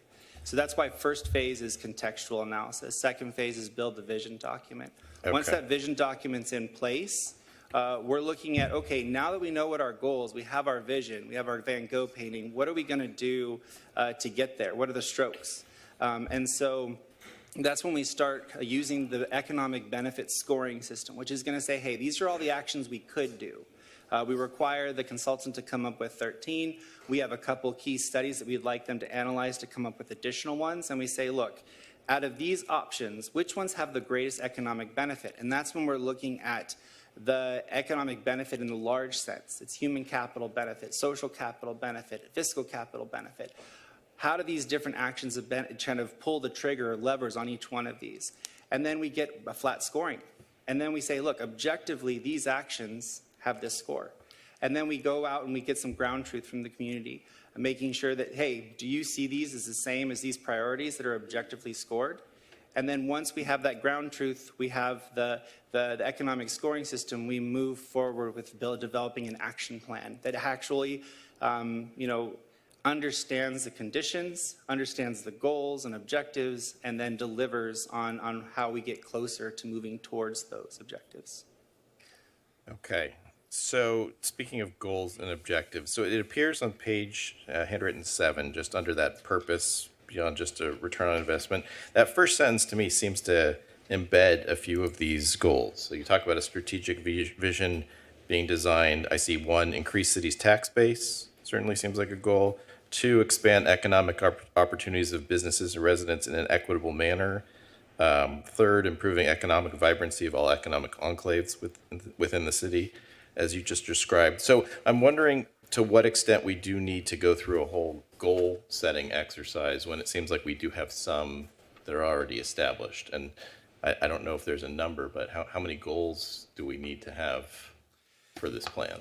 Right. So I think that's largely up to you as a city council.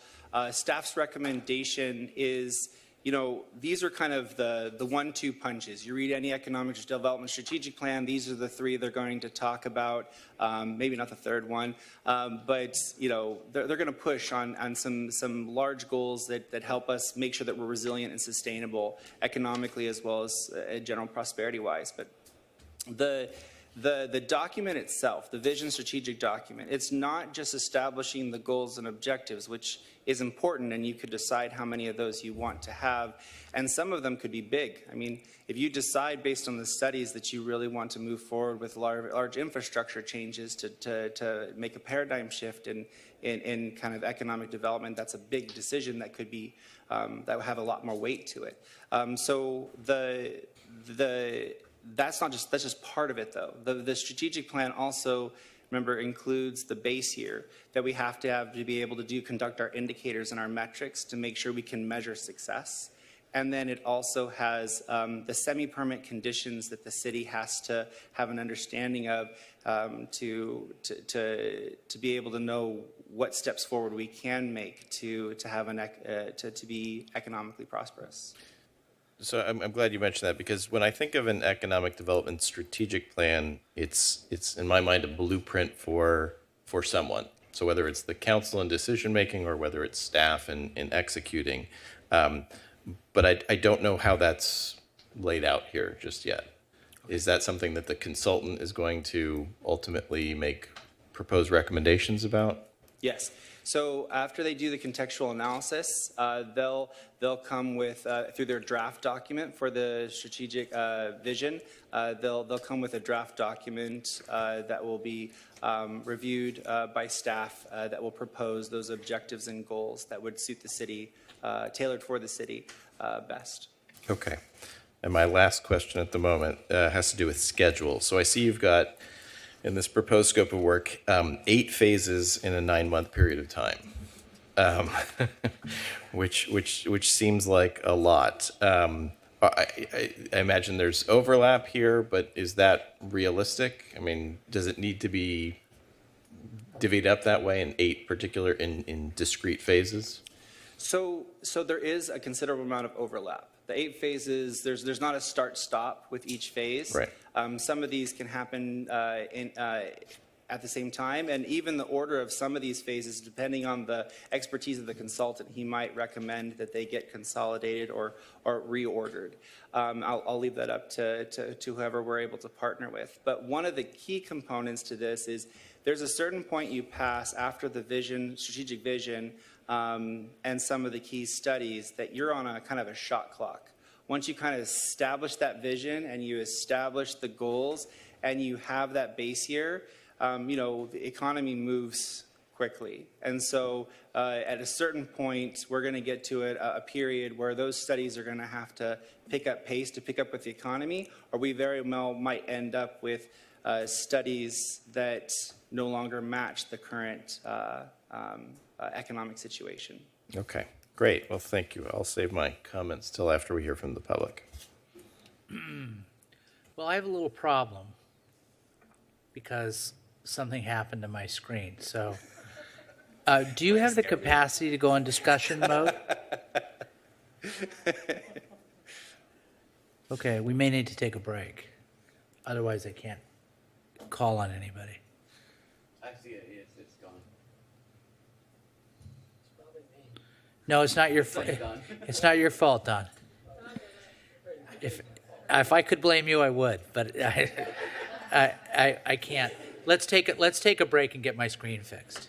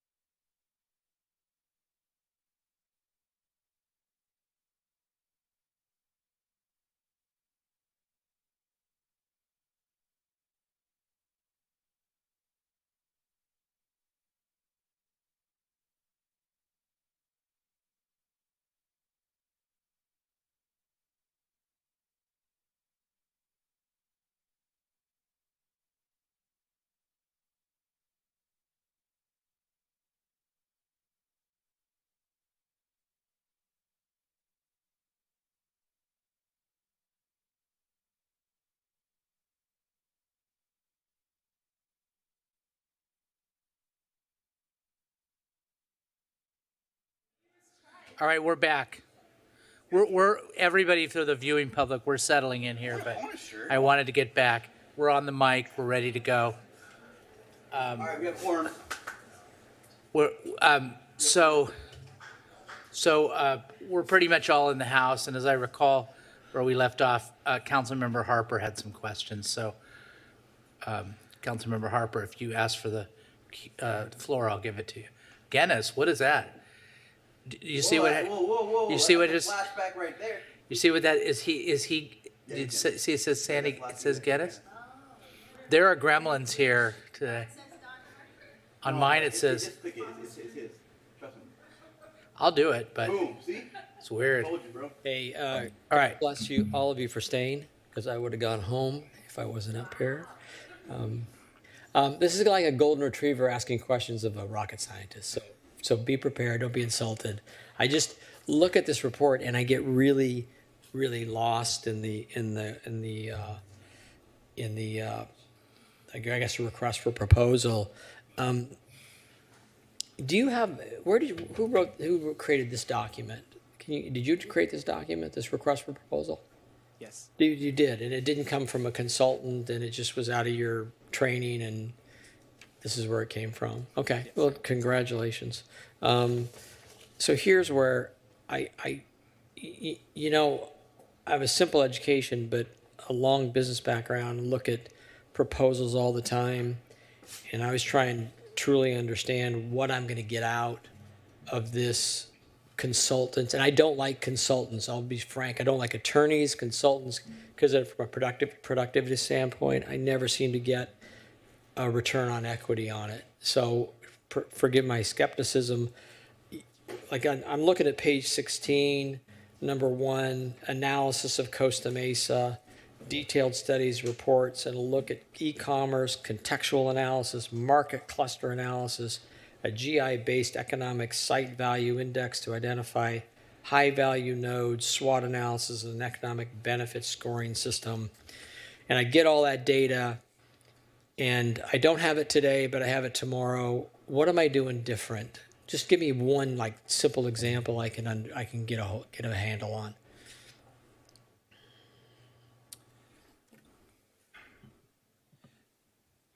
So,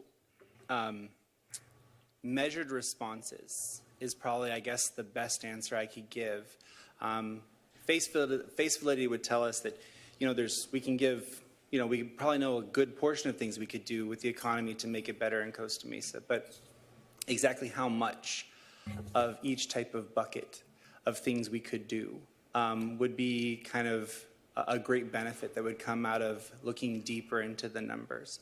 So an example could be, when we're looking at fiber seems to be kind of one that is textual, right? We can touch it. So we're asking them to do a fiber study to see the potential for us to implement fiber throughout the city. There's lots of ways you could do that. You could take on the responsibility entirely and then potentially make the money off of having that space and renting those lines to internet providers, or you could partner with someone who's already doing the work and then just pass on the cost to them, not take any deep revenue, but just sit there and have the benefit to those businesses that now have the potential for fiber. So the way you go about certain economic benefits can be enriched by the studies that we're looking at. So that's one example of a potential opportunity of something we would do on an infrastructure basis.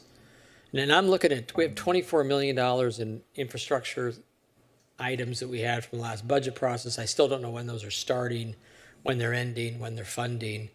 And we're looking at doing a study that's supposed to cover 7 years and try and tell us where to make adjustments to infrastructure. Is that a simple way to look at this? It is one of the indicators that we're looking at.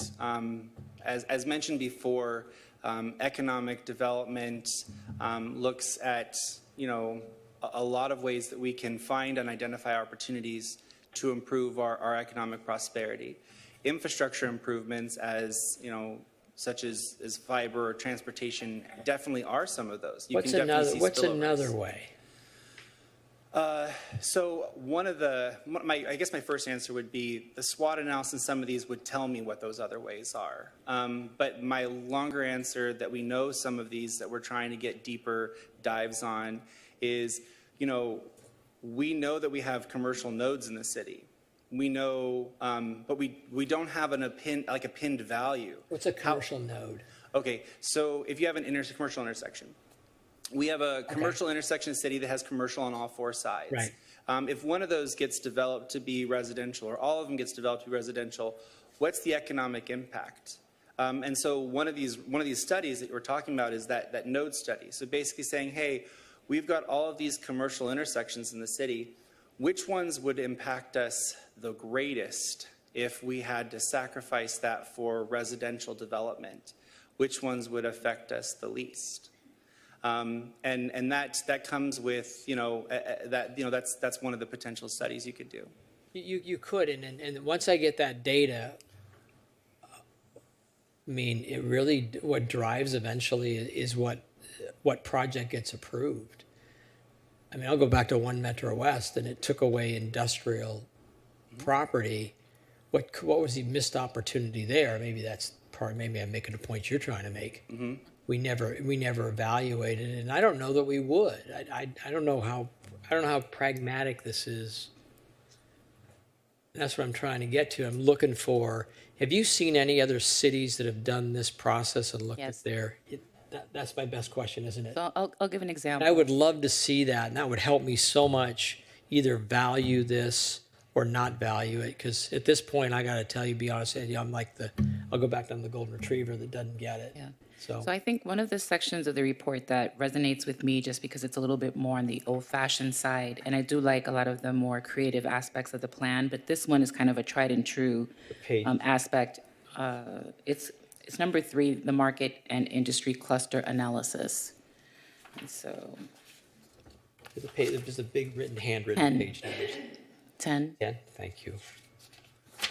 And so typically from that analysis, what you're going to start realizing is what are the business and industry sectors that are starting to emerge in the city sort of organically, right? So you start seeing which businesses are starting to relocate or starting to congregate in certain clusters within the city so that you can capitalize on that opportunity and actually amplify it. And at that point, then you start working with the chamber, you start doing some work around that, you start doing some branding. So I'll give you an example. In Long Beach, before it really became more of a port focus, the Navy was there. And so there was a real effort around rebranding the city to make sure that it was more of an international, a tourism-based, a logistics, supply chain kind of a focus. And then more and more of those businesses started to come. Now, there was always a port there, but it wasn't until the city really started putting an emphasis on supply chain management, being logistics. We'll provide warehouse space and started targeting those businesses so that when we go to the market and the industry trade shows and the conferences, Dan would know exactly who he's headed for. He's going to head straight to the Green Business Council, and we're going to focus on that industry sector because it's already starting to emerge. The other thing you start to see is which businesses are failing and where we're not thriving. So you'd start looking at who's not renewing their business license, who's closing their doors and why? And is it a matter of just we're not promoting it enough and we're not partnering with them enough? Or is it that there's something that's changing at the ground level? So a lot of it is data-driven, and it's looking at capturing those opportunities. We did it in Huntington as well, and we started focusing on ecotourism and also just action sports and things like that as as Vans evolved and the U.S. Open of Surfing, so that we could start changing some of the dynamics as to what was happening on Main Street. Because for a long time, it was just T-shirt shops and ice cream shops and not much real business. But then we started attracting, bigger names, brand names. And, we got really creative with always having the live feed from Huntington Beach. And you could see live feed from other surfing places throughout the world. And so it helps you with your branding and just really elevating your businesses and different industry sectors to a whole nother level.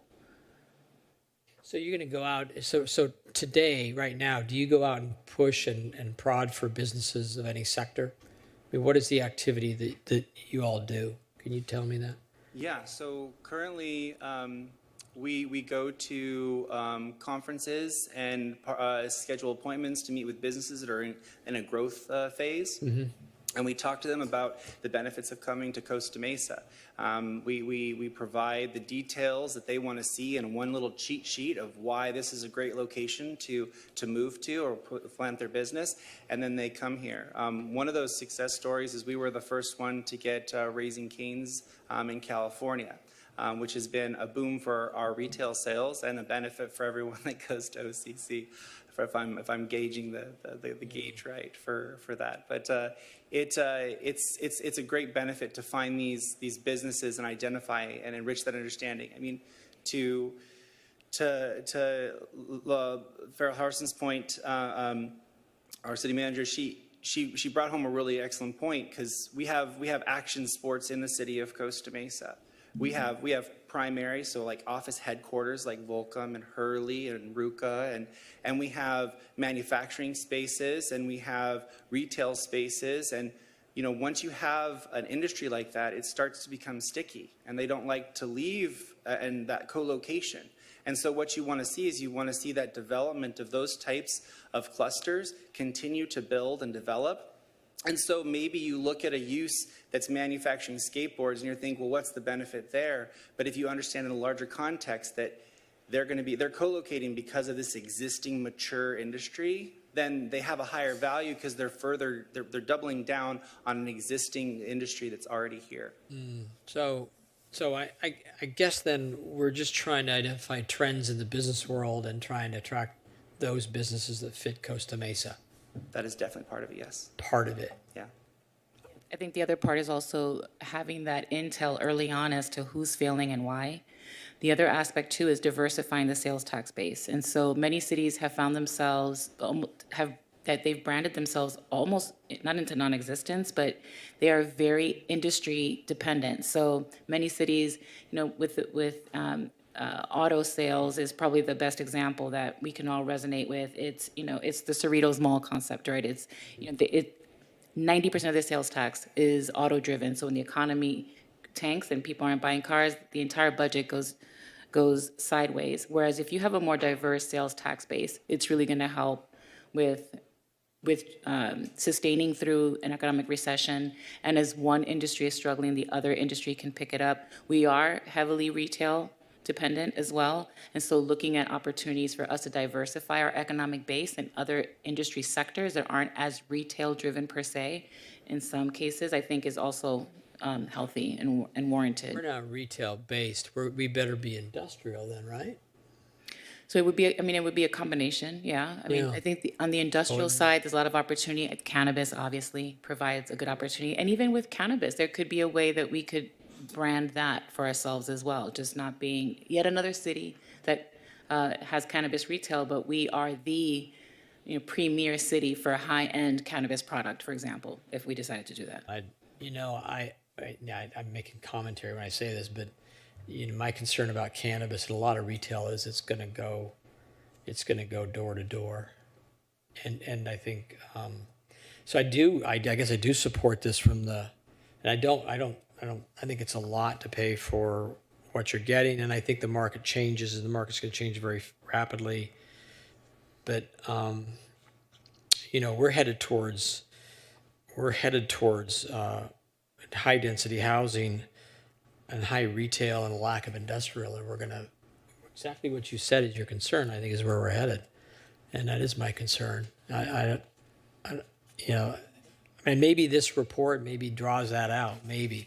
I'd still love to. I'll end with my last question and say I'd love to see somebody's report that would. I'm probably going to vote no on this because I'm going to say I don't understand it well enough. But if I could see someone else's report, I'll go. I get it. No offense to you, because it's really smarter than me. So I appreciate that. So thank you, Mayor Stevens. And Councilmember Harper, actually, to your point on the industrial, you raise a really important point, which is this report could also help to identify which industrial sectors we're best suited for. Yeah. Okay. I appreciate that. Thank you. Thank you very much. Okay, if you're in the queue, raise your hand. Councilmember Reynolds. Thank you. I'm really excited about this. I hadn't realized that we've never done this before, so it seems like certainly, given the situation we've been in the past couple of years, and a lot of sort of economic change, accelerating economic changes. Right, this is timely. I just wanted to comment that I really appreciate the information on the timing. That was sort of an explicit section in the staff report. I'm always looking for that, so I appreciate that. It was both excited, but also a little startled about the 9-month timeline. So I agree that it's important, and I'm happy to hear that you're confident in that. One of my questions, if you could clarify for me, what are the sort of council touch points in that process, either as a body or as individuals? What are the opportunities that we have to give feedback? And I'll share there's kind of two pieces in particular that I want to make sure that we have a chance to give feedback. And that's, there's a piece here where we're establishing a clear vision of what economic prosperity means. We might all have different ideas on that, and I think that's an important conversation. You mentioned the sort of economic scorecard, right? What are the different things you get sort of points for, and how do we value what is good economic activity versus not? So could you just clarify, in that 9-month timeline, where do we have an opportunity to give input? So as it currently stands with the proposed draft scope of work in front of you, that input would be gathered during the multi-layers of outreach. Primarily the meetings that would happen monthly on themed topics, and then the on-site meetings that would happen within each of the economic enclaves, and then through the updates. But the direction, if you so desire, the direction for bringing back a draft to you to be circulated through a review process or some other format is something we could accomplish and build into the scope of work. Yeah, okay. Councilmember Reynolds, this will be very similar to many of our other sort of cutting-edge planning efforts that we're embarking on over the next 3 years. There'll be touch points with the council that are through briefings, through community meetings, and ultimately through several drafts of this plan moving forward, and just communications with the council on that front, so we can ensure that council feedback is incorporated into the document by the time it comes to you. So that would be our intent here. Okay. I had just sort of a minor question. Whoops, I think it's on page 9. Yes, about midway through page 9, we have a list of kind of different characteristics that we would rank industries on. Producing the most tax revenue, hires the most people. One of the things I've read about and thought was really interesting is this idea of productivity, so not just total revenue, but revenue per square foot, because you can have a very large space. Yeah, so I think it'd be helpful to have something like that as a metric as well. And then a question on, I know in a lot of our CIP projects, we are, I think, sort of legally bound to pick the lowest qualified bidder. Is that a situation we have here, or I guess my question would be, how are we going to score proposals on this? What is the criteria that we're going to use to score responses to this RFP? Councilmember Reynolds, we're not bound by essentially public bid procedures. Essentially what we'll be looking for is the firm that's most responsive to the RFP, that's most responsive to our needs, that demonstrates the highest level of experience and success in creating similar documents. Those are the types of things that we'll be scoring on. Ultimately, we'll be looking for the best suited firm, not the lowest bidder, of course. Price is always a consideration, but only after we have a high quality firm. Got it. Okay. Thank you. And then let me just run something by you. I think I've been sort of working through the scope in a similar way other council members have mentioned. So let me share my understanding and see if you can confirm that I've got that right. So I sort of translated this into layman's terms for myself, the steps 1 through 8. So we're going to start by asking sort of what we have now in terms of our local economy, establish what we want. look at what we have, learn about what we need to sort of achieve what we want, develop some tools to know how to track or measure success and strengths and threats and so on, and then get this action list of what are the critical or high impact actions to drive that vision. That makes sense to me. Okay. Did I get it right? Yes. Thank you.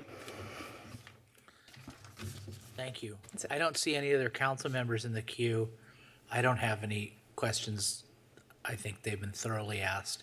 So I'm going to open it up to the public at this point in time. If anybody from within the chambers wishes to speak on this item.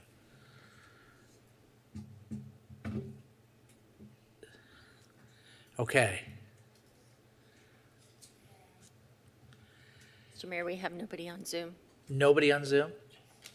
Good. Let's keep it that way. All right. Yes, ma'am, you have the floor. What? Somebody just raised their hand. Oh, it's okay. I'm just kidding. Whoever's on Zoom, we want to hear from you. It'd be Costa Mesa Opportunity Zone. Well, yeah, for sure. All right, good. Okay, ma'am, you've got the floor. Thank you very much. I just have a question for staff to consider. No. Wait. Opportunity Zone, just chill out for a while. We're going to catch all the people. You'll get your full time. We're going to get all the people within the council chambers. There are a few, like 4 people who are here, and then we'll get you after that. Okay? Sorry for the miscommunication. You may go. Good evening, everybody. My name is Paulette Freeze. Hold on. There you go. It's all working good. Okay, perfect. Come here. Good evening. I just wanted to say that I've been working closely, as has the Chamber of Commerce, but I represent Travel Costa Mesa. And I just want to say, as you move forward with this, we would be honored to work with the city. We're very excited about having a strategic plan, and we certainly hope that the staff, which we know we will continue to work with them, but also with City Council. Obviously, our expertise is tourism, so that is numbers and research that we could provide to the city and, of course, Council. We'd be more than happy to do so. So thank you very much for your time. Thank you for staying so late, and thank you for those words. Yes, ma'am. Good evening. Diane Pritchett with South Coast Metro Alliance. And we thoroughly back this plan. We're excited about it, and we're looking forward to working with Dan in creating a plan for Costa Mesa. And any way that we can help with numbers and community outreach, we're happy to do it. So you go, Guy. Thank you very much. Yes, ma'am. Hi, good evening. Carla Valenzuela, Costa Mesa Chamber of Commerce. The Chamber's position is that we are encouraged by the city's desire to develop an economic strategic plan, and we look forward to being involved in its development. And specifically, we request that the city and its consultant engage the Chamber and our members in phase 1, the analysis phase. Thank you very much. And Dan, we look forward to working with you and the rest of the city staff. Thank you. Thank you. I appreciate it. Okay, now there's no one else left to speak in the council, so in the chamber, so we do have someone on Zoom, right? Opportunity Zone. Now you have the floor. Thank you for waiting, and sorry again for the miscommunication. Thank you for taking my comments. I just want to ask the staff if they've considered the community development block grants to pay for technical assistance. There is funds that will literally pay for this study and that will pay for the staff time and that will also pay to put staff in the city of Costa Mesa through the National Development Council training on economic development. The National Development Council was created by the Kennedy administration, and they literally come in and provide technical assistance. And like I said, they're often paid through block grants. And this would save the city money, and it would also help us to create economic development positions on staff rather than contracting it out. They'll also pay for the community assessment, which is pretty much what Dan is proposing here. In the meantime, one of the things that Dan said that I want to really encourage you to seriously consider is his comments that that these studies don't live up to the changes in the economy. Right now, you have an opportunity zone that has a clock ticking away on it. And even though this study will be very valuable, in 9 months, you're missing out on an opportunity. Our opportunity zone is one of the top ranking zones in the nation, and there are think tanks watching us, and they're gonna write a paper one day and call us the missed opportunity zone. And that's a sad story. And I just want you to please consider that while the study is happening, why not form our own local fund with a consortium that's made up of government, nonprofits, industry, and create the fund and start bringing the capital in now. The IRS allows us to sit on the funds for 2 years. So you could be doing your study, but in the meantime, create the consortium. Here's Chicagoland. Look at Chicagoland. You can receive grant monies to pay for National Development Council to come in and do this. It won't come out of general funds. And you can also get going on the opportunity zone. We could create a foreign trade zone. We've got John Wayne here. There's a lot of things we could be doing while we're doing studies. After all, it is a moving target. All right, thank you for taking my comments. Thank you, I appreciate that. Is there anyone else on Zoom? Okay, I'll close public comment.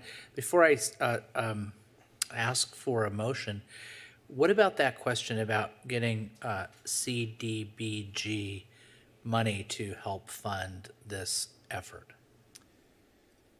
So, Mayor Stevens, there are several funding sources that are out there. EDA has rescue funds that people can start to apply for. There's block grant funds. These are all through an application process or formalization of some sort of entity to allow these activities to move forward. They're all options that could be pursued, but it comes down to how fast we want to move on the economic development study and kind of priorities and direction to staff. As it stands right now, our economic one of the biggest reasons we're looking at a consultant is our economic development team is fairly small. So picking out and identifying those resources, those opportunities are precious. What I hear you saying is that, yeah, we could get maybe a grant to fund this, but in order to do that, we'd have to go through the grant process. We may or may not get the grant. That would take time. We may, a year, 18 months from now, after exhausting all those efforts, be in the same position we are now, but we would have lost that time. Right, and it's not to say that staff wouldn't pursue opportunities through, as I mentioned, the rescue plan or some other funding opportunities to chase after them. A lot of these programs allow for you to move forward. They want you to move forward, so you move forward, and then if you eventually are awarded something, they backfill it and kind of replenish the coffer. So that's always a possibility that we can continue to look into. Well, that's intriguing too. Is this something, I guess this might be for Carol Molina or Miss Molina or Ms. Farrell Harrison, is this something that we could use the American Rescue Plan funds to fund this? Hi, Mayor. We would have to dive deep, but from what I understand on the American Rescue Plan, this may not qualify depending on the details of the actual details, but there may be other funding in the American Rescue Plan outside of the funds that we've received that could qualify. So we'd have to dive deep into the full ARP. Well, it sounds like we're diving deep in this whole thing, so we might as well dive deep into that. So anyway, I'm ready to solicit a motion from I got one already, it looks like. Mayor Pro Tem Mar. I'll move to approve the staff recommendation. Terrific. Do you second that, Councilmember Harlan? I do for discussion. He does for discussion. Okay. Intriguing. Okay, Councilmember Mar, you got your work cut out for you. I do. I thought I was only going to have to convince Councilmember Harper here, but okay. So this is I'm just teasing. This is fundamentally about creating a vision that we can turn to as we move forward. I think too often we have an individual project on an individual parcel come before us, and we're trying to make pro or con decisions, and it's isolated to this like teeny part of the city. And we lack the strategic vision in order to make that decision with any other information about what's going on outside of that one parcel. And so I think it's a challenge to say exactly what the outcomes are going to be, because the point of doing this exercise is to try to define what are those things that ultimately promote economic prosperity in this city. So while we were sitting here, I Googled a few others. I looked at the city of Tacoma's and the city of San Luis Obispo's. And here's just like a smattering of things that they came out with, recommendations based on this process. Identifying specific infrastructure issues that were prohibiting economic growth in parts of the city. Identifying that lending documents not translated into specific languages were a barrier for small businesses starting in specific parts of the city. The opportunity to create a new BIA, a business improvement district or business improvement zone, focused on a specific part of the city that it turned out if all of the business owners worked together on that one main street, they could pull together the resources to do the thing that they wanted to do, whatever that was. Identifying that historic preservation brought tourism to a part of the city. Identifying underutilized properties and maintaining a database of them so that when companies came to the city, they could say, here's our database of places that we think you'd like to look at first. Creating more relevant marketing materials that were catered to specific zones of the city or specific, and I could go on, right? So that's just me Googling here for like 10 minutes, some of the like cool stuff that has come out of other cities doing economic development planning to this extent. So I'm happy to support this and move this forward. I'm with Councilmember Reynolds that in some ways I regret that we didn't do this 2.5 years ago, because I'm not going to be up here forever and I want to see like things come to fruition as a result of this. But I'm excited to see it move forward. And I hope you will take into account some of my comments related to sustainability and resilience. Thank you. Thank you. So, Councilmember Harlan, you seconded this motion for discussion. Do you wish to be heard at this time? Okay, you have the floor. He's Mar? Okay. Okay. Whoa. All right. Well, I agree with everything that the Mayor Pro Tem just said, and I'm glad that the discussion moved from this notion of this is just about land use to a whole host of other things, because I think that's exactly it. But we get very narrow-minded about land, because that seems to be the primary driver. So there's 3 things that I'm hoping this strategic plan will do, or 3 components. So one is to provide structure, because we do not have that right now. Everything has been ad hoc. So I think that's important to have some direction and focus, that we are able to do this internally. Secondly, a policy framework. So part of that is in the scope of work here. I think we've done a little bit of that work over the last several months, and it's also part of our general plan. But I think we do need to develop tools that are going to help guide our decision-making on council. And then third are metrics. So really just having a way to measure whether it's economic activity, it's success, it's failure. These are the 3 things I think are integral to a plan. What I do want to add, and this was my point for discussion, is just to elaborate on what our last speaker said. I do think that it's important that we spend a little time investing in what opportunity zones do mean for the city. We do have 2 census tracts. I think they're in an interesting location. If there is money available for us to do this, I think it's worth putting some time in now to try and find out if that's available. And if there are other resources that we can get from other government agencies, I'm all for it. I think we can leverage that. It'll prove to be a good benefit, and then we can save our money for other things, because I do know Once we have a strategic plan in place, we're going to have to implement it. So I want to make sure we have some resources available for that. So those are my comments. I don't know if it needs any kind of consent from the maker of the motion, but I do want to make sure there's some direction to staff about focusing on opportunity zones and funding sources. Okay. You have the floor. I don't think any modification of the motion is necessary. It's already included in the description, but as long as you understand that I concur that we should have a focus on opportunity zones. Okay. Have you completed your comments? Okay. So now we'll go to, yeah, no, I know. Councilmember Reynolds. Thank you for, well, thank you. It looks like I'm cheating on Councilmember Harlan's notes here. I wrote framework and metrics. So thank you for that. I'm going to support the motion. I'm really excited about this. I'm again, surprised, but really excited about the timeline. I think it's great to move this forward quickly.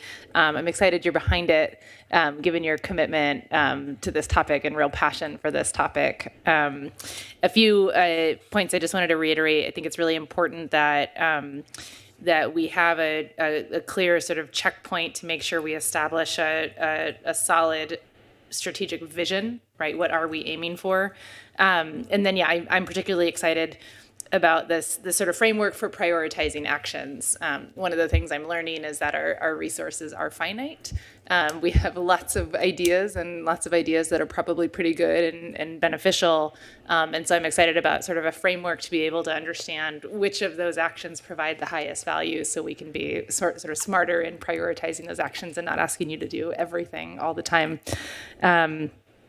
If you nod your head, I'll know that that's sort of already part of your plan, and I won't ask for any adjustments to the motion. But I'm really excited about this, and thank you for bringing it forward. Great, thanks. Okay, I think we're at Councilmember Harper. Go.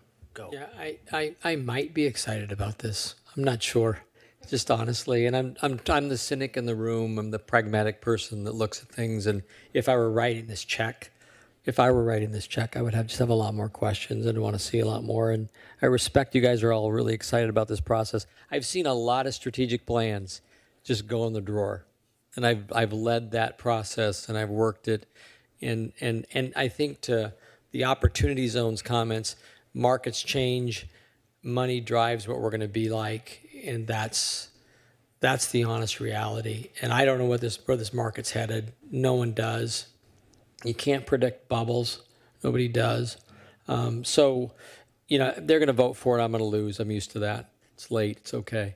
And but I just want to say I do support what you're trying to do, and I do admire what you put together. But and I guess I'll have another crack at this when we do get someone that you're recommending that we're proposed that does this, right? I mean, I got another swipe at this to pick on it, correct? True.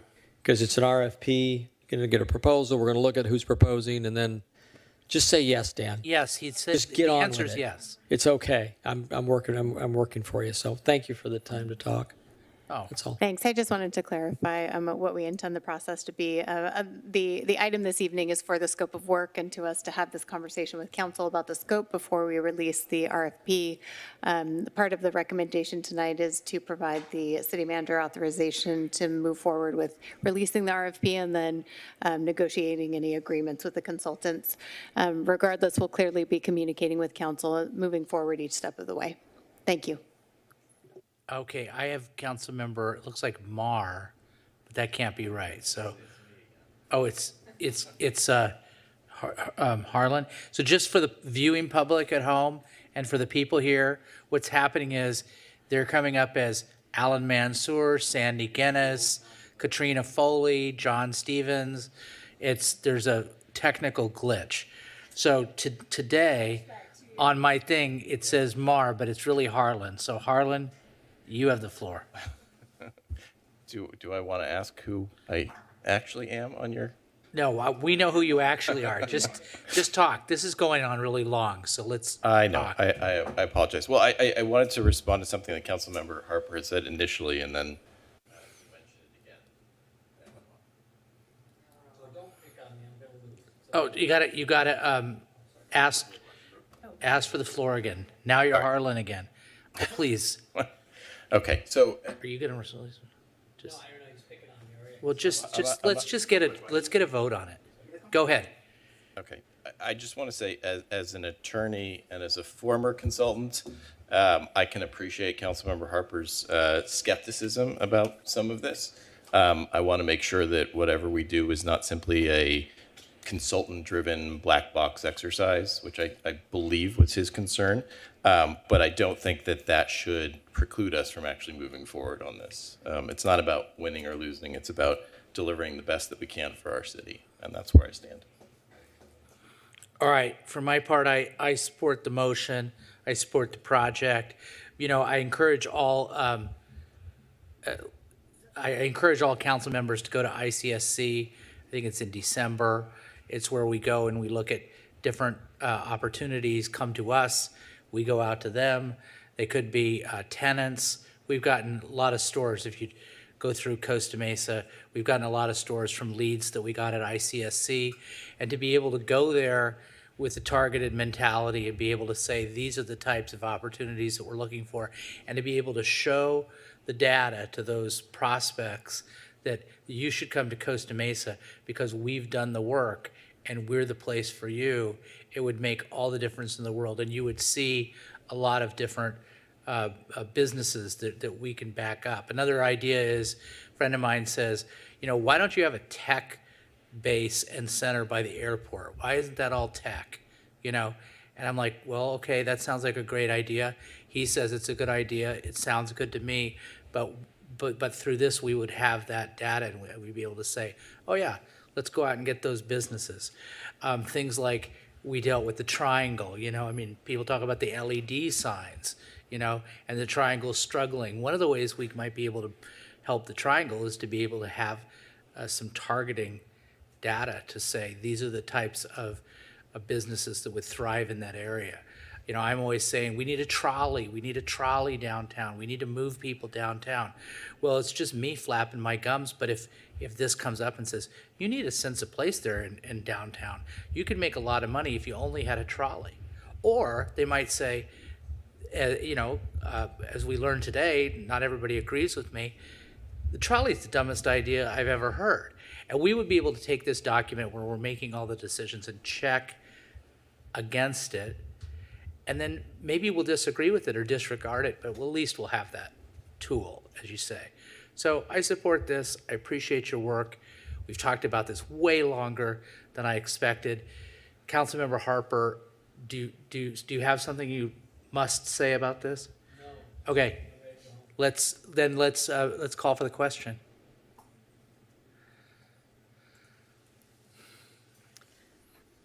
Motion carries 6-1 with Councilmember Harper voting no. Okay. New business item number 3. Please read the title. Thank you. Costa Mesa Shop Local Financial Incentive Program. Presentation by Mr. Inlos. Mr. Inlos, you still have the floor.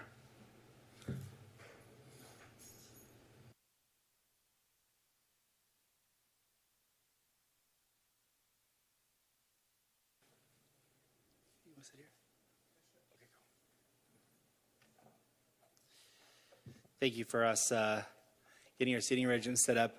To my left is Michael Mazur from Colu Technologies. He's going to be my co-presenter for this because he's got the expertise. Welcome, sir. Thank you. So the Shop Local Financial Incentive Program, the reason we're bringing this to you today is throughout COVID, we really focused on supply side, really making sure that our businesses were able to survive COVID through our 2 grant programs, the resources, the Costa Mesa BAC program. These were all meant to make sure that they could weather the storm and be here as personal services for us afterwards. The next step, as staff is looking at the economics of our city, is encouraging demand, looking at ways that we can get our patronage that has learned new shopping habits to reacquaint themselves with going to our local businesses and shopping local. So through this process, we started looking for a partner.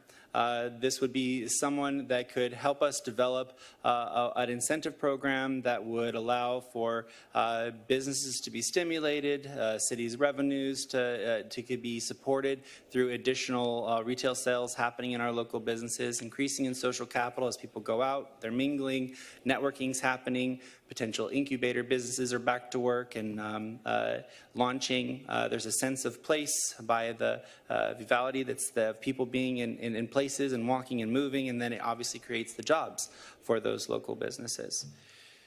So how we went about this is we identified that if we wanted to do an incentive program, it would be focused on making sure that those funds that were part of the incentive program were to Costa Mesa businesses only, promote patronizing city brick and mortar businesses, and seeking a multiplier effect, basically looking for a way that we could leverage $1 for multiple purchases or multiple activities. And this is basically making this connection between patrons and businesses. So how can we stimulate this connection between business and patrons? So what we did was we sent out an RFP. That RFP had 3 responses. Colu Technologies was one of them. They met and exceeded our scope of work requirements for this incentive program. Because it's easy to use, it promotes small business activities, it's flexible in how you can pinpoint very accurately the types of businesses that you want to stimulate or support. We're getting down to, whether it's a minority-owned business or it's a veteran-owned business or it's a green business, and supporting them for a certain period of time and then moving on to a different sector of our economy to support them.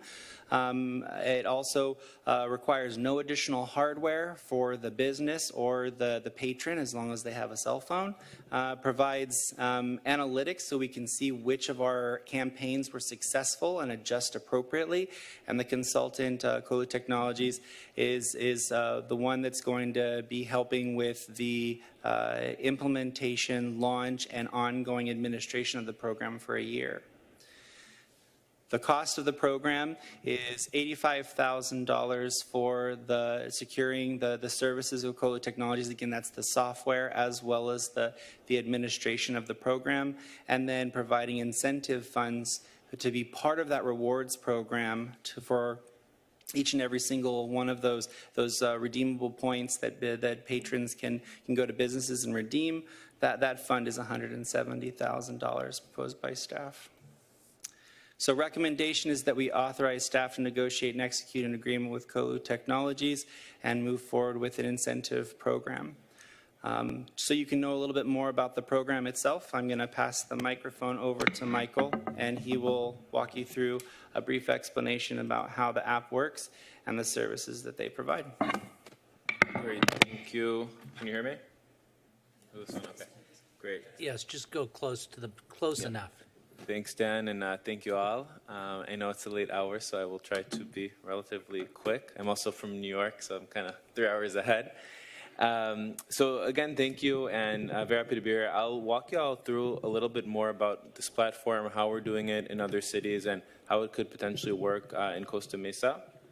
And just kind of to start, so one of the main things, like Dan alluded to, is that the pandemic is ending gradually, but one thing we are seeing across the board is that as much as initially there was this direct correlation of positive cases and growth in e-commerce, we saw that, of course, that was a short-term threat or an immediate threat to the local businesses. But what we realize right now, based on the data, is that it's actually an existential threat to the local businesses. Why? People are continuing to shop online, even as the positive cases decrease. And people are still shopping at chains. So, behaviors are changing and going much more towards shopping at the e-commerce giants and big box retailers. And, a lot of times what we really are seeing is that cities need to take action so that people can, again, readjust their behaviors and habits to remember that they can actually shop local. The benefits are clear. I can go. Yeah, there we go. The benefits are pretty clear, and I think Dan had a quick slide about this, but really just as an example, before I walk through what we're doing, anytime someone spends $1, for example, at a local business, about 48% of that dollar stays local and recirculates in the local economy. When you look at the alternative, which is shopping at chains, only about 16%, so 1.6 of, let's say, $10 stays local. So evidently, you know, we want to not only make sure that cities have not just the chains when you walk down the street and have that local business sense, but there's also an economic benefit for it. Of course, more local jobs, and also getting that next generation of entrepreneurs, the children of the people that maybe open these businesses, to continue, and new business owners to come in. So there's a real need we see across the board to help support local businesses and really promote them.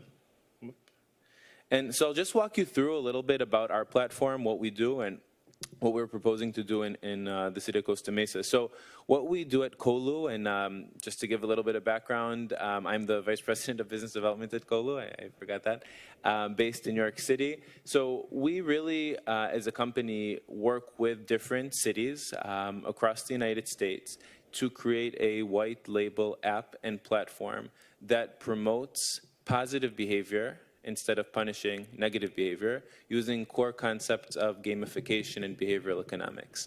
The way it works is that when someone does a positive behavior, they will get rewarded with a local point. So Costa Mesa point, each one is worth $1. And in this case, for example, when someone shops at a local business in Costa Mesa, the city, as part of the reward program that Dan was mentioning, will basically give them a percent back in the form of a Costa Mesa point. So let's say I go to a cafe, I spend $10, and then for spending that $10, I will automatically get, let's say 20%, I would get 2 Costa Mesa points for that purchase. As I accumulate these Costa Mesa points, I'll only be able to use them at businesses in Costa Mesa. So we use that circular economy in making sure that every dollar that the city is investing in this program goes to local businesses. I'll talk about the economic multiplier in a second, but also at the end of the day, that we can measure how these dollars are impacting local businesses throughout the city, how we measure them by segment, how we can measure them by businesses in specific neighborhoods or based on specific causes. But ultimately, it's really getting people, residents, visitors, employees in the city to think about local businesses, right? When, for example, Starbucks, right? People know about it. You see a Starbucks chain, again, as an example, and you want to go in there because you're familiar with it. But when you come to a new city or come to a place, you don't necessarily know what are the businesses that are local businesses near you, and you don't know their story.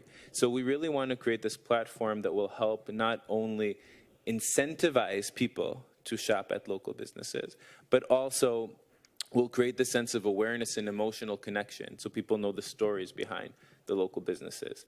One big part of this is the data. Of course, with city funds, I think that we're seeing across the board in cities that it's very critical to measure, number one, the economic impact of these dollars, to see how giving people a percent back or rewarding them for shopping local influences behavior, meaning to see what correlation there is with the percent back that you give in people's economic activity locally.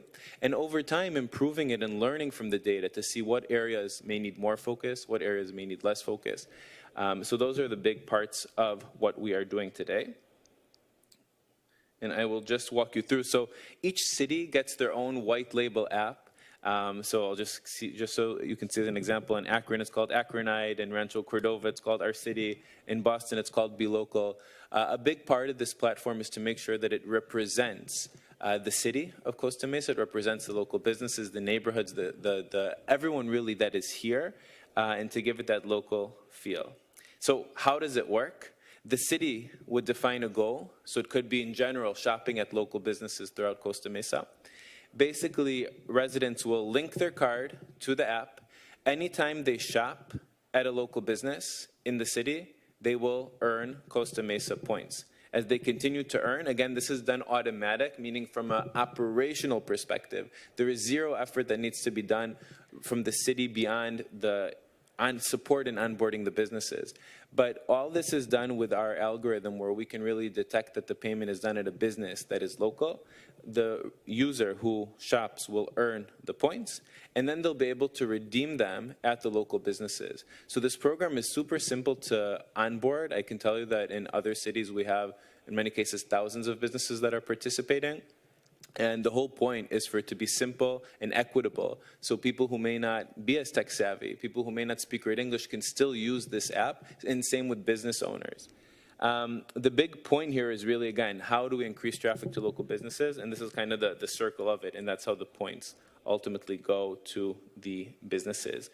The biggest metric that we look for as a benchmark is the 9x economic multiplier. For every dollar that the city invests in this program, we expect 9 times that amount of economic activity to be generated from that dollar in local consumption. We see the incentive as a great way to encourage a behavioral change that will last far longer than the incentive on its own. And we see this is the alternative is typically grants or loans, and a lot of times we've seen that, you know, grants or loans did not number one, were not measurable, and number two, did not make necessarily an impact because the grants or the loans were great to get the businesses and keep them afloat, but people weren't shopping there, right? What good is a grant or a loan if people are still shopping on Amazon? So it's all about looking at ways to not only have these funds be grants or loans, but using them as a way to create a longer-term behavioral change that will last far longer than these funds. So just very quickly, the program is built with reward offers. So you can use different reward offers to promote different types of things. There are different types of activities. So it could be to support a specific month minority and immigrant-owned businesses. It could be to support women-owned businesses. It could be just to support all businesses in the city. There's a lot of modularity here, and you can always continue to focus on different types of causes and initiatives over time. So I'll pause and happy to answer questions, hear thoughts. Let's hear from Councilmember Harper. Wait a minute. Councilmember Harper, did you do it? No, you do it again because you were first. So put it up there. I don't know what happened. Oh, it went away again. Do it. Try it again. There you go. I'm first. You were first in the queue. I beat Andrea Marr. Yeah, you were first in the queue. Go ahead and ask your This question. guy here, so I'm the least understanding the technology. Actually, that's not, there's a little bit not truth to that. So, I got lots of questions. This app, so I sign up. How do you collect customers? How do you acquire customers? So I understand you get the businesses, and we're going to pay the businesses and subsidize some sales.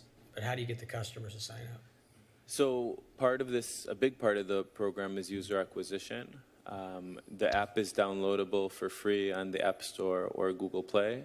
And so a big part of what we do is when we start, work on a plan that's unique to Costa Mesa to focus on how to attract users, whether it's locals, visitors, tourists, employees who are in the city. So you work on, that didn't answer my question. How do you get customers? I mean, in this report, it said if 15% of purchases come from Amazon, 15%, you get 15% of market share from Amazon, I'm investing in your company, and you're going to be bought out in 5 minutes.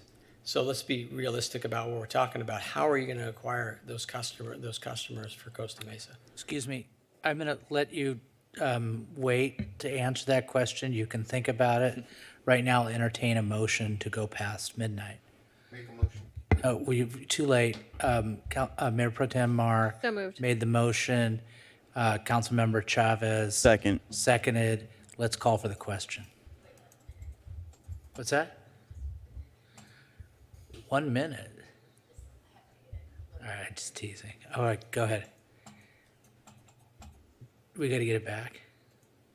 Call for the question. Motion carries 6-1 with Councilmember Harper voting no. Well, if he voted no, you don't have to answer. I always the vote question. no to go home. All right. No.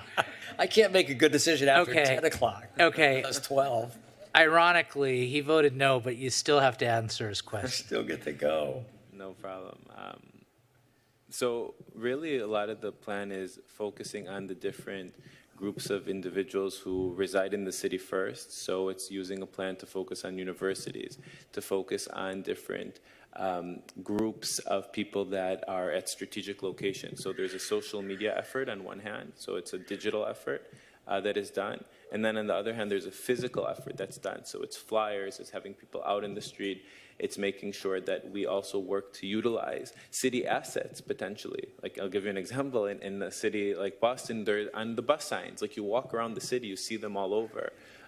So it's getting that sense of awareness throughout the people. The best way to get users is by getting the businesses to promote the app. The business owners are the best advocates of it. So the first step is making sure that we can help onboard as many businesses as possible and get them as excited as possible. Because when someone goes in there and they see that they can earn points for shopping there and really make money, they'll continue to do it, they'll share with their friends, and then they get to that network effect, which is what we always look for. So you're going to go out in the street to the local businesses, give them flyers to hand out to get people to sign up. There's a big effort in merchant onboarding. It's not necessarily in the technical onboarding, because that's very simple, but it's on getting them excited about it, getting them that sort of sense of, hey, this is happening. I can tell you from visiting cities all over the U.S. that we're in, those efforts are successful, and business owners, the majority of business owners, obviously not all, are extremely excited about this platform, and once they're trained properly, they will tell it to the people. They will tell it about it to their guests and visitors. What percentage of the sale,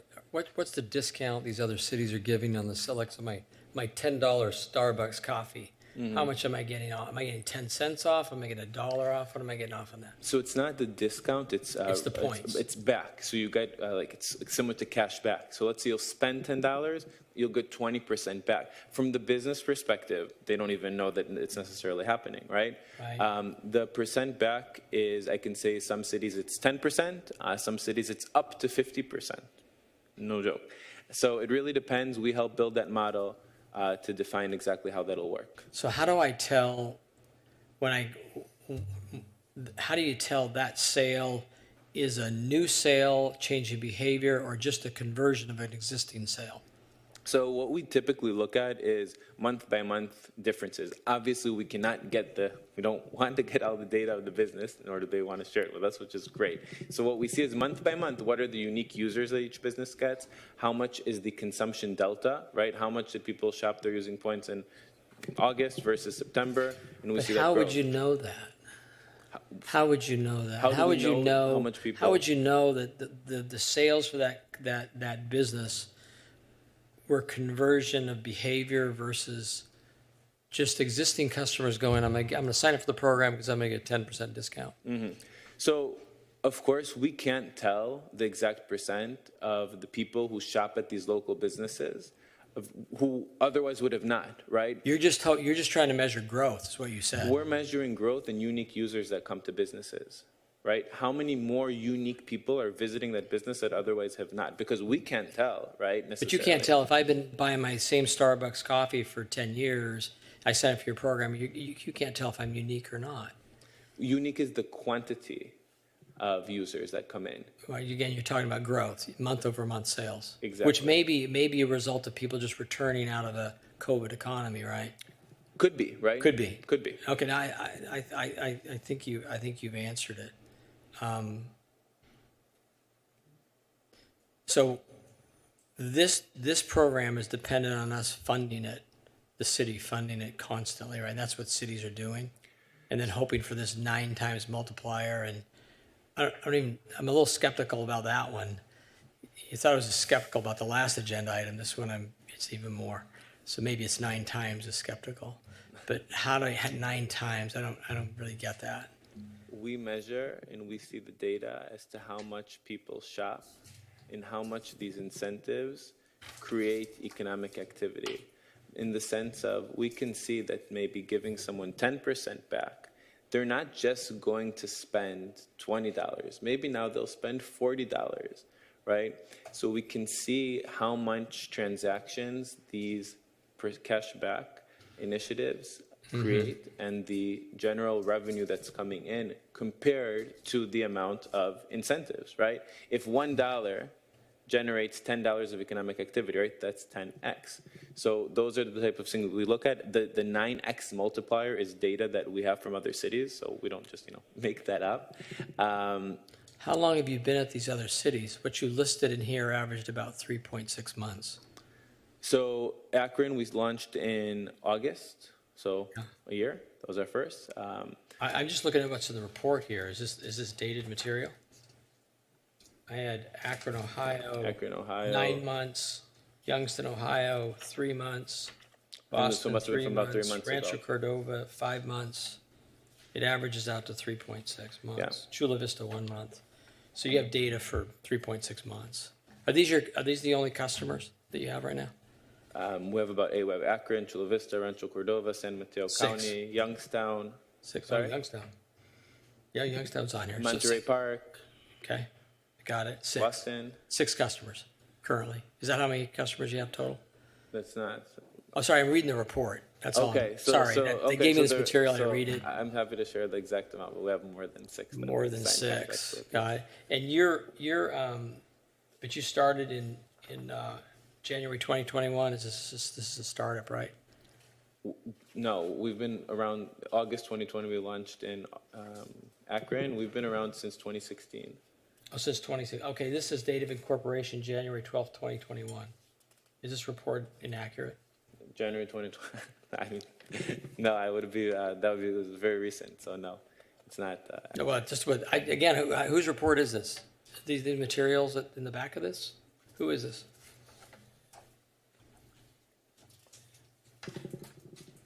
Councilmember Harper, can you point me to a page, handwritten page number so I know what we're Sure, we're page looking at? 55. Thank you. So this is your.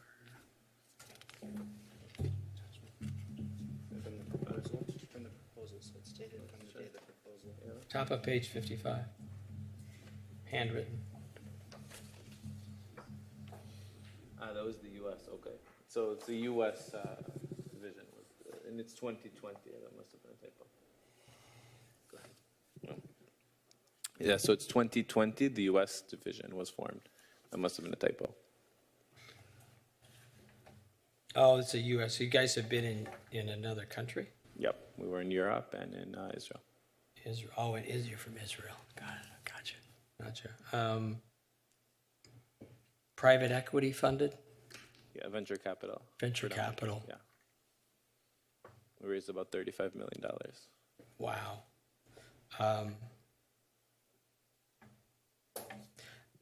There's a lot of people that have spent a lot of money trying to compete with Amazon, and you know that, and it's a tough hill to climb, and I've seen a lot of companies, even in my space, that have raised more than 35 million and not made it. Councilmember? So, Do you have any other questions? you profitable? At this stage, we're not profitable. We're not. Okay. And the 85,000 gets us the platform and some groundwork, and you develop some customers, and then we're off and running, right? The 85,000 includes the 24/7 service, dedicated team that's focused. So it's not, unlike a lot of companies, we don't just kind of come in, implement, and then leave. Yeah, okay. Okay, I'm done. Thank you very much. Appreciate it. Thank you. We're passing the witness to Councilmember Reynolds. That's way down here.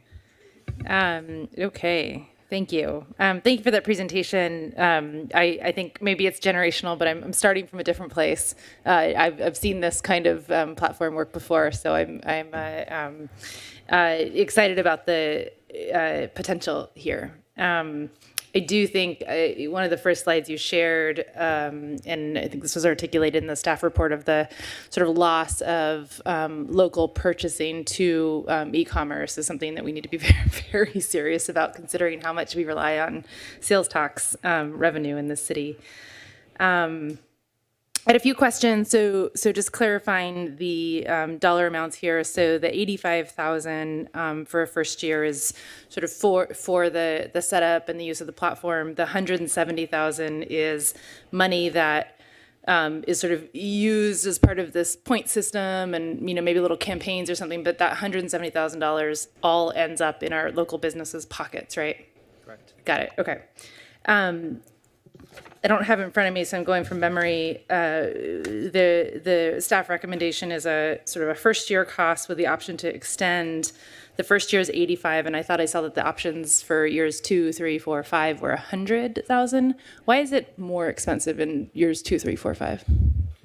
So the true reason is we often, for the first year, give it at a discounted rate. I can say that, that's always something up for discussion once we reach that point. So just the first year, we always give a good discount in relative terms. Got it. Okay. Got it. Okay. Trying to read my own writing here. Oh, I just wanted to comment. I really liked the idea of points also for participation in outreach activities and community engagement. I thought that was really nice. A question, you had a slide where you showed, there's brick and mortar businesses in Costa Mesa, but there's a difference between sort of this 48% for local dollars spent at local businesses, and then I think it was 18% or something for your Targets and your Walmarts and so on. Absolutely, always want to support local businesses, right? But if one of the primary goals is to offset like Amazon type purchases, isn't the trade-off for a lot of Amazon purchases the Targets and the Walmarts and so on? I'm thinking of like the toilet paper. I got rid of my Amazon account when COVID started, so I don't do any of the online shopping anymore. But I was just thinking, what I used to purchase from Amazon was like my monthly toilet paper.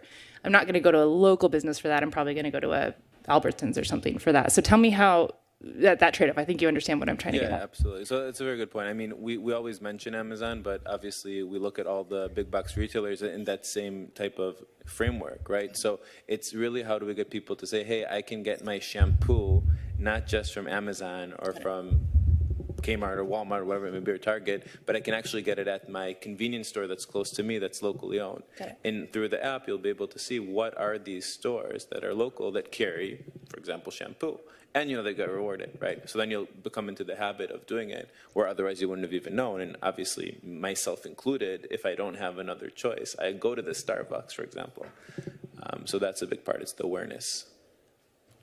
Also, Councilmember Reynolds, what the other option here is, we have a flexibility to measure analytics and respond accordingly.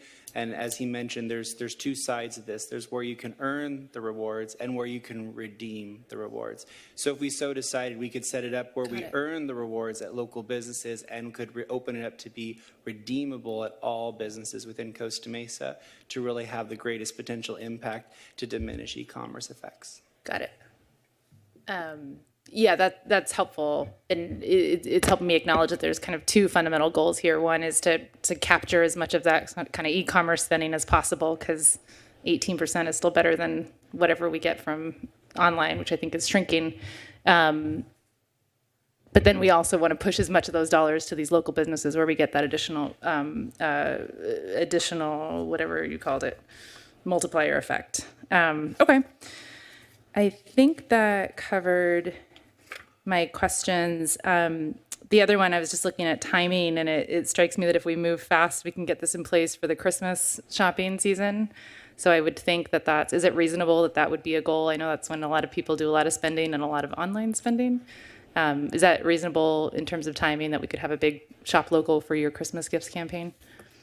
I mean, from our perspective, we can move fast. I can say in Boston, we launched in 2 months. And so it's a good So you can do it faster here. So we can even do it faster, yeah. Got it. Okay, those are my questions. Thank you. Councilmember Gameros. Thank you. So I keep hearing you talk about an app. Where's the app? Here's my phone. Where's the app? How do I get on an app and see what this? I hear a lot of talking, but what? How do I get on there? How do I do it? Well, you can look at all the apps. So it's not our app, right? Each city has their own app. So you can look at Be Local. You can look at Our City, at Choose Chula. You can look at Yo. Each city has their own app. Just give me one that we can look at and see, oh, here it is. Now, because, look, I'm a visual guy, okay? I have spatial recognition minimally. So you're talking about all this stuff. I don't have a picture painted.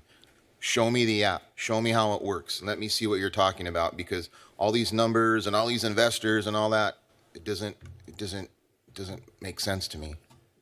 So that's what I'm saying. Like, Yeah. Councilmember Gomeros, you can go to Acronite, AKRONITE. That's an app that's active for Akron, Ohio, and their redeemable credits are blimps. have you done it? Yes. And what did you see? The first 3 pages incentivize people to shop local. It invites you to engage in your local businesses, provides you a list of contacted businesses in Akron, and then immediately sets you up saying you're good to go and start going out and by making purchases in your city. And what makes people want to upload this app on their phone and start using it? Right. So as Michael mentioned, there is going to be a campaign involved at the beginning to build awareness. And so similar to what we did at the beginning of our Shop Local campaign during COVID, we worked with the bus stops to put up an ad campaign on the inside area where everyone waits for the bus to say Shop Local. That was great because it was a message, right? But now it's an actual invite, not just shop local, but download this app and then go around your town and start earning rewards. So do we have to pay for the advertising for that so that we can get them to go on the app that we're paying for with this? Right. So in that situation, the bus apps, the bus advertisements, we didn't have to pay for because we had a partnership with the bus company or the transportation, Caltrans. Okay. Thank you.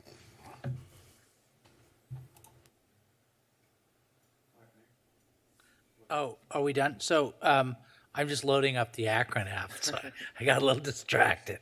I'm going to go to Akron. I'm ready to go. All right, Councilmember Harper, you want a second bite of the apple here? Yes. Okay, you may have it.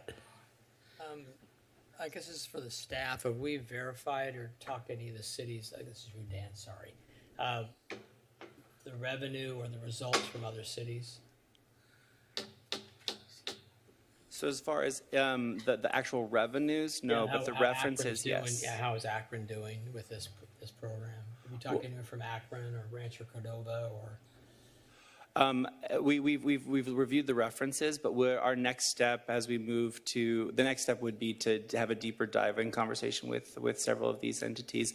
But their apps are operational, and based on reviews that we've received, articles that are coming from those locations, they're widely successful and well received.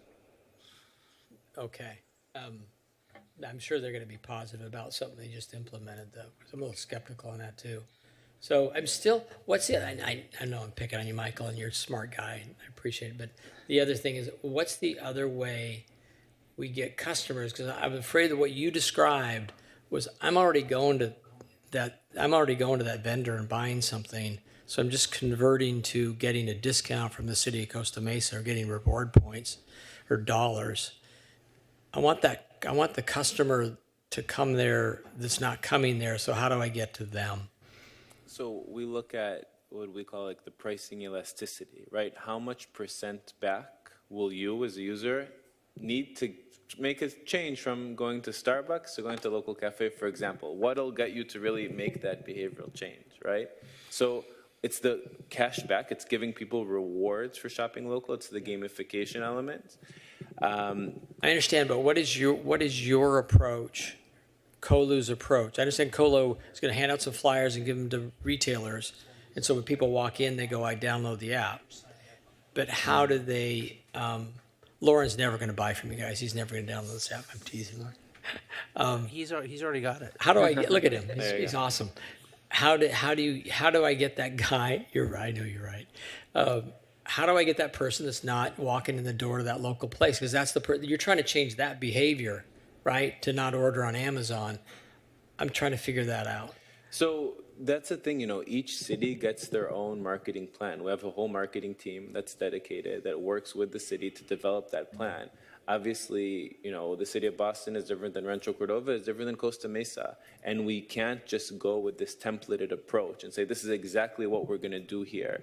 Once we start, we would at least, the roadmap to launch, a big part of that is working on the marketing. There's two main elements of starting. How do we brand and market the app? And how do we onboard businesses, right? Those are the two main fundamental steps when we start. So, of course, we do many different things. It could be digital, it could be social media, it could be Instagram, TikTok. We know the Gen Zs are big on it. Whatever it may be, we look and we see and we give the city suggestions. You become reactive. We give you, say, here's what we couldn't do, here's what we see the result could be. And you say, great, this is something we'd like to continue with. We'd continue. Is the city going to pay for those Facebook ads and all the social media ads? Does City of Costa Mesa pay for that? It really depends. Facebook, it doesn't necessarily have to be ads, right? It could be Facebook page. Posts, yeah. And Facebook The posts. page app. Yeah, you don't have to pay for those. So I'll piggyback on something that Michael was just mentioning. So we would be prepared to have our business licensing team put this in the packet. When you come get your business license, we're going to tell you all about the app. Sign right up right now. Get yourself the app and tell everybody and anybody about the app, right? We'll use Costa Mesa TV to brand it. We'll work with the Chamber of Commerce to make sure that when someone becomes a member of the chamber, they get that information, right? And so we would work with every single stakeholder to get the word out on all of it. That's merchants. I'm looking for users. I'm looking for people that. Excuse me, I'm going to make a motion. I'm going to make a motion to hear from the public. Yeah. Okay. I guess. Seconded by Chavez. Call for the question. I have to do a roll call vote. Councilmember Reynolds? Yes. Councilmember Harper? Yeah. Motion to hear from the public. And the questions and hear from the public. Councilmember Harlem? Yes. Councilmember Camaros? Yes. Councilmember Chavez? Yes. Mayor Pro Tem Mar? Yes. Mayor Stevens? Yes. Motion carries 7-0. All right, let's hear from the public.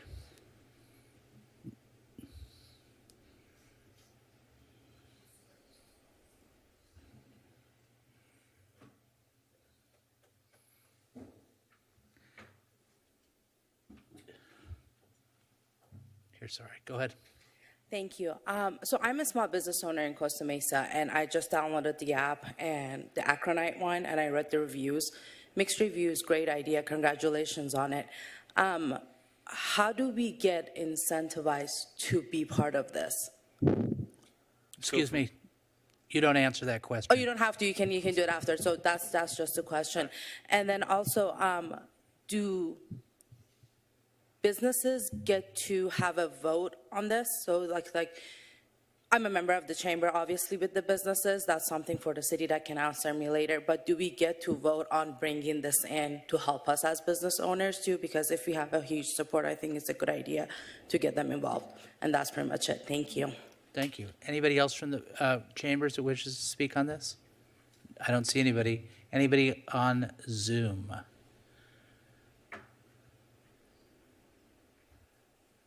Mayor, we do not. Okay, let's close public comment. I've got a motion by Councilmember Mar. Mayor Pro Tem Mar, what is your motion? I'll move to approve the staff recommendation, and I would ask that one of our priorities includes publicizing Costa Mesa coffee shops. Second, enthusiastically. Okay, so we got a motion by Mayor Pro Tem Mar, and seconded by Councilmember Chavez. So does anybody on council, Councilmember Marty, Mayor Pro Tem Mar, you want to speak to the motion? You got to pass after midnight. You can call me, whatever. Yeah. So thank you. This is fun. I'm excited to see this in action. I think the cost isn't unreasonable for what we can get. And frankly, we've all said that we need to try things and see what works. I've mentioned coffee shops specifically. I've been working with the chair of our Parks Commission, Charlene Aschendorf, on a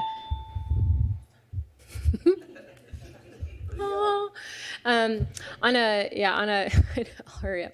On a coffee shop passport, or a way in which we can sort of incentivize. I think we have like 38 coffee shops or something, and we're becoming a little bit of a mecca within Orange County of like the place to go. So I actually think this sort of solves that. We don't also need a coffee shop passport if we have this app. And I think there's lots of other opportunities to do that with with all of the things that we're known for, right? I mean, we've got a bunch of like Michelin-starred restaurants. We've got ramen. We've got all of the reasons why people drive an hour to come here from all over the county. And if we can continue to encourage and grow that excitement, this is another way to do it. So, thank you. Thank you. Councilmember Chavez. Thank you, Mayor Stevens. I think this is worthwhile looking into and investing in. You know, we take a lot of pride in being Costa Mesa strong and being very locally focused. And I think this is a unique opportunity to see if we can really incentivize folks and residents to really promote that and make it more of a routine thing for us. I personally think it'd be great in my district, that 19th Street corridor, particularly, Member Reynolds knows as well as I do, there's a lot of small businesses in that corridor. A lot of them are Spanish-speaking owners that I think would benefit greatly knowing that their shoppers can get discounts. That'd be a great way to encourage people to buy locally and save money as well. So for that reason, I'm supporting this motion. I think it's worth a shot. And like Mayor Pro Tem Marsh said, if we're serious about promoting small businesses, let's actually support them with things like this. Okay, Councilmember Harper. Yeah, I don't really think I got a clear answer. Oh, actually, I think I got an answer. I don't think we're going to know what new sales just moved over into this program that existed already. And I don't think we see it. And I mean, this is a tech company, a year old. I've got references that average 3.6 months. I wouldn't invest in this tech company at this point, and I don't know why the city would. Tech companies get bought out and they fail, and that's the program. And I joke about my experience in technology, but half my business is in Silicon Valley. My CEO or my COO spent 5 years in the tech industry. He looked at this app, he looked at the program, and we're just a little skeptical about it. And I think it's a little early to adopt it, frankly. And you're not going to be able to measure it. We're not going to be able to tell how real this is and if it takes off at all. So that's my concern about it. And I respectfully think that this looks like business to me, but I'm just not a fan. So that's all. Okay.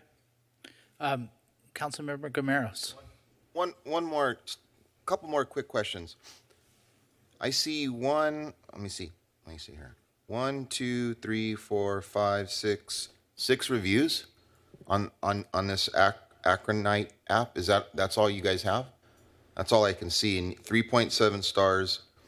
And like one of our constituents said, is mixed reviews. So is that all you have? Do you know? It's on the App Store or Google Play? I'm on Google right Play. here. Yeah, I mean, so I think naturally more of the users are on the App Store. I don't think we have the data exactly how it's distributed. So Google Play has different reviews than the App Store. It's a different operating system. I'm just trying to look at this and gauge what it says 1,000 plus downloads. Yes. So it's like very, very new and mixed reviews. So I'm just trying to get a grasp on what it is we're getting into. Other than what you're claiming and what I'm looking at are, I don't know. I just don't see it. I'm sorry. Yeah, no problem. I mean, the program in Akron has been around for a year since it started. So. Okay. Thank you.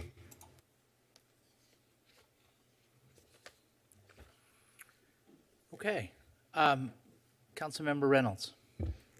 I have one request. If it's not sort of baked into the proposal here, I'll ask to add it. I'd be really interested in sort of the first year report, kind of impact report, with the opportunity to talk to the team that does that analysis. Can we include that in the scope? Who made the motion? Mayor Pro Tem Mar, would you be open to including that in the scope if Dan indicates it's not already? A first year impact report with the opportunity to talk to the team about how you did that analysis. So the app comes with analytics, real-time analytics that we can use throughout. But if there's specific metrics that you're particularly interested in, we can make sure we write that into the contract with Colo. Great. That's reasonable, right? You guys would be able to talk to us about the methods behind the impact calculations? Absolutely. And you Great. get the 24/7 Great. access to the dashboard. Great. Thanks. Okay, we're good? No, I just want to say I support the motion, and I appreciate that the city staff is working toward a shop local program, and I trust Mr. Inlos that this is the best program that we had, and I think just the effort. I do believe that we're going to get some benefit out of it, and I do. The benefit's going to exceed our investment, but I think the effort to do a shop local program will be much appreciated in our retail community. So thank you for doing this. Welcome back. Thank you for all you've done for small businesses during the pandemic, Mr. Inlos. You know, it's really good work. It hasn't gone unnoticed. Did you want to say something, Mayor Pro Tem Mar? Yeah. Yeah, I apologize. I meant to say this earlier. To Ms. Abraham's point, yes, it absolutely sounds like businesses certainly have the option of opting in, but I think it'll be super important to get feedback either via the chamber or from individual businesses about how this is working out for them. And potentially that's something we could include in that one-year impact report. Thank you. All right. I think we're ready to call for the question.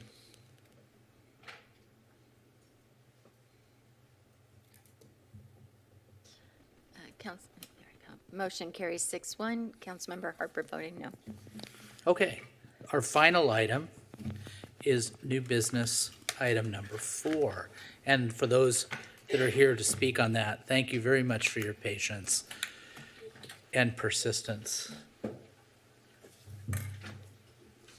Item number 4 is provide direction on proposal to negotiate and enter into a 35-year agreement with CSCDA Community Improvement Authority to convert via a property tax waiver 580 Anton Boulevard into workforce housing. Presentation by Ms. Molina, Finance Director. Ms. Molina, you have the floor. Thank you, council members. Before you tonight is City Council direction is requested to review and present recommendations at a future council meeting regarding a potential impacts of entering into a agreement with CSCDA for issuance of an essential housing bond for the property located at 580 Anton Boulevard of about 250 units. An essential housing bond overview to provide a little bit of a scope of what this is. It's a tax-exempt bond that's issued by a governmental unit. In this case, it would be CSCDA, with all of the bond proceeds going to the purchase of the properties, and it would convert the property from market rate rental units to below market rate. If this program would go forward, it would require this property to be exempt from property taxes. For an overview of the 580 Anton Boulevard, the 2021 property value is approximately $82.5 million. For the 250 rental units at this site, the current monthly rentals vary between $2,300 to $3,575. The proposed adjustment to the monthly rental would be $21,200 change to $3,350, approximately a savings of $100 to $220 a month if this program were to move forward. This would target affordability more to a medium type of income units. As you can see from the table, the incomes would vary from about $86,000 to $129,000 for those that would qualify to come into this lower rental market. Currently, there are no units in the proposed project to target a very low or low level of affordability. To provide the council with a fiscal overview, the The request is for a CSCDA issued bond of about $170 million, which would be an increase of about $87.5 million from the 2021 assessed value. These dollars would be tax exempt and they would require City Council approval. In this proposal, the city would have an option to force a sale after 15 years and would receive a portion of the net proceeds, assume that there would be any at that time. The total estimated annual property tax revenue for all of the entities that receive property taxes annually, it's about $870,000 a year. Newport Mesa Unified stands to lose about $500,000 a year, Coast Community College about $114,000, and the City of Costa Mesa General Fund $124,000 a year. It's important to note that our property tax revenues do increase year over year, so that would also be lost.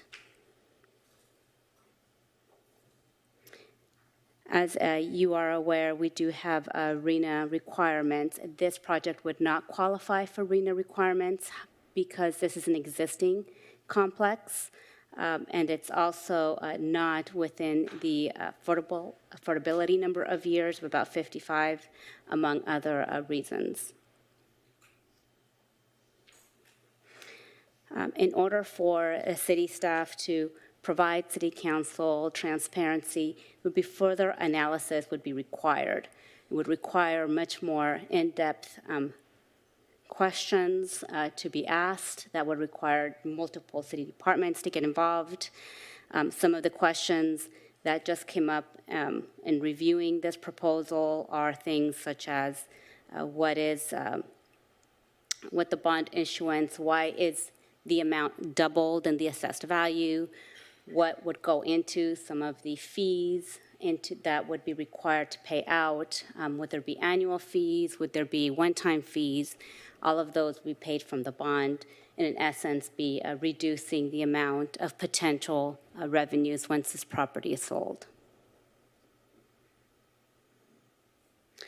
For our next steps, we're requesting City Council direction for further diligence review because staff would be having to put in additional hours to review this, in excess of 4 hours, in order to be able to conduct a thorough cost-benefit analysis, a thorough in-depth fiscal analysis to the multiple entities that would be losing these dollars, as well as explore some amendments and other types of analytical tools we would also be requiring to reach out for, such as outside bond counsels and financial advisors. Another viable alternative for the City Council is to bring this back to the Strategic Council retreat in September to be able to identify if this is a project that the City Council would like to move forward for staff review. At this time, I will turn it over to the City Manager if she would like to add any additional comments to the proposal.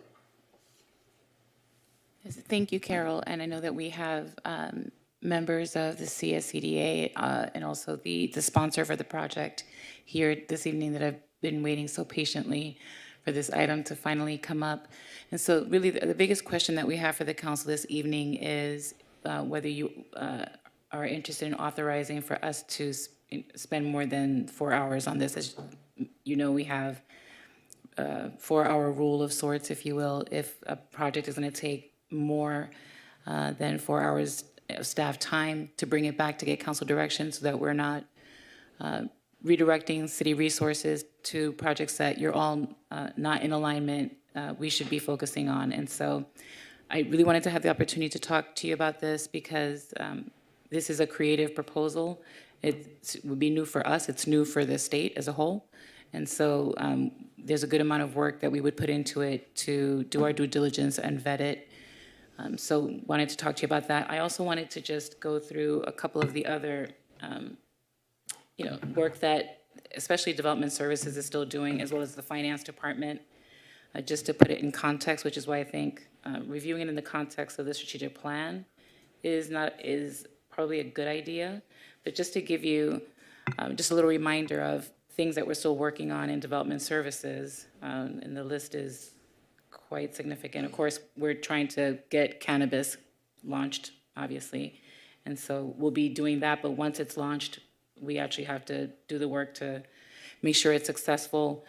The housing element update is happening. We still have the senior center housing proposal that we did the exclusive negotiating agreement with Jamboree that still needs to come before you, an inclusionary housing ordinance that hasn't come to you, that you want a short-term rentals ordinance that we have not yet worked on, a new first-time homebuyers program that we adopted in the budget, revamping our existing rehab program, figuring out what we're doing with outdoor dining solutions post-COVID, which we get called about from our residents just about every day on that. And then, of course, working on Fairview Developmental Center strategy with the state and all the specific plans that we have and updating those. And so that's just on the development services side, of course, in finance. You know, they're closing out the fiscal year and doing budget monitoring and all of that. So we have the expertise to work with the team on this, and so we need that feedback. One other thing that I wanted to throw out for consideration is we've talked a lot about the potential for Project Home Key as another opportunity for increasing housing in the city or changing the stock to greater affordability. And so I don't think that we could work on both of those simultaneously. And even that's not on the list right now. We just know that there's a ton of money that's coming from the state to actually promote that. And we know that we have sites throughout the city, especially with some problematic locations that will go unnamed, that we may have opportunities to acquire those properties and do some housing there. And so, Just say what Project Home Key is. yes, Project Home Key is a state-funded project where they're providing, I think at this point, the state's providing in the hundreds of millions to cities for the conversion of mostly motels to either SROs or efficiency units for housing, affordable housing. Thank you. Okay. Does council have any questions of the staff? And what I'm going to do is, there's promoters of the project here, and they're going to have to, work within their 3-minute limit, but I'll leave the hearing open in case council has any questions at their discretion of the promoters of the project. But Councilmember Gameros, do you have questions of staff? Go ahead. You have the floor. I do. So it's in excess of 4 hours, but do we have an estimate on the top end? Like, are we talking 40 person hours, 100 person hour? We have any guesstimate? 3 people, 4 weeks? I would be making it up. No, we don't. No. Okay, thanks. Don't you have some type of a range, or, is it going to be 1,000 hours? No, John, I don't. We haven't. We're starting from scratch. This is a brand-new program, even at the state level. And so we're starting from scratch. It's not conduit debt. It's a different form of debt. We're looking at the cash flows. We have 25 questions already that we've come up with that we didn't even share with anybody just yet. And so, no, we need to understand this well. We need to understand the triggers for the sale. We need to understand the amount of the bond issue. Hold on one second. I'm going to jump in. So if I were taking your depo, I'd say, so it could be more than 1,000 hours. So I think Could it be more than 1,000 hours? that doesn't, Mayor, I'm sorry, I'm really not trying to be difficult. I guess we don't think of it in terms of hours. I think in your profession, and probably Kim can relate to what you're saying, and even Jeff, right? You can convert a project to hours. I'm not wired that way, so I really don't want to mislead you tonight. We would do whatever time it takes to feel comfortable to bring it forward, that you would have something that we could really get behind. Okay. That would be viable and successful. Councilmember Harlan. Okay. Just a few questions, and I don't know if staff can answer this or maybe the sponsors, but I want to know what the current vacancy rate is at the property.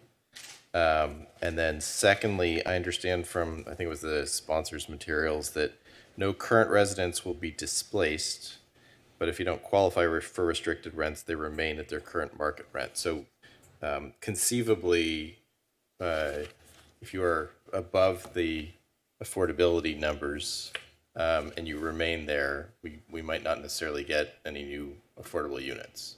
So it's a question for the sponsors. And then last, I don't know if staff has, probably not at this point, reached out to any of the other taxing agencies, Newport Mesa Unified School District or Community College District, but I'm curious what their input may be in this process. No, we have not reached out yet. Okay. That's all. Okay, Councilmember Harper. So this, I'm just trying, I'm wondering why this is on the agenda if the city staff is not prepared to work on this respectfully. And I don't know if we did okay this tonight, schedule wise, would it be, I mean, can you project out how many months before you'd actually be able to work on it? So what's before you this evening is giving us direction on whether you want us to pursue the evaluation, the analysis, and then bring it back to you subsequently. And so, I mean, it's at least 60 days, given everything else that we're working on, at least. Yeah. And do you see other benefits of this that outweigh the other benefits of the other things you're working on? Would this be down on the priority list in your assessment? You mentioned cannabis, you mentioned. Oh, well, cannabis is definitely the full-time effort right now. I mean, we still have to iron that out and then get it going so that we can get $3 million in revenue that the budget already assumes. Right. And so we're counting on $3 million in cannabis revenue, and we're in August and haven't started, but hopefully we'll get that all going quickly. And the applicant is going to speak and do a presentation. I've got financial questions, but those are for them probably, aren't they, John? Yeah, they're going to get an opportunity to do their. I'll stop. Unless council wants to give them more time, but they're getting an opportunity, unless somebody makes a motion to extend the time, to talk for 3 minutes. But as I said, I'll leave the public hearing open in case council has questions for them. Okay, Councilmember Reynolds, questions for staff. I just had one question on the timing. My understanding is that there is a time sensitivity on this opportunity. So I'm interested in staff's perspective, but it might actually be the sponsor's perspective on if we were to include this opportunity in our strategic planning retreat to look at those trade-offs and priorities, sort of how, is that even a viable option given the time sensitivity of this project? Thanks. Okay. Does anybody on staff know the answer to that? I believe there is time sensitivity, but I don't know if that's something that can be modified or not. Okay, that's something the sponsor can address. Okay, Mayor Pro Tem. Yeah, I'd like to move to give the sponsor 10 minutes of speaking time. I'd like to get these questions answered, right? If we give them 3 minutes and we don't get our questions answered and staff doesn't get other questions answered, then what are we doing here? We might as well. I hit second. There's a second. Okay, motion, this is not something we have a discussion on. Motion by Mayor Pro Tem Mar, second by Councilmember Reynolds. And so let's call for the I question. have to do a roll call vote. Councilmember Reynolds? Yes. Councilmember Harper? Yes. Councilmember Harlan? Yes. Councilmember Gameros? Yes. Councilmember Chavez? He's not here. Mayor Pro Tem Mar? Yes. Mayor Stevens? Yes. Motion carries 6-0. Okay, good. Then other than that, no, I don't see any questions of staff, so let's open up the public hearing, and by motion and approved motion of the council, the sponsor will have 10 minutes. But does anybody else want to speak before the gone? Okay, the sponsor, you have 10 minutes if you want to speak.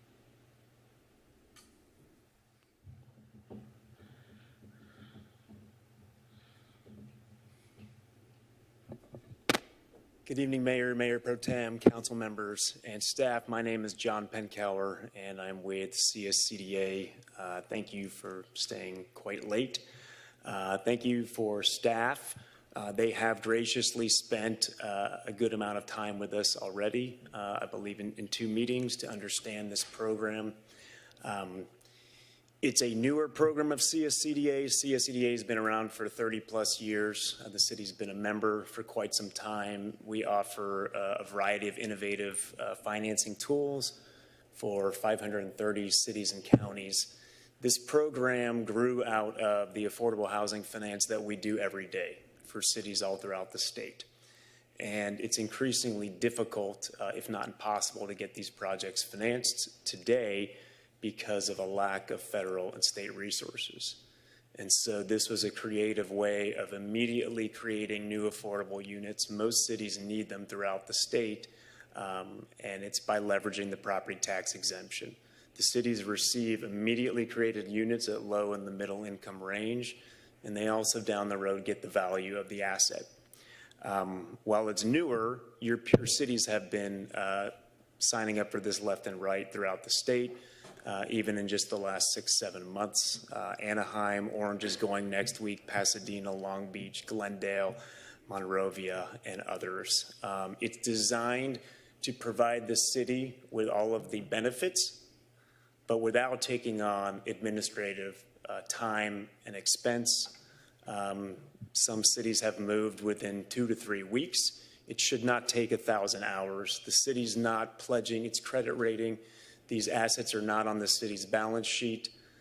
This city has a limited role, essentially to receive the future benefit, the future financial value in the asset. And so it should not take a lot of time and expense on behalf of the city. I'm going to introduce Lauren Seaver from Opportunity Housing Group. They are the project sponsor.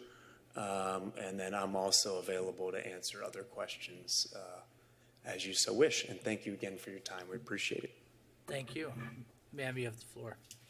Hello, Mayor Stevens, members of the council. Thank you so much for having us here tonight. I'm Lauren Seaver with Opportunity Housing Group. We act as the project sponsor and project administrator for CSCDA. That is an asset management role. I wanted to address a couple of the questions that came up thus far. So right now we have 580 Anton in contract to purchase. And this is actually a market rate live real estate transaction. So to answer the question on timing, it is limited from the perspective of the seller has the alternative to go out to the market and sell it to a market rate buyer. To address several of the other questions, I think this was from Councilmember Harlan, the current vacancy is under 5%. And regarding displacement, we do implement the program at turnovers. So when a tenant's lease comes up for renewal, they complete an income qualification process. If their income qualifies them, they receive rent discounts between $250 and $500 per unit up front. And if not, they have the option to stay at market rate rents. Based on our analysis of the tenants currently in place at the property, about 50% would already qualify. And we see turnover typically in market rate units of 35 to 50% per year. So we would expect that within the first year to 2 years, we would turn over 100% of the project. So I'm here to answer any other questions. I think that covered them. Okay, there are some questions by council. Councilmember or Mayor Pro Tem Mar. Can you address the staff comment about the size of the bond being double the assessed value? Yeah, so the assessed value is based on construction cost. The project was built in 2018, so the assessed value typically doesn't reflect the market rate value of an asset for sale. And we have looked at the various scenarios on the disposition of the asset versus the investment of the city's property tax revenue over the time period. And obviously, there can be a lot of variability in returns over 15 to 30 years. But the asset would have to lose 95% of its value for the city not to have a positive return at the end of 35 years. One of the concerns I've heard in the last couple of days is the idea that you could continue to refinance the bond such that at the time of sale in 15 years, there was a sizable debt to be paid still, and thus we wouldn't get our money back, much less any kind of a profit. What's the reality of that happening? So there's a couple. First and foremost, it's unlikely to ever refinance these bonds because of the decades low interest rate environment that we're in right now. This program works only with low interest rates. If interest rates go up 100 basis points, there would be no ability to affect these type of transactions. there's no incentive also to refinance the debt because there are no equity stakeholders in the project. There's no shareholders, there's no dividends, there's no distributions, there's no members. Every dollar can only go one of two places, right back into the project, into project reserves, or to pay down the bond principal. And so the only entity that would want to refinance the project would be the city if it chose to do so beginning in year 15. Okay, thank you. And then my last question is about the levels of affordability. So I appreciate that there's a need in the middle market, specifically professionals, teachers. I'm wondering about the possibility of getting some additional lower affordability units, if that's something that is at this point an economic constraint, just based on trying to be whole when all of those rents are collected, and whether there's any games we can play with the math where we're offsetting at least a couple of lower income units with above AMI. It's a good question.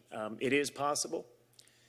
The goal of the program is to design it, to tailor it to an individual city's needs. So for instance, the default is a third of the units at 80% AMI, a third at 100%, and a third at 120. But that may not work everywhere. That may actually be too low, maybe for a city like Irvine. In other cities, they wanted more units at the 80% level. So in Long Beach and Anaheim, up to 40% of those units were at 80. It has to work within the underwriting of that particular project. We were able to be successful in acquiring a lot of projects during COVID because the competitor buyer, the market rate institutional buyer, they hit the pause button. They took a break. They didn't know what was happening. They're back. Rents are going up already through this COVID recovery. They're getting really aggressive. These are the Blackstones of the world. They pay cash. They don't have to go through this discretionary, approval processes. And so it's been increasingly more difficult to acquire properties. So going back to your question, there's a limited amount of subsidy, the property tax exemption, and it's arguably shallow. So in traditional affordable housing projects, we have typically tax credit equity, which is now also being increasingly difficult to obtain. So that amount of money can be put across different affordable levels. We couldn't turn it into a traditional project and have all the units at 60% of AMI. There are some cities that are exploring more of a mixed income model, where there will be some units with deeper affordability, but those are offset with market rate units. They were called 80-20 projects when we could actually finance them with bond allocation. So if it works within the underwriting of the project, we have to pay market rate prices because we're competing with other institutional type of buyers. So it's possible. Okay, so between COVID recovery, rising interest rates, and the fact that you have a transaction in progress, realistically, if you had to put a timeline on this, 60 days before we think the deal falls through, 120 days? It's probably less. I'll let Lauren add comments as well, but we're seeing sellers in other markets where the projects are under contract right now. They're getting higher offers from other buyers, and in some circumstances, they're probably hoping that we take too long or the project falls through. I know everyone says time is of the essence when they're here before this body, but in this case, these are market rate projects. The alternative market rate buyer, to be candid, they're licking their chops right now. They're seeing rents increase, going back to perhaps double-digit rent growth, and so that they're eager to invest in those properties. So is this a snapshot in time? We hope not. We're working on 2.0 of this, new construction opportunities, getting credit enhancement to hedge against interest rates rising, other ways of maybe having other public funds contributed to get creative and get deeper affordability. While there's no private equity permitted under this structure, other public funds can be contributed. So More of that to come. Right now, these are kind of bird-in-the-hand opportunities here in Costa Mesa and elsewhere throughout, especially in Orange County, San Diego County, and LA County. Okay, thank you. Oh, sorry, Councilmember Harper. So after 35 years, this becomes the city of Costa Mesa's property. Is that correct? So it could be even less than that. So we have an assumed amortization of between 30 and 35 years. This uses a type of financing called a turbo bond, meaning that any excess cash flow just goes and accelerates the repayment of the bond principal. So Okay, so we you're not assume taking any 30 profit years. out, so an investor gets an extra return. There's no investor return. There's no profit. There's no private interests. All the future financial benefit accrues back to the city, but you never have to own the asset. Right, but the bond, whoever's floating the bond gets some rate of bondholders. return, right? Right. That's okay. It's just fixed. And extra excess cash reduces the bond. Correct. Pays the bond early. That's right. And the, if I'm asking something, I want to ask what the market value of this property is. And you don't have to tell me what you're buying it for, but what's the market value of this property? Do you have any idea? It's 150 million currently. 150 million. So I just want to make this, I'm going to ask a question here. So the net present value, we're giving up 868,000 in property taxes, future property taxes per year, right? That would be total. Total, 868,000 per year. Yeah, and it doesn't all come to us. I can understand that. Yeah. And so, wow, this is severely discounted for what we're paying for it then, isn't it? I'm kind of astounded at that number. 868,000 times just straight math, 35 years is somewhere around $30 million, right? Why isn't it 100? That's what astounds me. So how does that work? It sounds like a good deal. I guess what I'm saying. It is, because the city is really benefiting from the accrued value in the real estate over a 35-year period. You're saying the future value of this is worth 150 million. No, the current value is. When we Current project it out, net of paying down all the bonds over the 35 years, the Yeah. city makes somewhere in the range of $200 million by year 35. Wow. Okay. I get it. Yeah, so I've got to jump in here because this is precisely what we need to vet. And so I'm concerned that we haven't done the analysis thoroughly to be able to verify that. And that only works, right, to the extent that every single assumption and all of the cash flows work. That's how assumptions work. And so we know that we need to build in a stress test because in 35 years, we'll likely have at least 3 economic downturns. And so we'll need to look at that. We also need to look at the mix of rental units to be able to say, yes, this rental stream is going to be able to pay off this debt service so that we don't have an issue with outstanding debt. So this is far more complicated than what we're talking about tonight. We're doing it a disservice and kind of picking these one-off questions. I mean, I think there's some things that kind of occur to us quickly, but I do not feel comfortable saying that I'm comfortable with all of the numbers that have been presented because we still need to do our due diligence, right? And so that's why we're asking you tonight if you want us to delve down and delve deep into this to really get into the weeds and be able to give you a solid recommendation. So I'm excited at 1 a.m, but I understand what you said. That the risk is on the bondholder, and if the rents don't come in, I guess they could liquidate the project, pay the bond, and the bond's paid off. The city would get the difference, correct? Or they would refinance. Or it could why would we refinance? If you can't pay off your debt service, you're going to extend the term. Well, that's the easiest way for you to actually be able to make it. Is the bondholder allowed to do that if they can't make their bond payments? So the bondholders are all qualified institutional buyers, very sophisticated mutual funds, Vanguard, Franklin Fund, BlackRock, Nuveen, PIMCO, that's who's buying these bonds. They're lending 110% loan to value because they feel strongly about this credit. These are, in this case, a Class A asset that's going to have below market rate rents.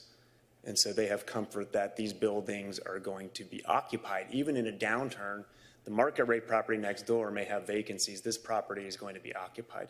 One other thing that we haven't talked about, and there was a question earlier on, is, well, why is the bond amount 170 million? Those investors require extensive reserves, much higher than what you would see in any other typical commercial financing, which give them comfort. That's for debt service, that's for capital improvements throughout the term. But they otherwise, they don't have any other interest in the property. They're just receiving. You know, the math, the question I asked incorrectly was, as you're talking, and I realize if someone's giving me $868,000 a year, and I put that in a 3% bond, what's that value in 30 or 35 years? That's the question I should have asked. And I'm not expecting, that's something staff should calculate for us and give us an answer on, but that kind of at least makes some, in my little world, common sense about where's the money coming from and who's getting it and who's not getting it. The last question I have is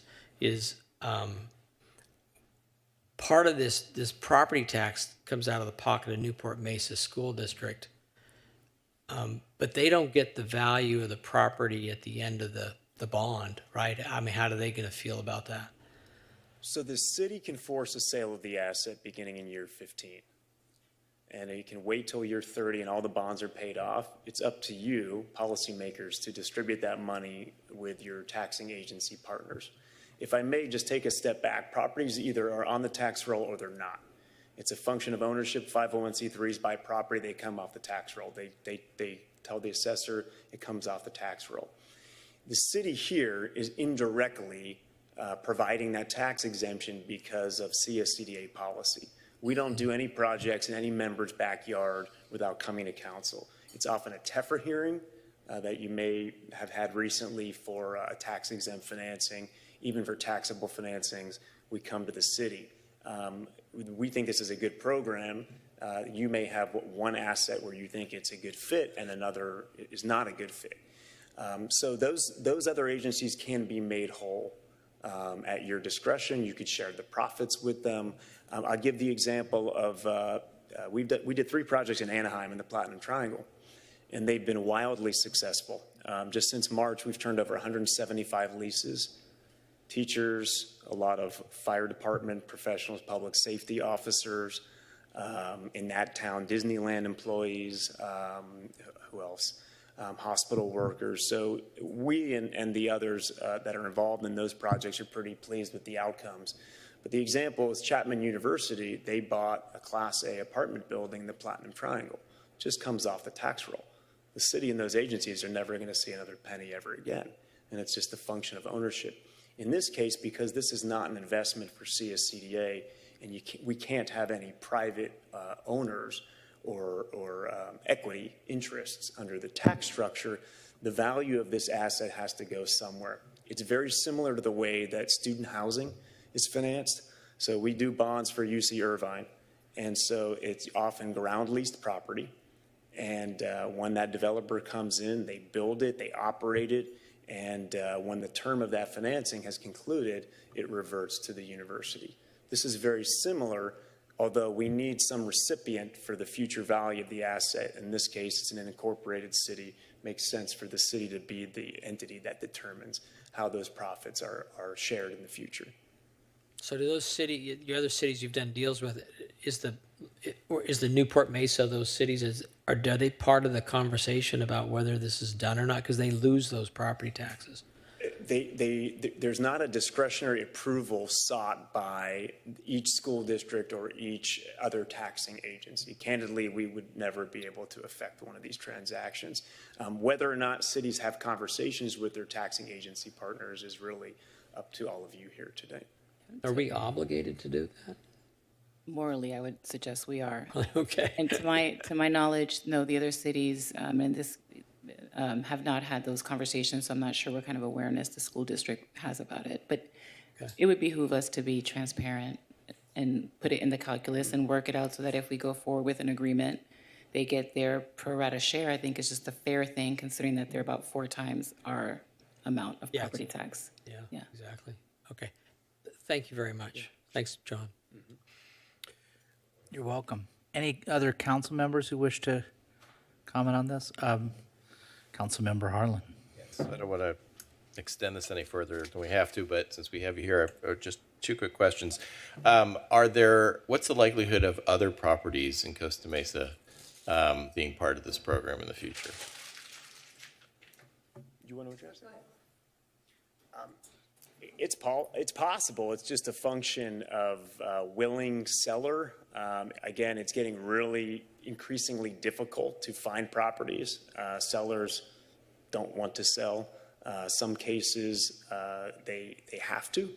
A number of the projects that we acquired, a merchant builder built it. They have an equity partner. Doesn't matter if there's COVID or not, they have a certain exit date, and we were able to take advantage of that. It's possible.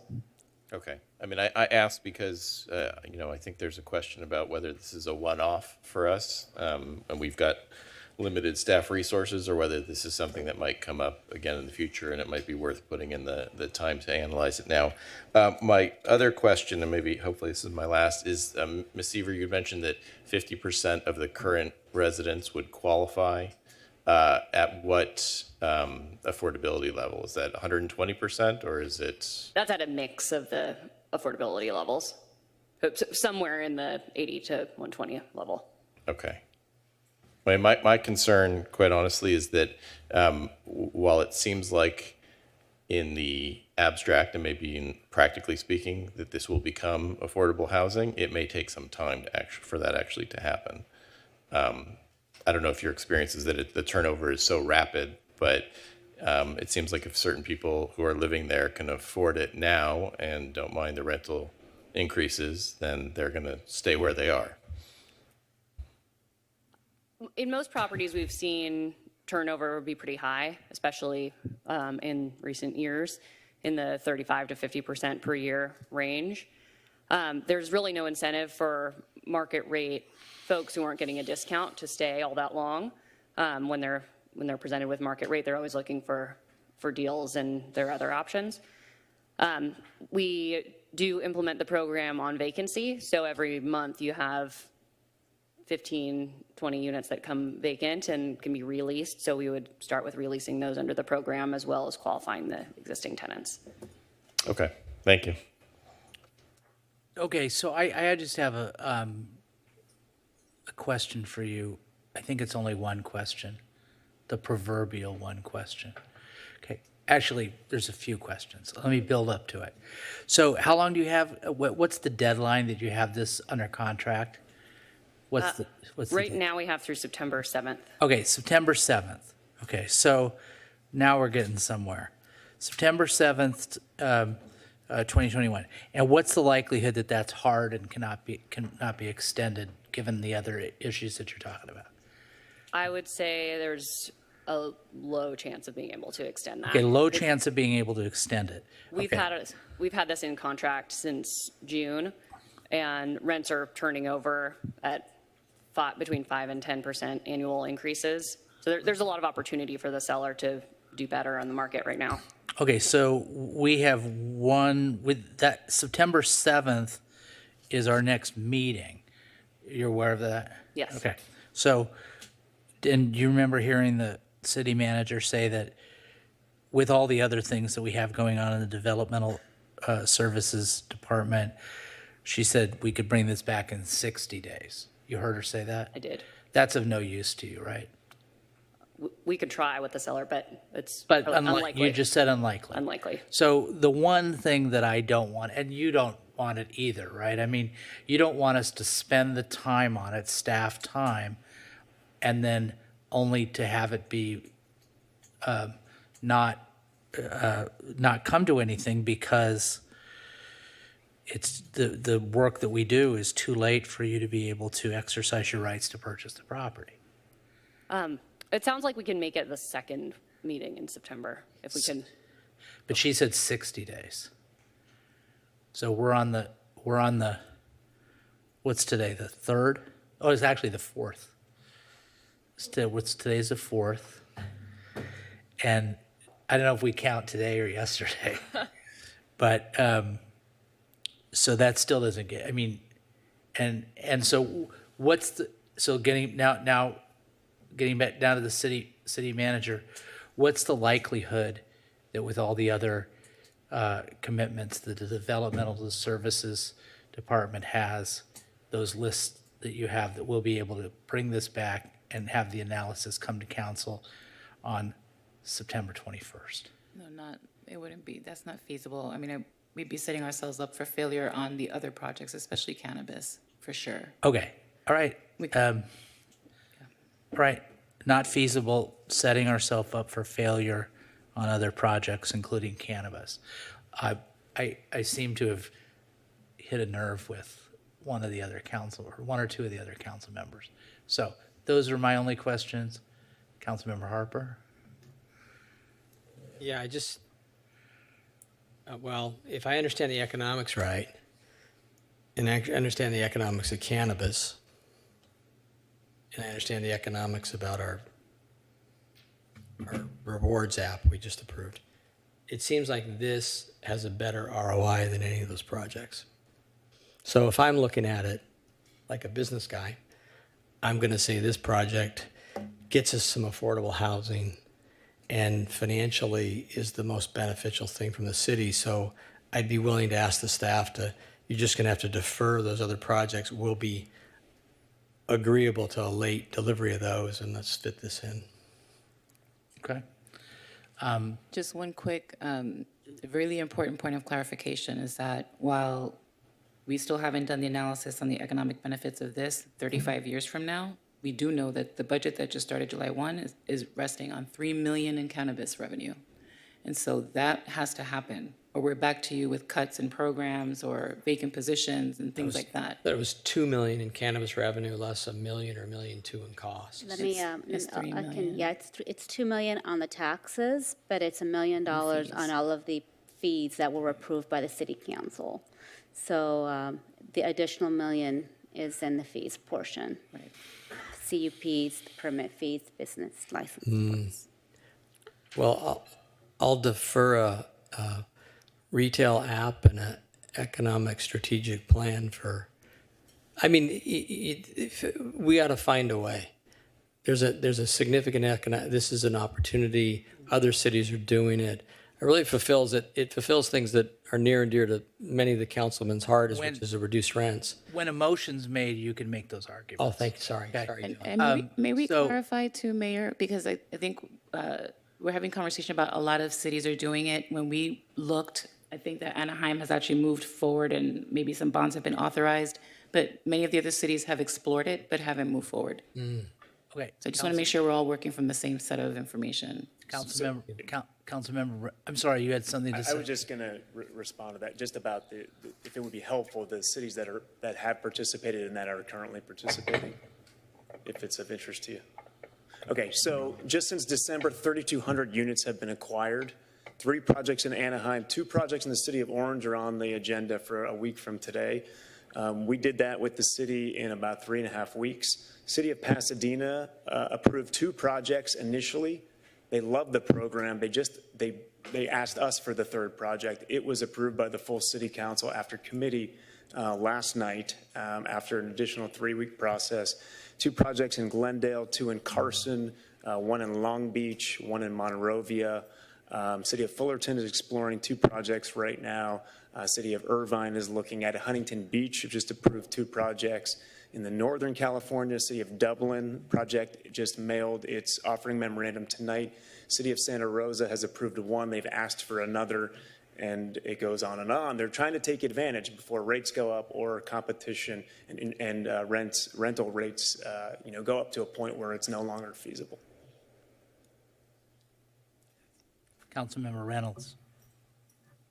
I have a question, I think for our city manager, as we're trying to sort of balance the different, or understand the different things that you have to balance here. And I think we're hearing from folks that, or from staff certainly, that we don't have enough information to say go for it, even though it sounds like a really good opportunity. But I think we also, given the huge upside, even though it's further out, don't feel prepared to drop it.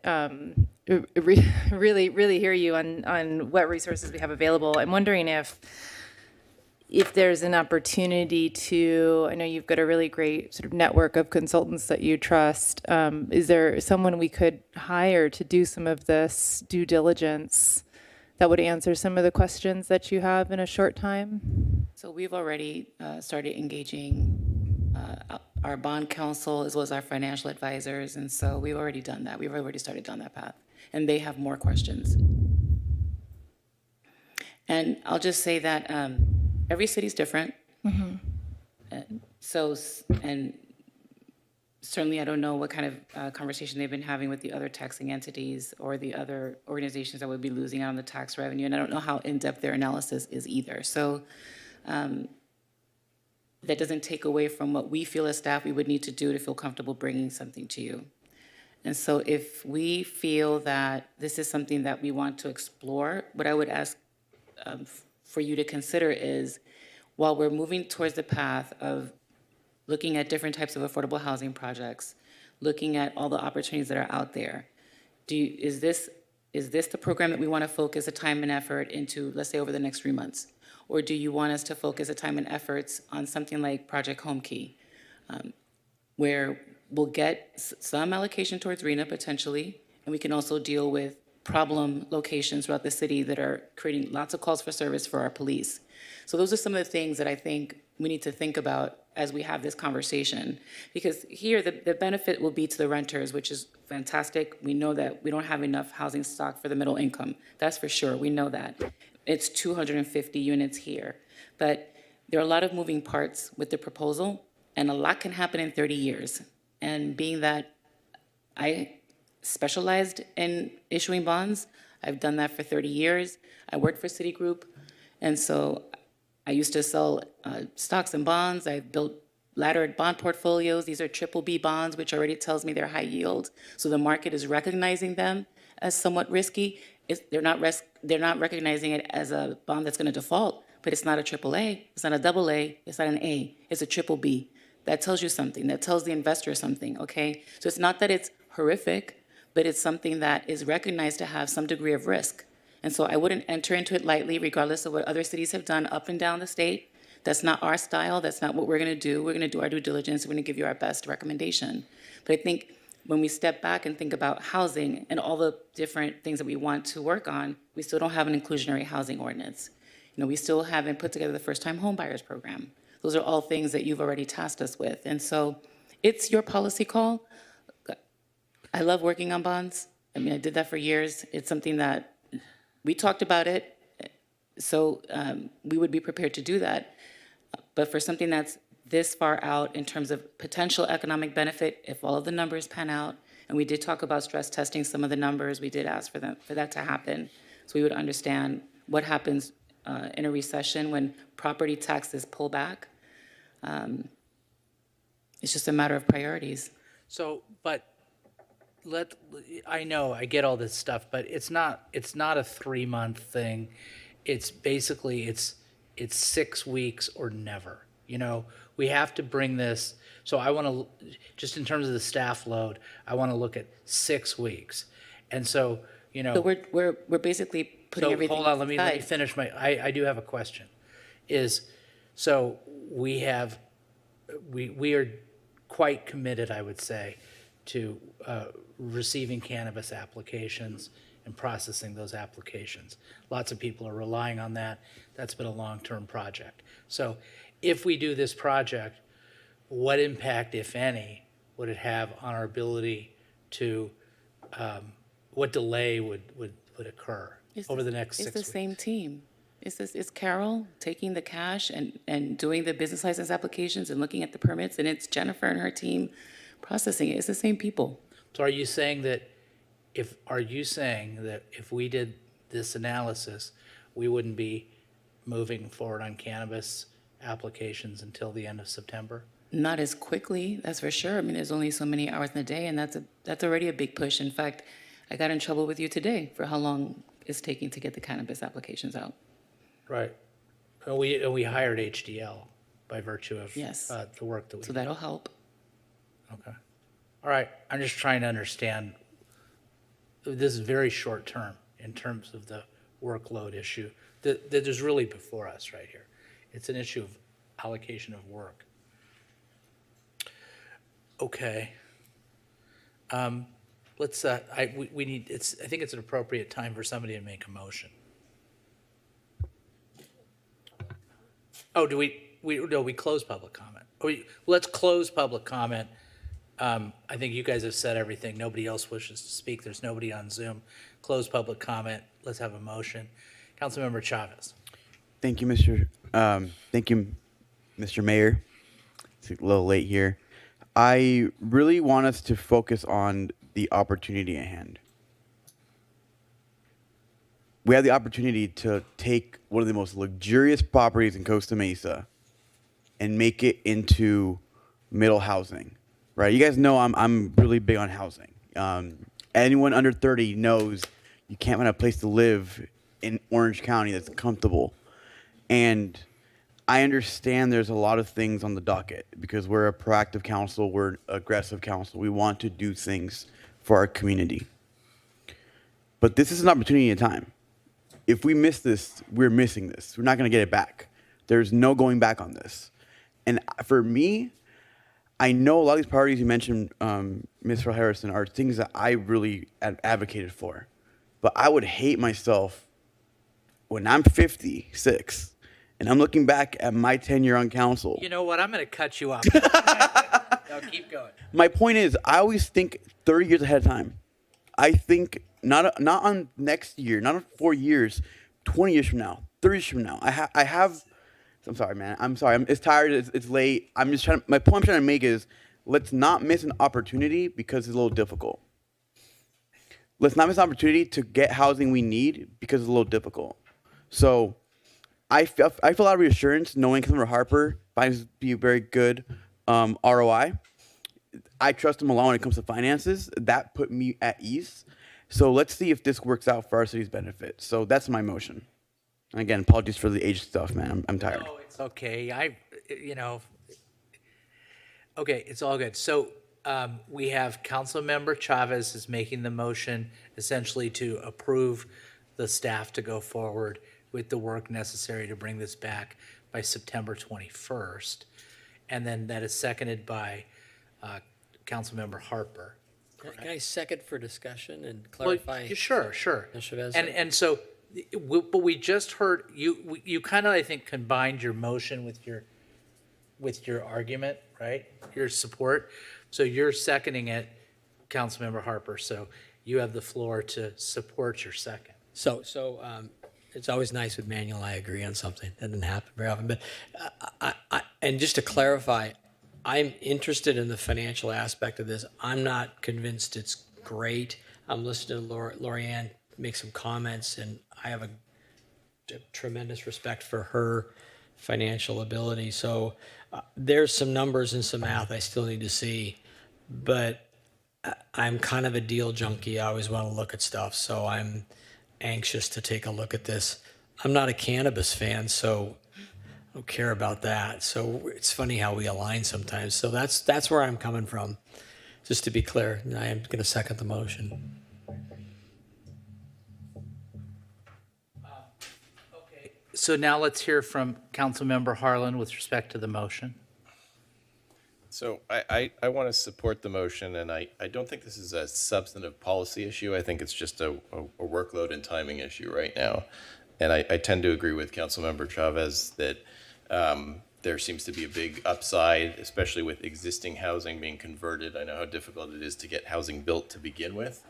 So this seems somewhat of a simple process.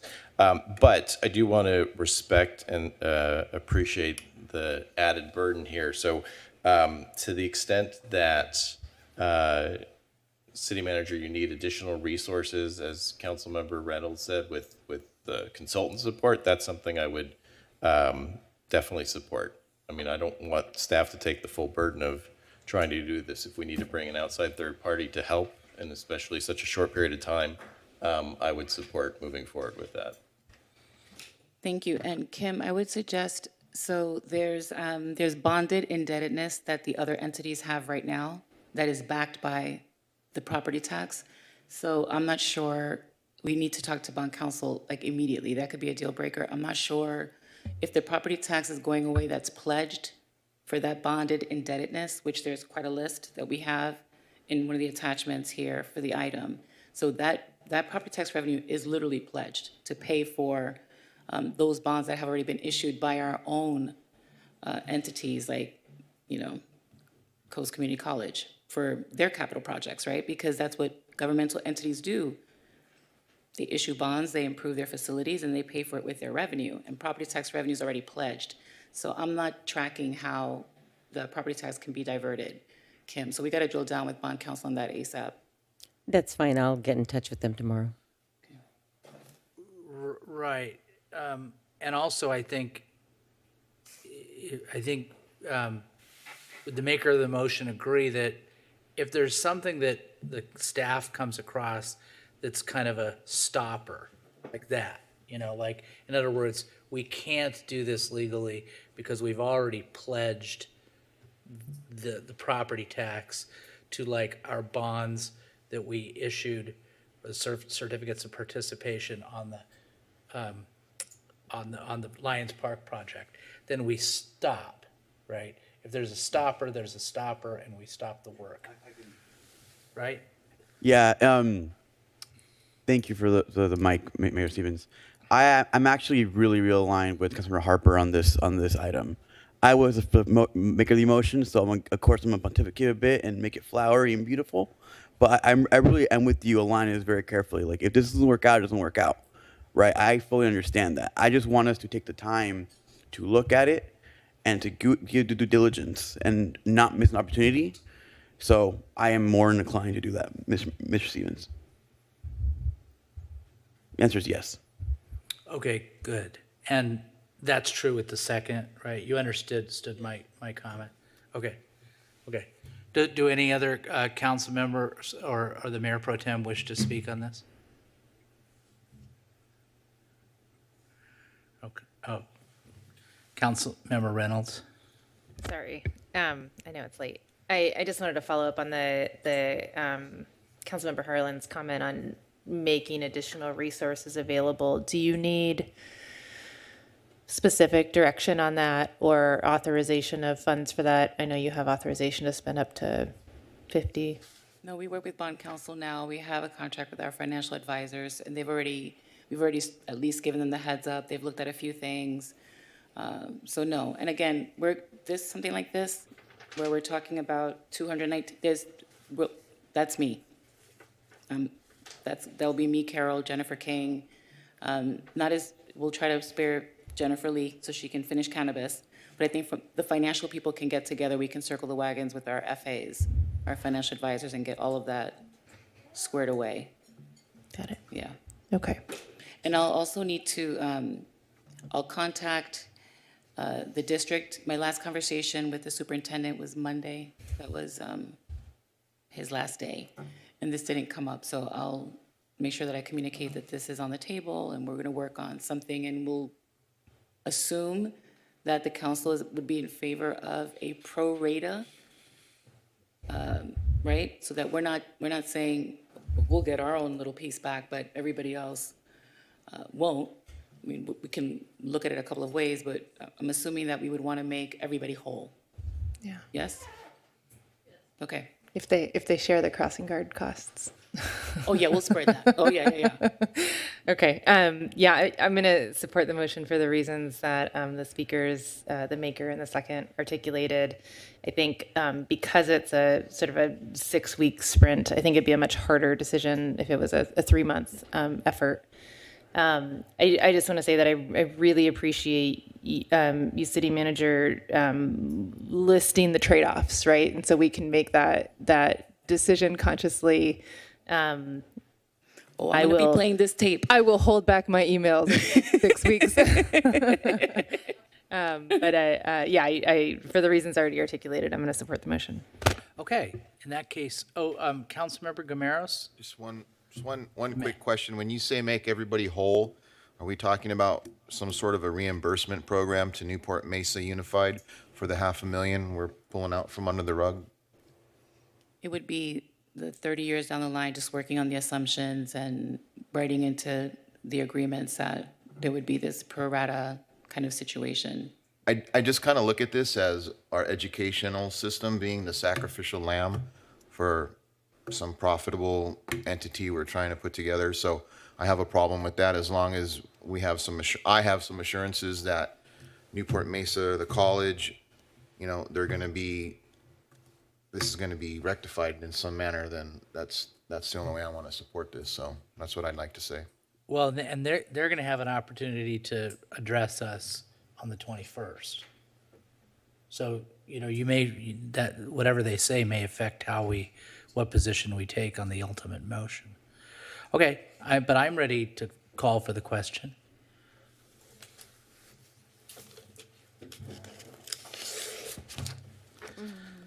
Mayor Pro Tem, please. Motion carries 7-0. Okay, I think we're done. However, I do want to make sure that we adjourn the meeting in honor and memory of Anthony Barajas and Riley Goodrich, and that we get some type of communication out to them, signed by the council, to let their families know that we've honored them in this way tonight.